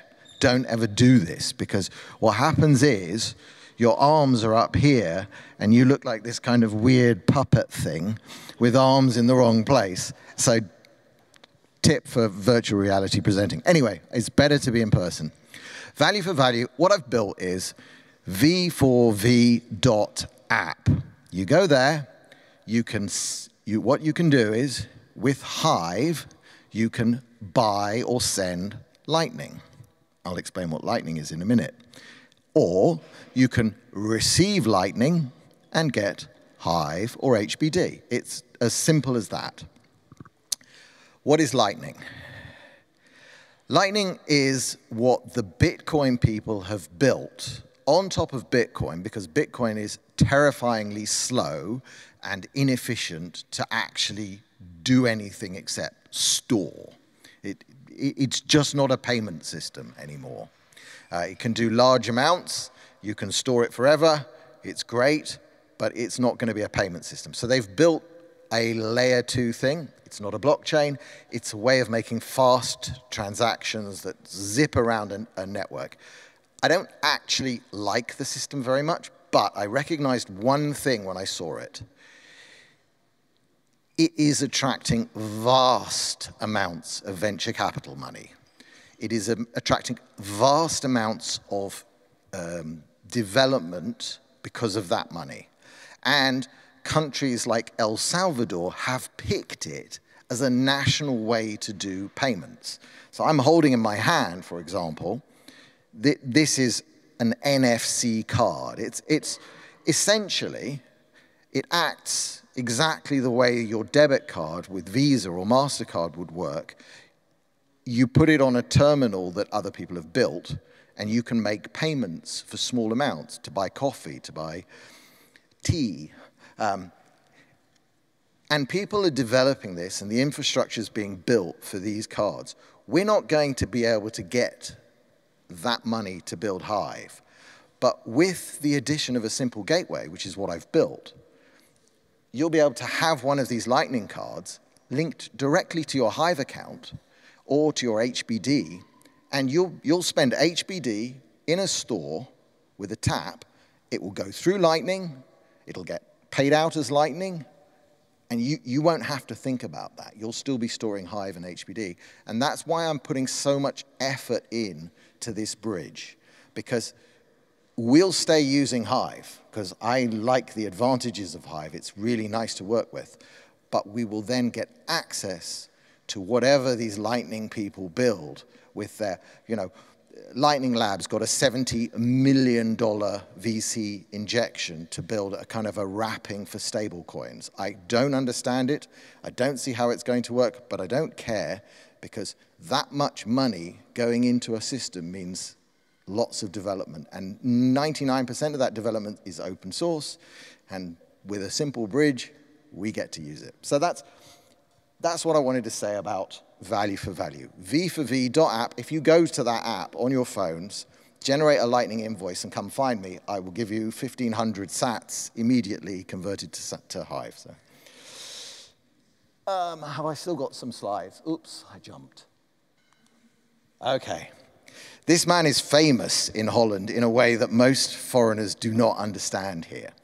This man is... well, I asked this the last time, and the Dutch will also... He's Adam Curry. And he's an A-list celebrity in Holland, less so elsewhere. But he is the co-inventor of podcasting. And podcasting actually brings together what I'm doing with Value for Value at Lightning and what I'm going to talk about now, which is podping. Podping is harder to explain because it is not something that users or even podcast listeners should ever really need to know about. But it is transformational behind the scenes, and only Hive as a back end, as a platform, is where it could have been built. And this came about because this man co-invented podcasting. But then a few years after that, Steve Jobs phoned him up and said, can I put podcasting into the software on this thing I've got called an iPod? And Adam Curry took the meeting and said, yes. And he wound up giving Steve Jobs an index. And all that was a list of all the podcasts that existed in the world at that time. And Adam Curry, up to that point, had been running that list. He gave it to Apple, to Steve Jobs. And Apple have done a pretty good job of maintaining that list, curating that list, and acting as a central API, a way that if you develop a podcast listening app, if you want to find, if you want to present to your users a search box that says, I'd like to see the No Agenda show, you type No Agenda, and it would be Apple's API and Apple's computers for free that would give the list of all of the podcasts that had that search term. You would pick the one you want, you'd hit subscribe, and you'd be listening to No Agenda. But the trouble was, this man recognized, he got a fright when specifically Alex Jones was deplatformed. Alex Jones was deplatformed by Apple from the Apple podcast list and from YouTube and Facebook and Twitter pretty much simultaneously. And he didn't like the censorship aspect. It's not about the message of the person. It's about podcasting from its start was decentralized. Anybody could fire up a web server, host their podcast. But what had happened since he gave this to Apple, what had happened to the index was captured by Apple. And because all of the software, independent applications or big applications, even Spotify, a lot of it was pointing to Apple servers, he wanted to take that back. So he came up with this thing 2 years ago called Podcasting 2.0. So I'm Podcasting 2.0 certified. And I'm going to get to where one of the ideas that was missing, and when we got together as developers, and I just joined this group, this nebulous group, to look at ways that we can take back podcasting from Apple as a big index. Google has also got an index of podcasts now, Spotify do, but we wanted an independent one. So what Adam Curry did, I should go back. I'm still on Adam Curry. What he did, with a guy called Dave Jones, they founded their own index. They call it the Podcast Index, and it's independent. They have gathered together more than 4 million podcasts. They keep this index, and one of the most important jobs of an index is to figure out when a podcast has changed. And since podcasting was invented, the way that you do that is it's kind of like the child in the back of the car on a long journey. What does a child in the back of the car do on a long journey? Anybody know? Are we there yet? So the way to discover if a podcast has changed is to have a server reach out to where the podcast is hosted, pull down their feed and say, is anything different? Is anything different? And this happens, there are 4 million podcasts. So if you imagine, if you want to check every 10 minutes whether any one of those RSS feeds has changed, you need lots of computers continually polling. Now, some of those podcasts might not have changed in 2 years, but what happens when a 2-year-old podcast comes out with a new series? Well, did you check it for the last 2 years? How often did you check it? Did you check it every week? Did you check it every day, every hour? Some podcasts are daily, some podcasts are hourly. How do you, all over the world, and especially in Apple and Spotify and Google, there are tons of computers it's called polling, checking RSS feeds, and we wanted an alternative. Dave Jones, who works with Adam Curry, came up with an idea. He presented it to us, and it was horribly complicated. It involved running multiple servers all over the world. It didn't have any elegance. It wasn't decentralized. And it was going to mean that Podcast Index, Adam Curry's thing, was going to host this stuff. I looked at this and I thought, you know what? This is kind of like Splinterlands, actually, the problem here. It's like, how do I know when a game has started? If I want to track all the games on Splinterlands, I can. I just look at the Hive blockchain. I look for SM as a custom JSON, and I can see every single thing that's going on Splinterlands. I thought, I wonder if we can do that. So I used to be a coder. Many years ago, I got a PhD in physics writing code. And for 20 years, I'd hardly coded. I learned to code again to help Andrew with our case against Google and Facebook. And then I thought, I can do something. I can do something with Hive. I can say, you send a message just to Hive, one message when you've changed your podcast. You put it as a custom JSON on the Hive chain. And then any index will be able to watch just the Hive chain. They won't have to watch every one of 4 million RSS feeds. So I wrote the code. I literally wrote the code one night, showed it to them the next day, and oh, come on, clicker. It's been refined, and it turned into something called PodPing. PodPing is simply a way for the people who host podcasts. This is not the users, but big hosting companies, and there's a few like names like Transistor, BuzzFeed, Buzzsprout, Captivate. These are hosting companies. You might not have heard them, but they host a lot of podcasts. They have seen the value of this idea. They now have a way in which they can send a signal when one of their users updates a podcast, adds a new episode. As part of that process, they send out one signal that gets written as a custom JSON on Hive, and you can just see a scrolling list of every change to those. And it's now hundreds of thousands of podcasts that record every change. 3Speak, for example, has become a podcast host. Every video on 3Speak is a video podcast, and every time someone adds a 3Speak episode, it gets written as a pod ping as a custom JSON onto the Hive blockchain. That's if you're mystified as to what a custom JSON is, that's what one looks like. It's just a bit of data at the top that says this is a pod ping PP podcast update. We have different reason codes there. You see, this one's podcast update. We have something coming, which I'm going to, but we can do music, we can do books, we can do podcasts, we can do blog posts. This is the start of being a global notification system for changes to RSS that has never existed before. There was something, because there's something called Web Sub Hub and Pub Sub, but those wound up being centralized. It wound up being that Google was the major server provider that ran that, so we didn't like that. So that's why we came up with PodPing. It's been running for over a year now. It sends a few thousand pod pings, about a few thousand a day.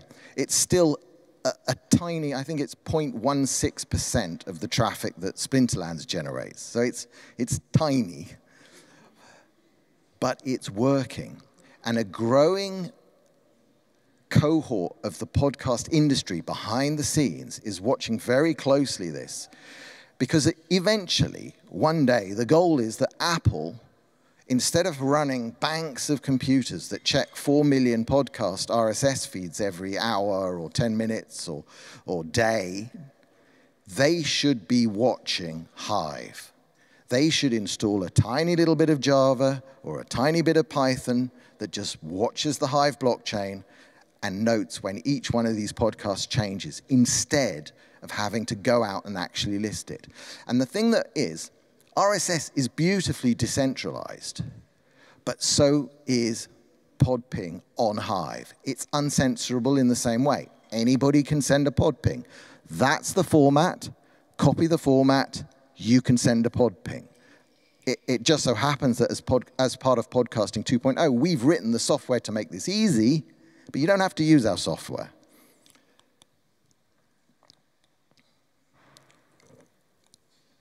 Okay. Now, this is where it gets new, and this has never been done before. This is what we call lit. This is where podcasts get lit. Lit means live item tag. Now, historically, podcasting was the antithesis of live. Podcasting was the way that Adam Curry invented to say, well, I want to put out a radio show, but I want you to be able to listen to it at any moment after I finish doing it. And that was purely because of the constraints of the internet in the day. The internet was too slow for live casting. You might take an hour and a half to download half an hour's worth of audio. Okay, but the internet's switched around now, and everybody's doing live shows. But how do you know when your favorite podcaster has gone live or is recording a show? Well, probably because you get a YouTube notification or a Twitch notification or a Facebook notification or a Twitter. All of these are different. All of them are proprietary, and none of them will share with the other. There's no app, single app, that will let you know that someone on Facebook or Twitter or YouTube that you want to follow is going live. And this is, I think, one of the most jealously guarded bits of the technology stack today is going live notifications. So what do? We use the same pod ping infrastructure that says when a podcast has changed to say, okay, I am going live. So the one on the left here, it says podcast live. Feeds, na.shownotes.co.rss, that's the No Agenda show. That show has more than 1 million listeners, okay? And it's recorded live. So when Adam Curry and John C. Dvorak record the show, they record it as live. They don't do any editing afterwards. They go live. They record a 2.5-hour show with sound effects and jingles and all this stuff. It's live to tape is what it's called. That goes out on Hive. This thing here that's next to it is a notification in a new app called Podverse. Podverse runs a server as part of its application infrastructure. That server is watching the Hive blockchain. It's watching for that pod ping. When it sees a live notification, it looks at the RSS feed, it pulls certain information, and the screen on the right is how, if you click on that live notification, you get taken straight to the podcast, the No Agenda show, and if you can just see No Agenda episode 1458 live, there's a little live button. You hear it live. Now the point is, this is all open tech. Anyone can write another. In fact, that's not the only application right now. There's CurioCaster is also watching live notifications. Fountain is building this right now. There's a bunch of other new podcasting apps. You can find them at newpodcastingapps.com that are building in these features. I mean, I haven't even mentioned that you can also stream sats. You can send payments of small amounts of Bitcoin to the podcaster. You can hit boost. We're looking at ways to do open commenting, live commenting on a live show. So these are all features that you've got on YouTube, you've got on Twitch, but how can we do them in the open infrastructure way that it's a totally open protocol? Anyone can build an app that does this, and we bypass the gatekeepers. We bypass YouTube and Facebook and Twitch and Amazon, you know. Podping is a sort of it's a very subversive technology for this, because these people were very much convinced of Bitcoin as the only thing. They didn't really want to hear about other blockchain technologies.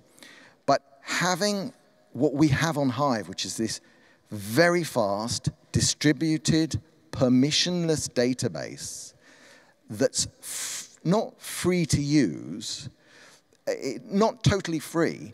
I've invested my time, I got some money from the DHF initially. Those are the resources that are dedicated to PodPing to making it work. We're paying for the infrastructure, but in a way that isn't per transaction.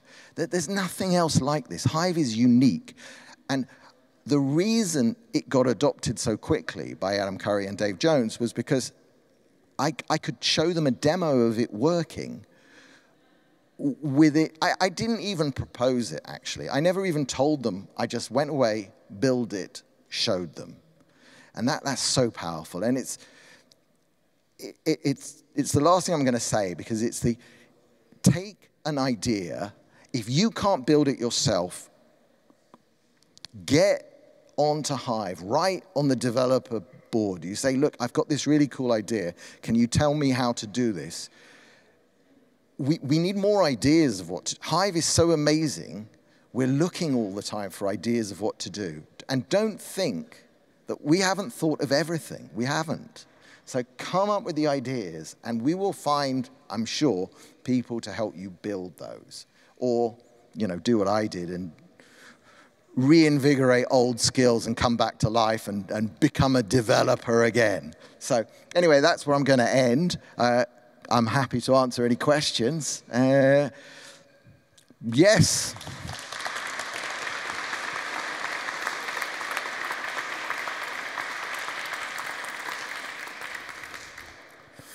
And yes.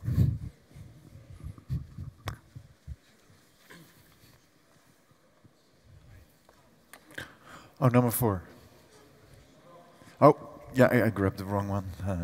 Ik heb ze altijd weer zien.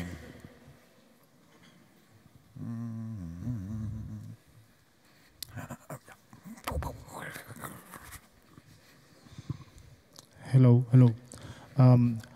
I have a podcast, and one of the problems that I have is like in every platform they have the metrics of the KPI, but none of them are together. Like I cannot compare how is my podcast performing in Apple Podcast and another platform. For example, is your platform gonna put all the data together and then I can see all the platform how it's performing, or the same podcast performing everywhere? Podping isn't going to do anything for that. It is going to provide the industry with some interesting information of how often shows update. But while I've been here, something amazing has happened back on the podcastindex.social, and there is something coming about open, properly anonymized, cross-host statistics. So watch this space. Keep in touch with me. Yeah. Something's going to come for that, but what I've built isn't the solution. But what PodPing will be, but I need help with front ends and stuff, the data of PodPing is all stored on the chain immutably for over a year now. There's masses of mining of statistics, and I think HAF is going to play a major role in us being able to access that. And the podcasting world, when I show them the statistics, it won't be who's listening, but it is going to be to do with who's publishing and when they publish. That stuff's going to drop out of what we've built. I have another one. You mentioned that when we create video on 3-speed, you automatically have a podcast, right? Yep, I'm going to show. Yeah. But my question is, like, a creator, sometimes I create video tutorial that is not a podcast. So when the consumer or the listener going to listen the podcast, they cannot understand what I'm showing because it's a tutorial. I'm showing something on my website, on my computer. Podcasting is video too. Not very many people know this. If you load your podcast on 3Speak in Apple's podcasting app, you will see video. It's unbelievable, but it's true. You can watch 3Speak videos in the podcasting app on an Apple phone. I'll show you. Okay, thank you, thank you. So this will just show my ignorance of podcasting in general, but is there some kind of tagging system, and is that something that could be included into these pings? There is already a tagging system. I mean, podcasting relies on the RSS feed as being the source of truth. So everything you need to know about a podcast is in the RSS feed. So actually, we send out the minimum amount of information in a pod ping. And the minimum information is, this is the RSS feed, it changed. We give a reason why it changed. Is it a live or is it an update? So you would look up the RSS to get the tags. Exactly, because we don't, that was a very conscious decision because I was always looking, how can we store the minimum on Hive? Sure, that makes perfect sense. But if somebody wanted to then, so somebody could build a half app, for instance, that would then go fetch the RSS feed and then generate the tags into their local database and have a searchable, taggable That's actually what Podcast Index does today. When they see a podcast has changed, that just kicks off the process of downloading the RSS feed and indexing the new item that has been added. And that's how that Podcast Index is not the only one. There's at least 3 other indexes that use PodPing. And so, for example, if you publish a brand new show, what you have to do at present is you have to go and tell Apple what's your show. You have to tell Spotify what's your show.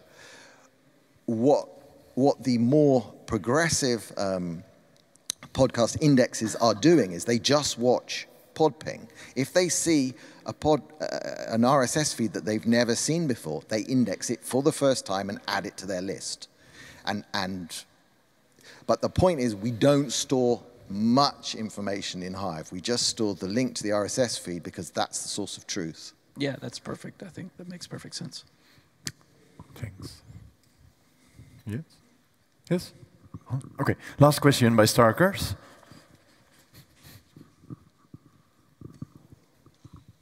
Hello. Hello. Congrats, Brian. I think what you're doing is amazing. I just want to say, I consume a lot of 3-speak content on my Apple podcast, and it's fantastic to just plug the RSS feed into Apple Podcasting and get auto notifications, auto updates, everything about all the 3-speak content on Apple Podcasts. I think it's great. So good shout out to that, Brian. I really appreciate that. The question I've got for you is regards to decentralizing. It's more for the value stuff that you're doing, because you're kind of the key channel through to the Lightning Network for those payments. But I heard you mention about decentralizing that and letting other people run infrastructure. Any comments on that and when it's going to happen, things like that? That's what I'm presently funded to do. I keep getting sidetracked by interesting stuff, but my long-term goal is I don't want to be the live Lightning bridge, Hive Lightning bridge. I want that to be decentralized. Not massively decentralized. We don't need hundreds, but we need 4 or 5, and we need a round-robin system. So that's what I'm working on. I am. Hopefully, I don't know whether I'll get it by December when my current funding runs out. It turns out it's a harder problem than I thought it was.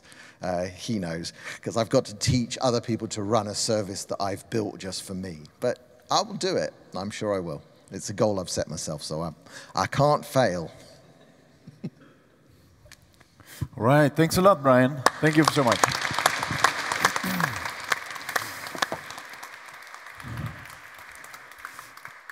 Okay, before we have the last speaker on the stage, I want to tell you all that there are some leftover goodie bags and some last leftover shirts. I'm not planning on having 25 Hive tote bags at home, so if you have a friend or maybe you're traveling to your own local community, please take some of the leftover Hive goodie bags, okay? So that's it for me. Oh, Steve is coming on the stage. Okay, that's great. All right, all right.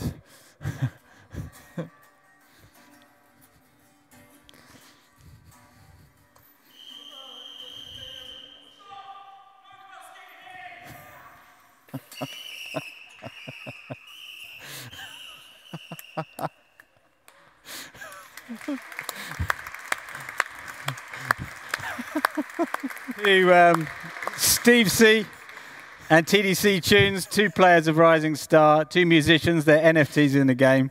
Can I show of hands if you know what Rising Star is, if you've heard of it? Okay, good. And keep your hands up if you still play it. Okay, nice. So you know what that was all about.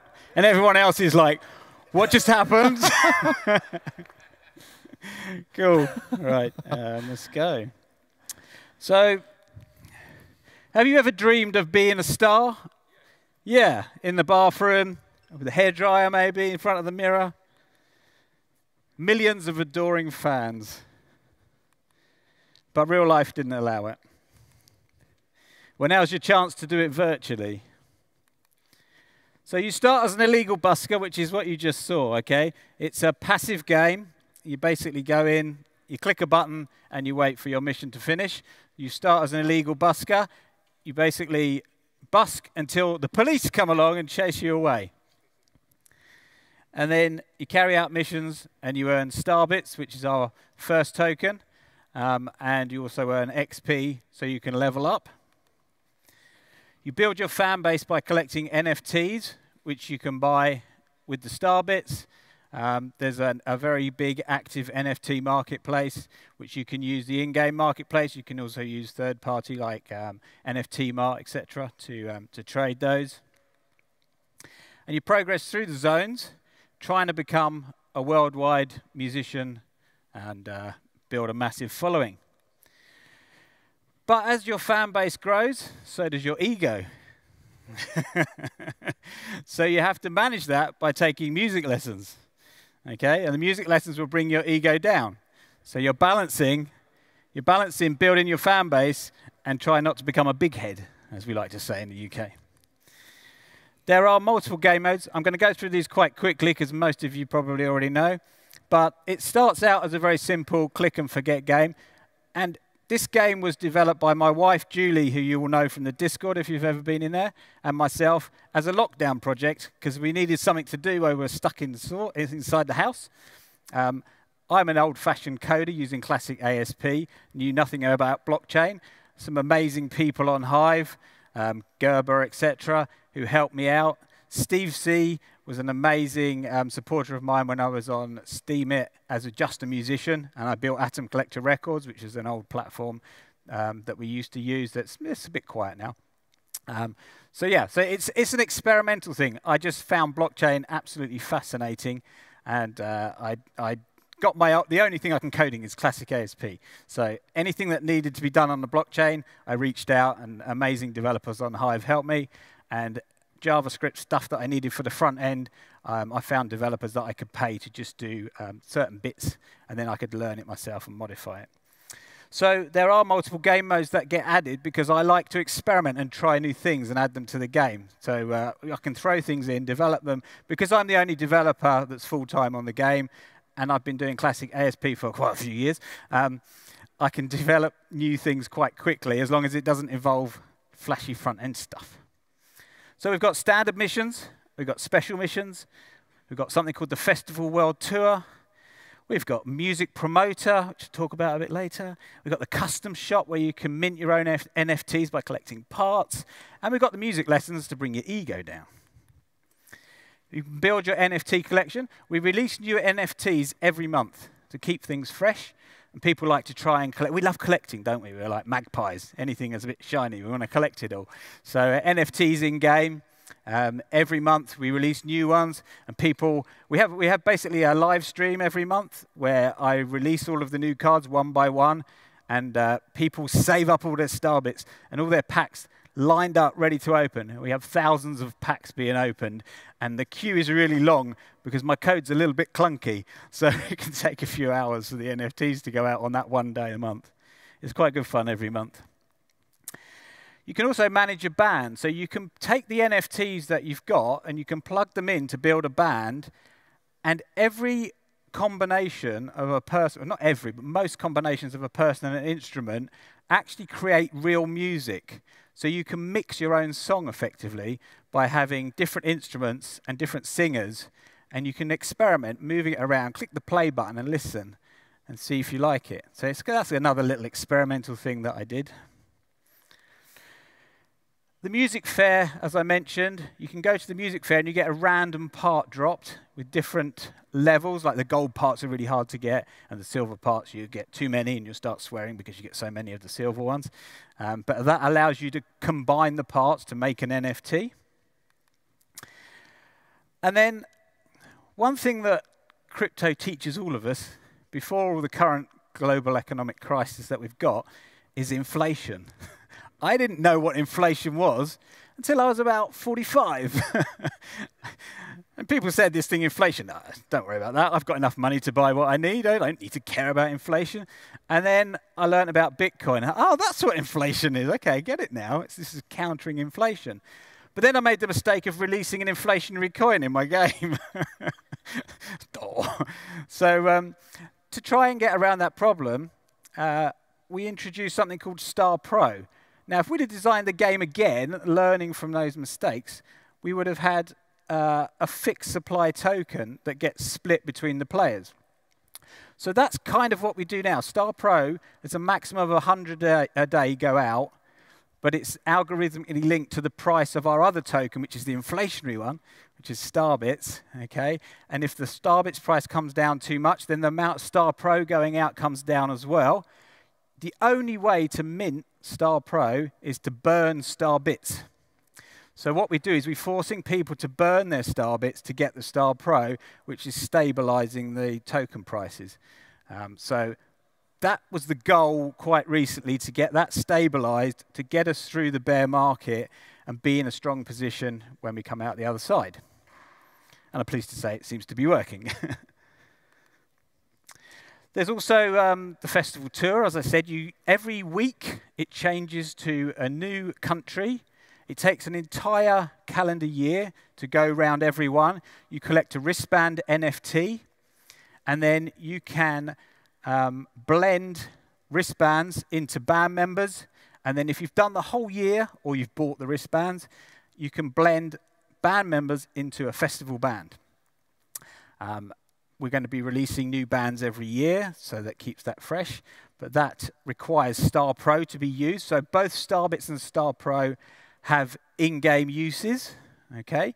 And as we move forward, talking about the blending, as we move forward, we're going to be using Star Pro for more and more features.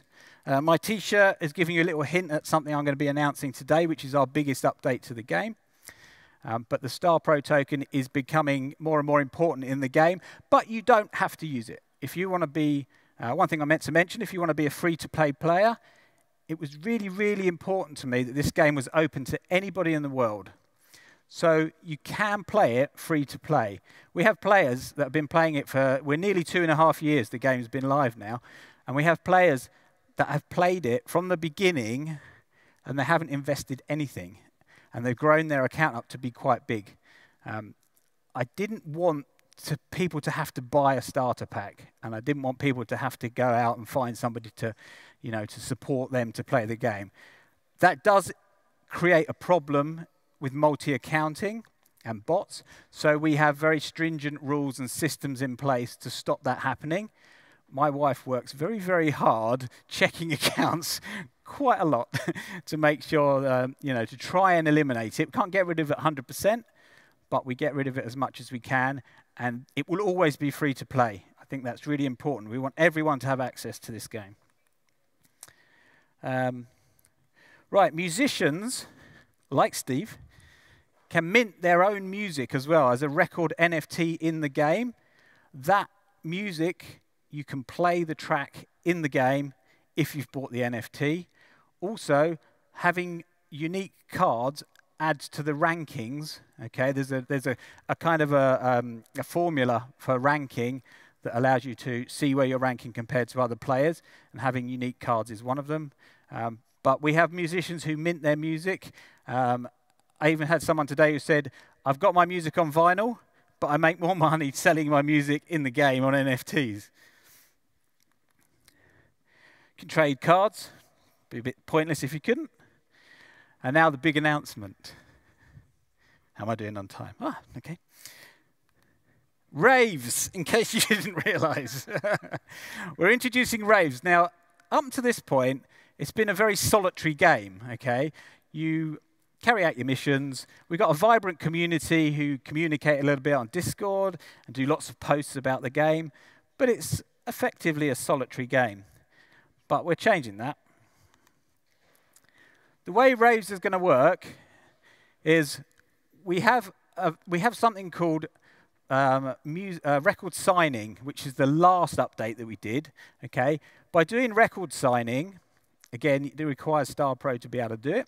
By doing record signing, you gain fan cards, and it's a random drop at the end of the mission. You either get an FA1, 2, 3, or 4 card that contains a certain number of fans. What you will do with raves is you will choose a rave. There'll be a rave going on all the time, one rave going on, but you don't know when it's going to end, okay? The same as a normal rave. You don't know when it's going to end. So what will happen is you'll send your FA cards and you'll pick a color, okay? So when you send your fans in, the earlier you send your fans into the rave, the better your bonus will be at the end. The rave that has the most fans when the rave ends will be the winner. But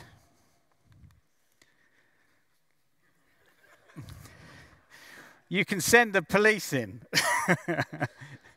So we're going to add strategy. So if you want to get together with a group of people and you can say, right, we're going to buy some police raid NFTs, but we won't send them in until a little bit later. But you don't know when the rave's going to end, just like a real rave. So you can strategize with people privately or in public or whatever and say, right, we'll all go into the blue rave. We'll just send a few fans. We'll wait to see which other raves are going to build up and be really big. And then we're going to call the police. And we'll put a call in. And we'll all send our calls in at the end, which we hope is going to be the end, but we don't know when it's going to end, so it's a little bit unknown. And we'll send the police in to raid the one that's got the most, and then we'll win. So there's that. And then we're probably going to have hoax call cards as well, which will counter the police raid calls. And we've got loads of ideas. It basically opens up a new mechanism going forward. Now, one thing that a lot of people have criticized in the game is I need more incentive to collect the cards. So, for example, if I've bought record NFTs or I've got all of the wrapper cards, for example, what's my incentive? Well, what we're going to do here is we're going to have a bonus. So if every time there's a rave, there'll be a different bonus. So there might be a vinyl rave, okay? And so if you have 10 vinyls, for example, so if you have 10 record NFTs from in the game, we'll count those as vinyls, and you're going to get a bonus if your rave wins. The way we're going to fund this is we're going to have pools. We're still going to work out the finer details. So this isn't going live as soon as I finish this talk. We're still working on it. The raves are already running in the background, and we're testing it. And we're going to ask for people to come in and help us test it. But one thing that we did was during the bull market, we kept all of the profits for myself and my wife in the game and in the accounts. And we've been putting some into HBD savings, and I've been trading a bit as well. And we're building up enough that we can start with a reward pool, and maybe we get the 20% APR on Hive HBD, and then we'll maybe put 10% in the reward pool, and then use the other 10% to slowly build it up so we can keep increasing the reward pool and other mechanisms. So that's what we'll be able to do. Have I missed anything? Oh yeah, VIPs. So there's a card called the Backstage Pass, which costs 1 Star Pro.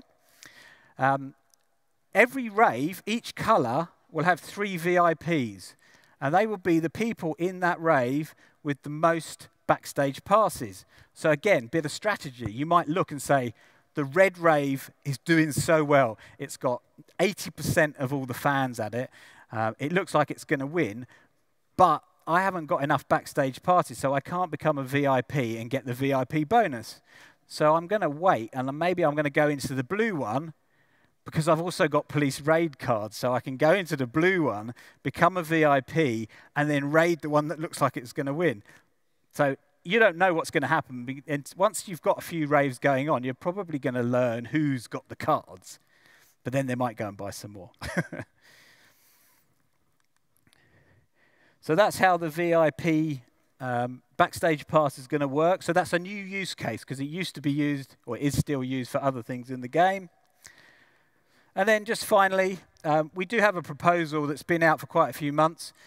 We haven't had much feedback on it. I did get a bit of feedback today to say one of the reasons that it hasn't been voted on could be because we use Hive Engine and we don't write to the main chain very often, and that may be a reason. I'd really welcome feedback to know. The game will survive. We're running on fumes at the moment. Luckily, I ran some businesses in the past, so I was kind of retired anyway, so I don't need to take an income. So I love it. It's my passion. It's my little baby writing the code for this game. So the game will survive, but if we get the proposal through, it means we can move the development on a bit quicker. But I'd really welcome if you've looked at the proposal and decided not to vote on it, please feedback to me. Because if there's something we can do, I'm open to try and do it as long as it's not going to be like too complicated or whatever. But that's it really. Any questions?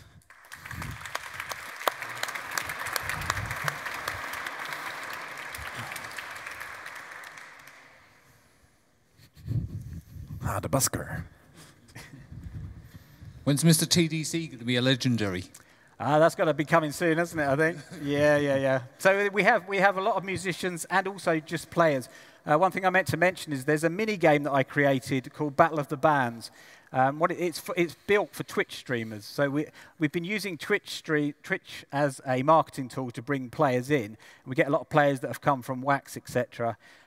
What the game does is it just picks random cards from the entire collection, and people can sign into the game and join a Twitch stream, and they can win whatever prizes that Twitch streamer is giving out.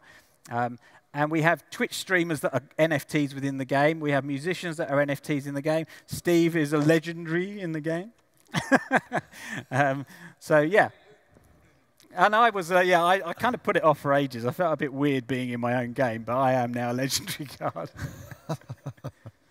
Any other questions? Yes. I remember I first voted your proposal because I was in line with the dev marketing presentation we did yesterday, bringing new projects, new apps, and so on. And I don't remember why I removed my vote, because you already have a lot of players and so on. And I said to myself, why don't you create your own business and your own incomes from your game, like Splinterlands is doing? Mm-hmm. You have a market, I see. I think you're taking fees on transactions. Is that not enough? I would be happy to support it if it can help you to bootstrap your application, but I think on the long term, you should be autonomous with your finance. I totally agree, and that's always been the goal. And like most projects, during the bull market, that was happening. We were able to fund, I have somebody who is also a musician and a good friend who is a full-time illustrator who does all the cards, and another person who does the card outline, the design. Right now, we're virtually getting nothing in because it's a free-to-play game, so we have to support that. And it's very dear to my heart that we keep it free to play, even if I never take a penny from the game, because we've had some very touching stories of people that have played the game. I even had somebody whose mum, who died recently, unfortunately, he sent me pictures of her playing it in a hospital bed. I mean, it was, it's very touching. So it's really important that it's free to play, and I'd rather not take any money. When we're in the next bull market, that's definitely going to happen again. But yeah, I mean, you can look on chain and see what we've got coming in. We did quite well, which is what I was saying. We've kept it in the accounts. We've powered a lot of it up, but probably because it's free to play. And maybe with the changes we've made with Star Pro now, as we go forward, we haven't sold many tokens. I mean, most people would sell the token to fund. Yeah, we've sold a bit, but not that much. So the proposal was really there to help us move things through the bear market and also just pay the team. They've not really been paid that much. So yeah, I agree. That would be the ultimate goal. I'd love to be there, and let's hope that happens. Okay. Thank you very much, Jux. Thank you. Thank you.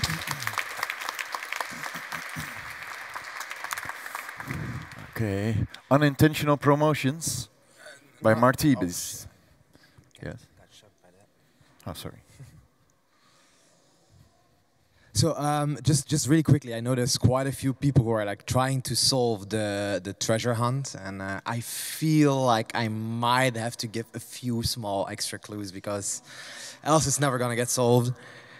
So the first clue is you already know the account name holding the Hive. So if you haven't figured that one out, you should be able to figure it out relatively easily.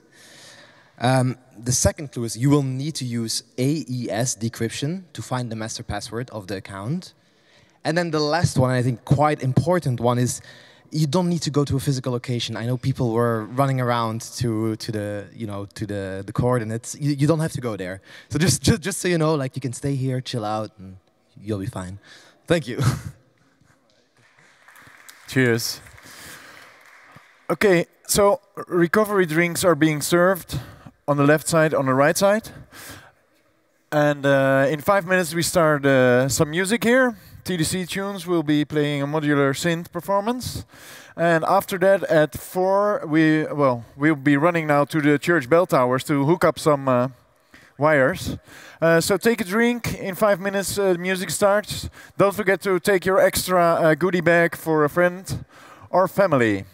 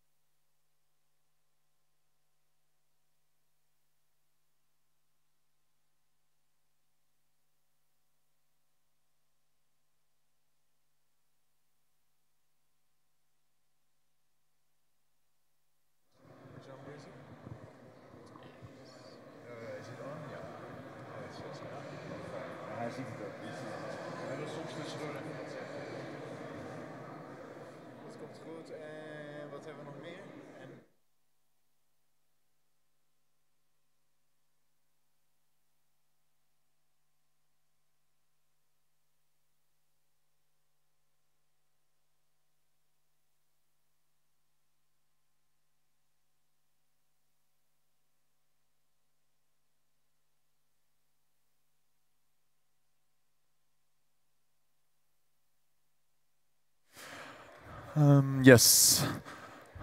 Okay, ladies and gentlemen, I hope you're enjoying your drinks. From now on, it's music. Please pay attention because TDC Tunes, all the way from the UK, with his family actually in the train, he brought this huge device. It's a mobile modular synth setup, right? The other one is like this, yes.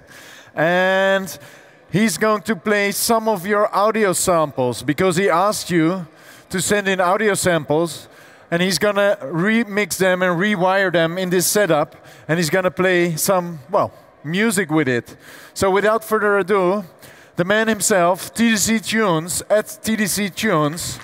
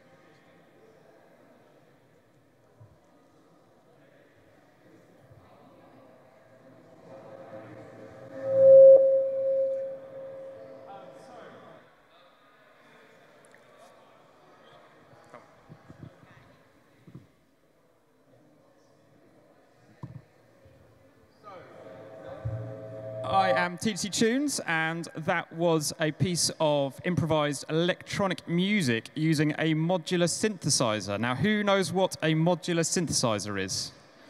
Some shaky hands. Oh, some very clear hands up over there. Thank you very much. So it's quite hard to describe what it is, but essentially I describe it as my box of wires, knobs, and flashing lights that I put together out of all sorts of different components. So it's kind of like a very, very custom electronic instrument. Or maybe to put it another way, it's like Lego for electronic music, perhaps. So I'm going to be playing 4 different kind of little mini sets for you this afternoon. That was the first one. And for the second one, I had asked you all to send me audio clips of yourself. Most people have sent in some speech, just saying their name or their Hive name or their project name and bits and bobs. And I'm now going to play a bit where I'm going to use samples of those audio clips, and I'm going to bring those into the electronic music and hopefully create something rather unique out of it. Just before I go on, just to announce, I'm also giving away a TDC Tunes vinyl today. To enter the contest for the vinyl, all you need to do is go to my latest Hive post and leave a comment, and also to be here.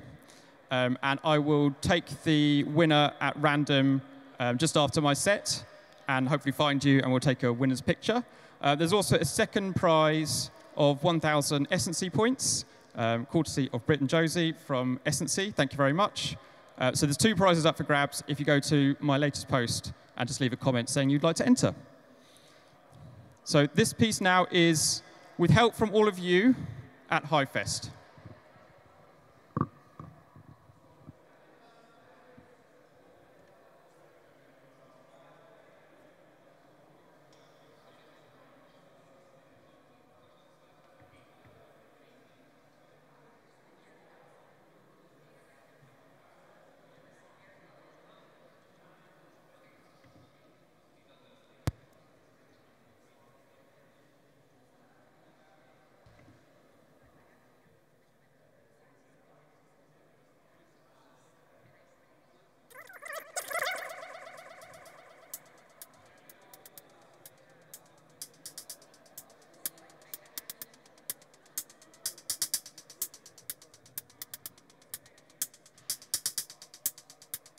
After meeting for 2 years in virtual reality, HiveFest returns to an all-in-person event.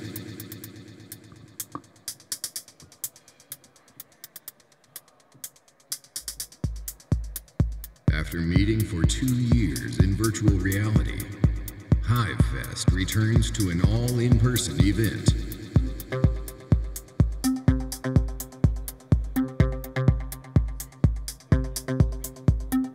After meeting for 2 years in virtual reality, HiveFest returns to an all-in-person event.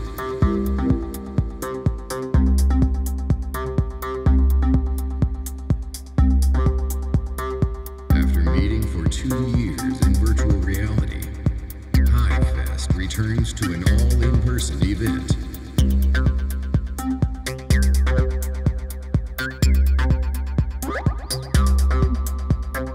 After meeting for 2 years in virtual reality, HiveFest returns to an all-in-person event.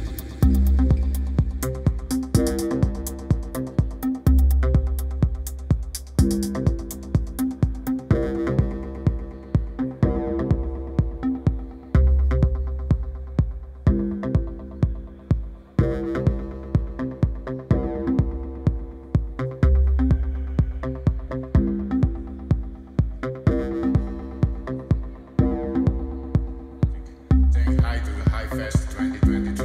Hello. Detlef.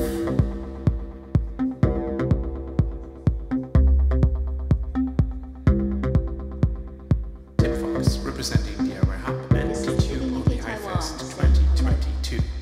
What is the 10K minute strategy? Jeff Jacobs, Visionary Studios. We are at HiveFest.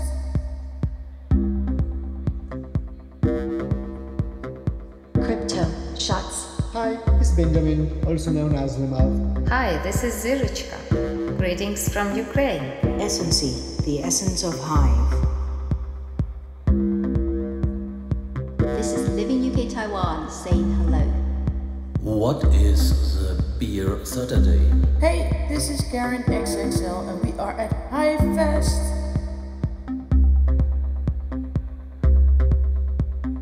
Crypto shots. Hi, this is Benjamin, also known as Limal. Hi, this is Zirichka. Greetings from Ukraine. Essency, the essence. Known as Limal. Hi, Zirichka. Hi, this is Cray. Greetings from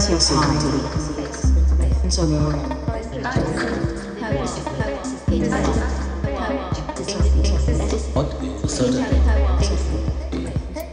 What is HiveFest returns to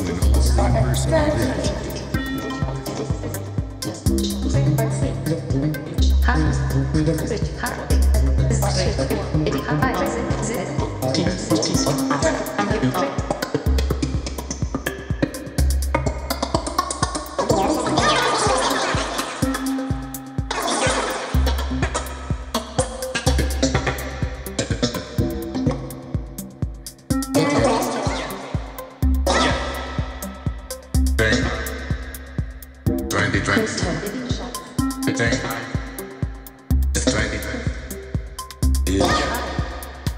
From Ukraine.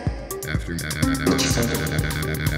meeting for 2 years in virtual reality, HiveFest returns to an all-in-person event.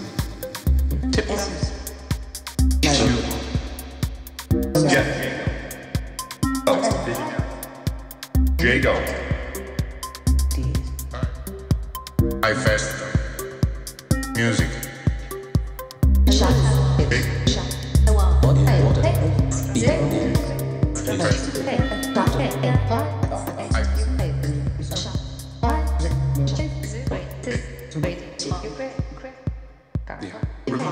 The HiveFest.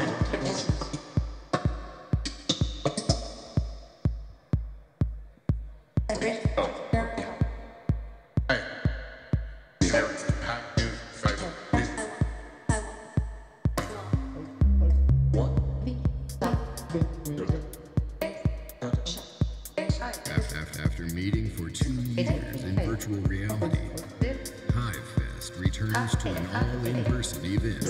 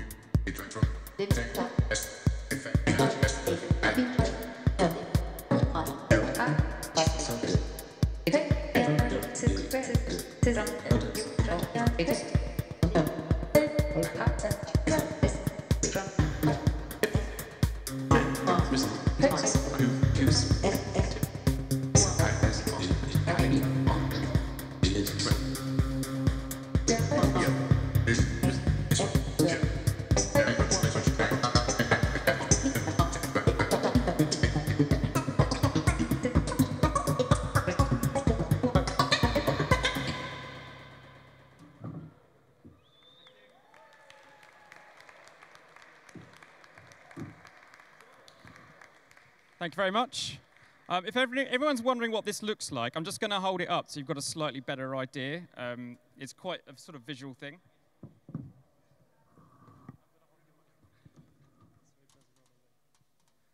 So that's the beast. I'm pretty amazed I got through security getting here, to be honest with this, and no one seemed to mind or think it was a bomb or anything, so that was good news. I've got a much larger system in my studio, but this is my kind of portable, goes in a backpack.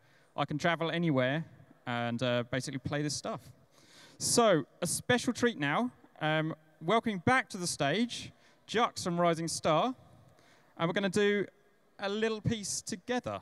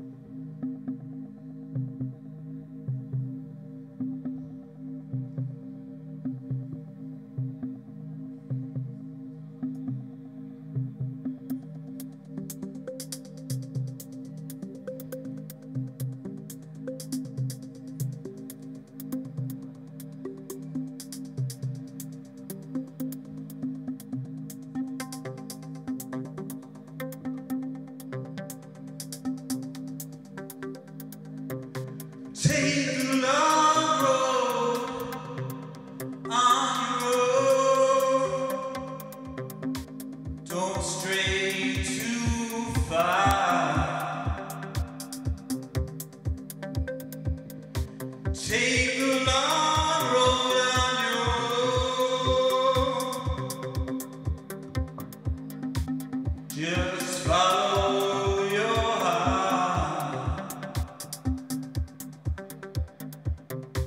Take a long road on your own.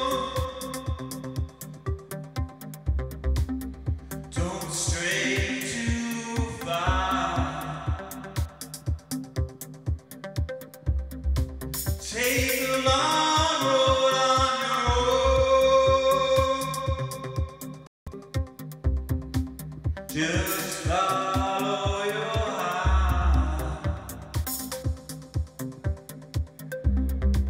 There's a moment I know.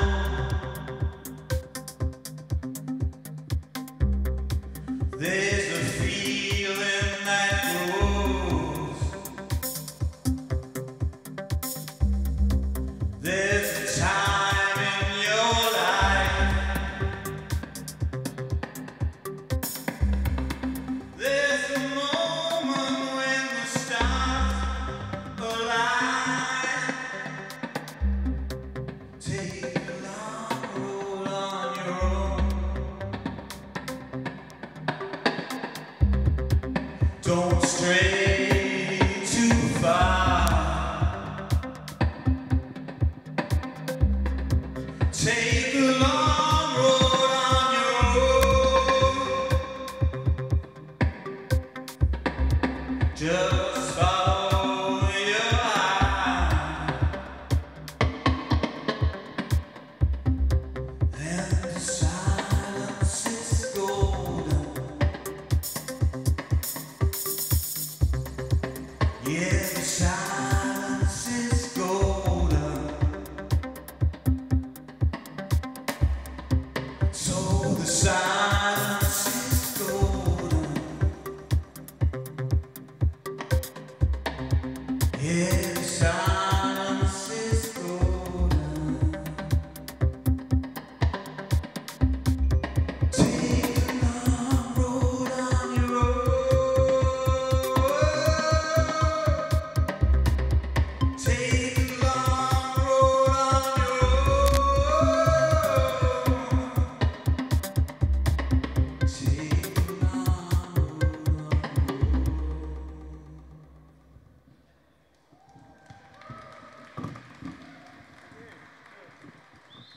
Thank you very much, Jux. That was fantastic. Here's the Jux, everybody.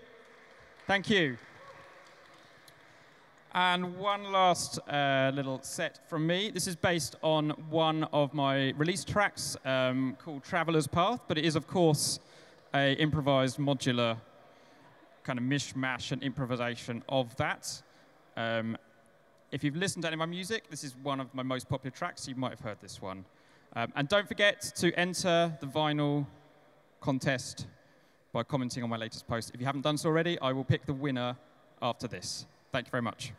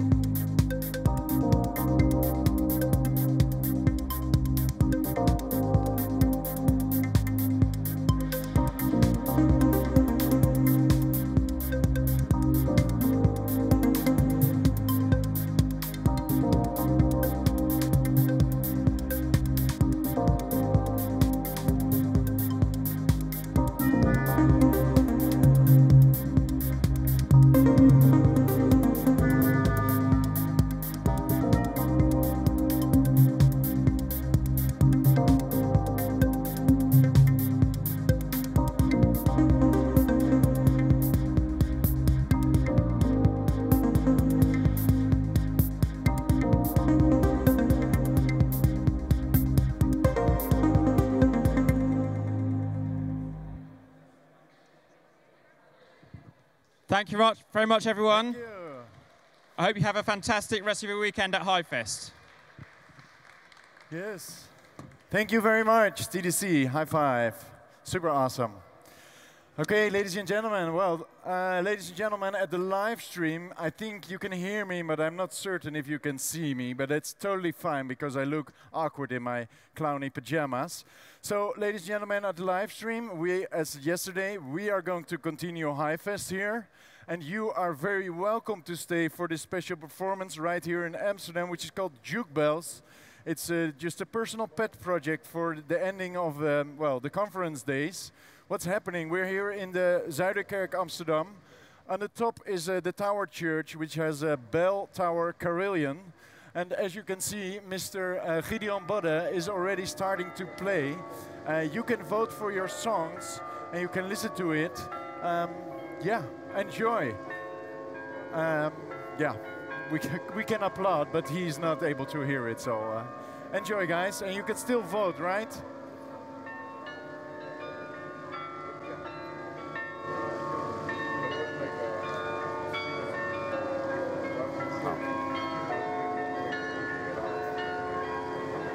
Ja, dat is...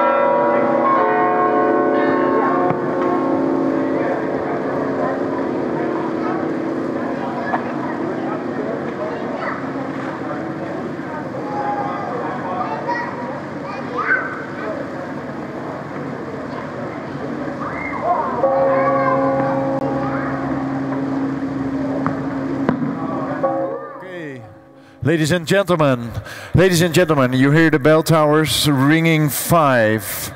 So that means it's 5 p.m. Maybe, oh, Gideon is now also going to undress, so maybe we should cut him also off the... I think he is, right? Yeah. So, ladies and gentlemen, this was a HiveFest Conference Day 2. People's at the live stream.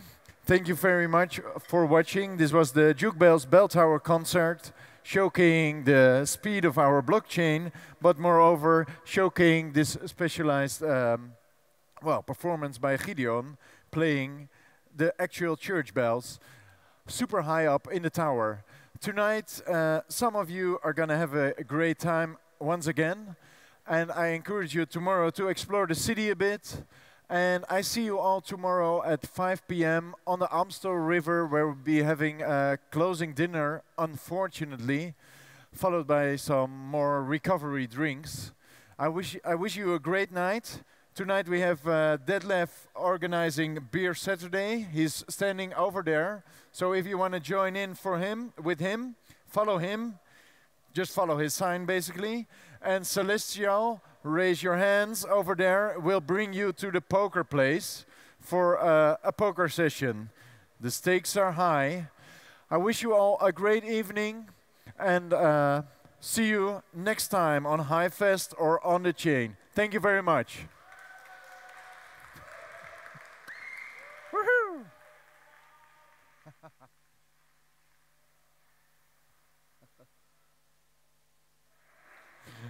Wow!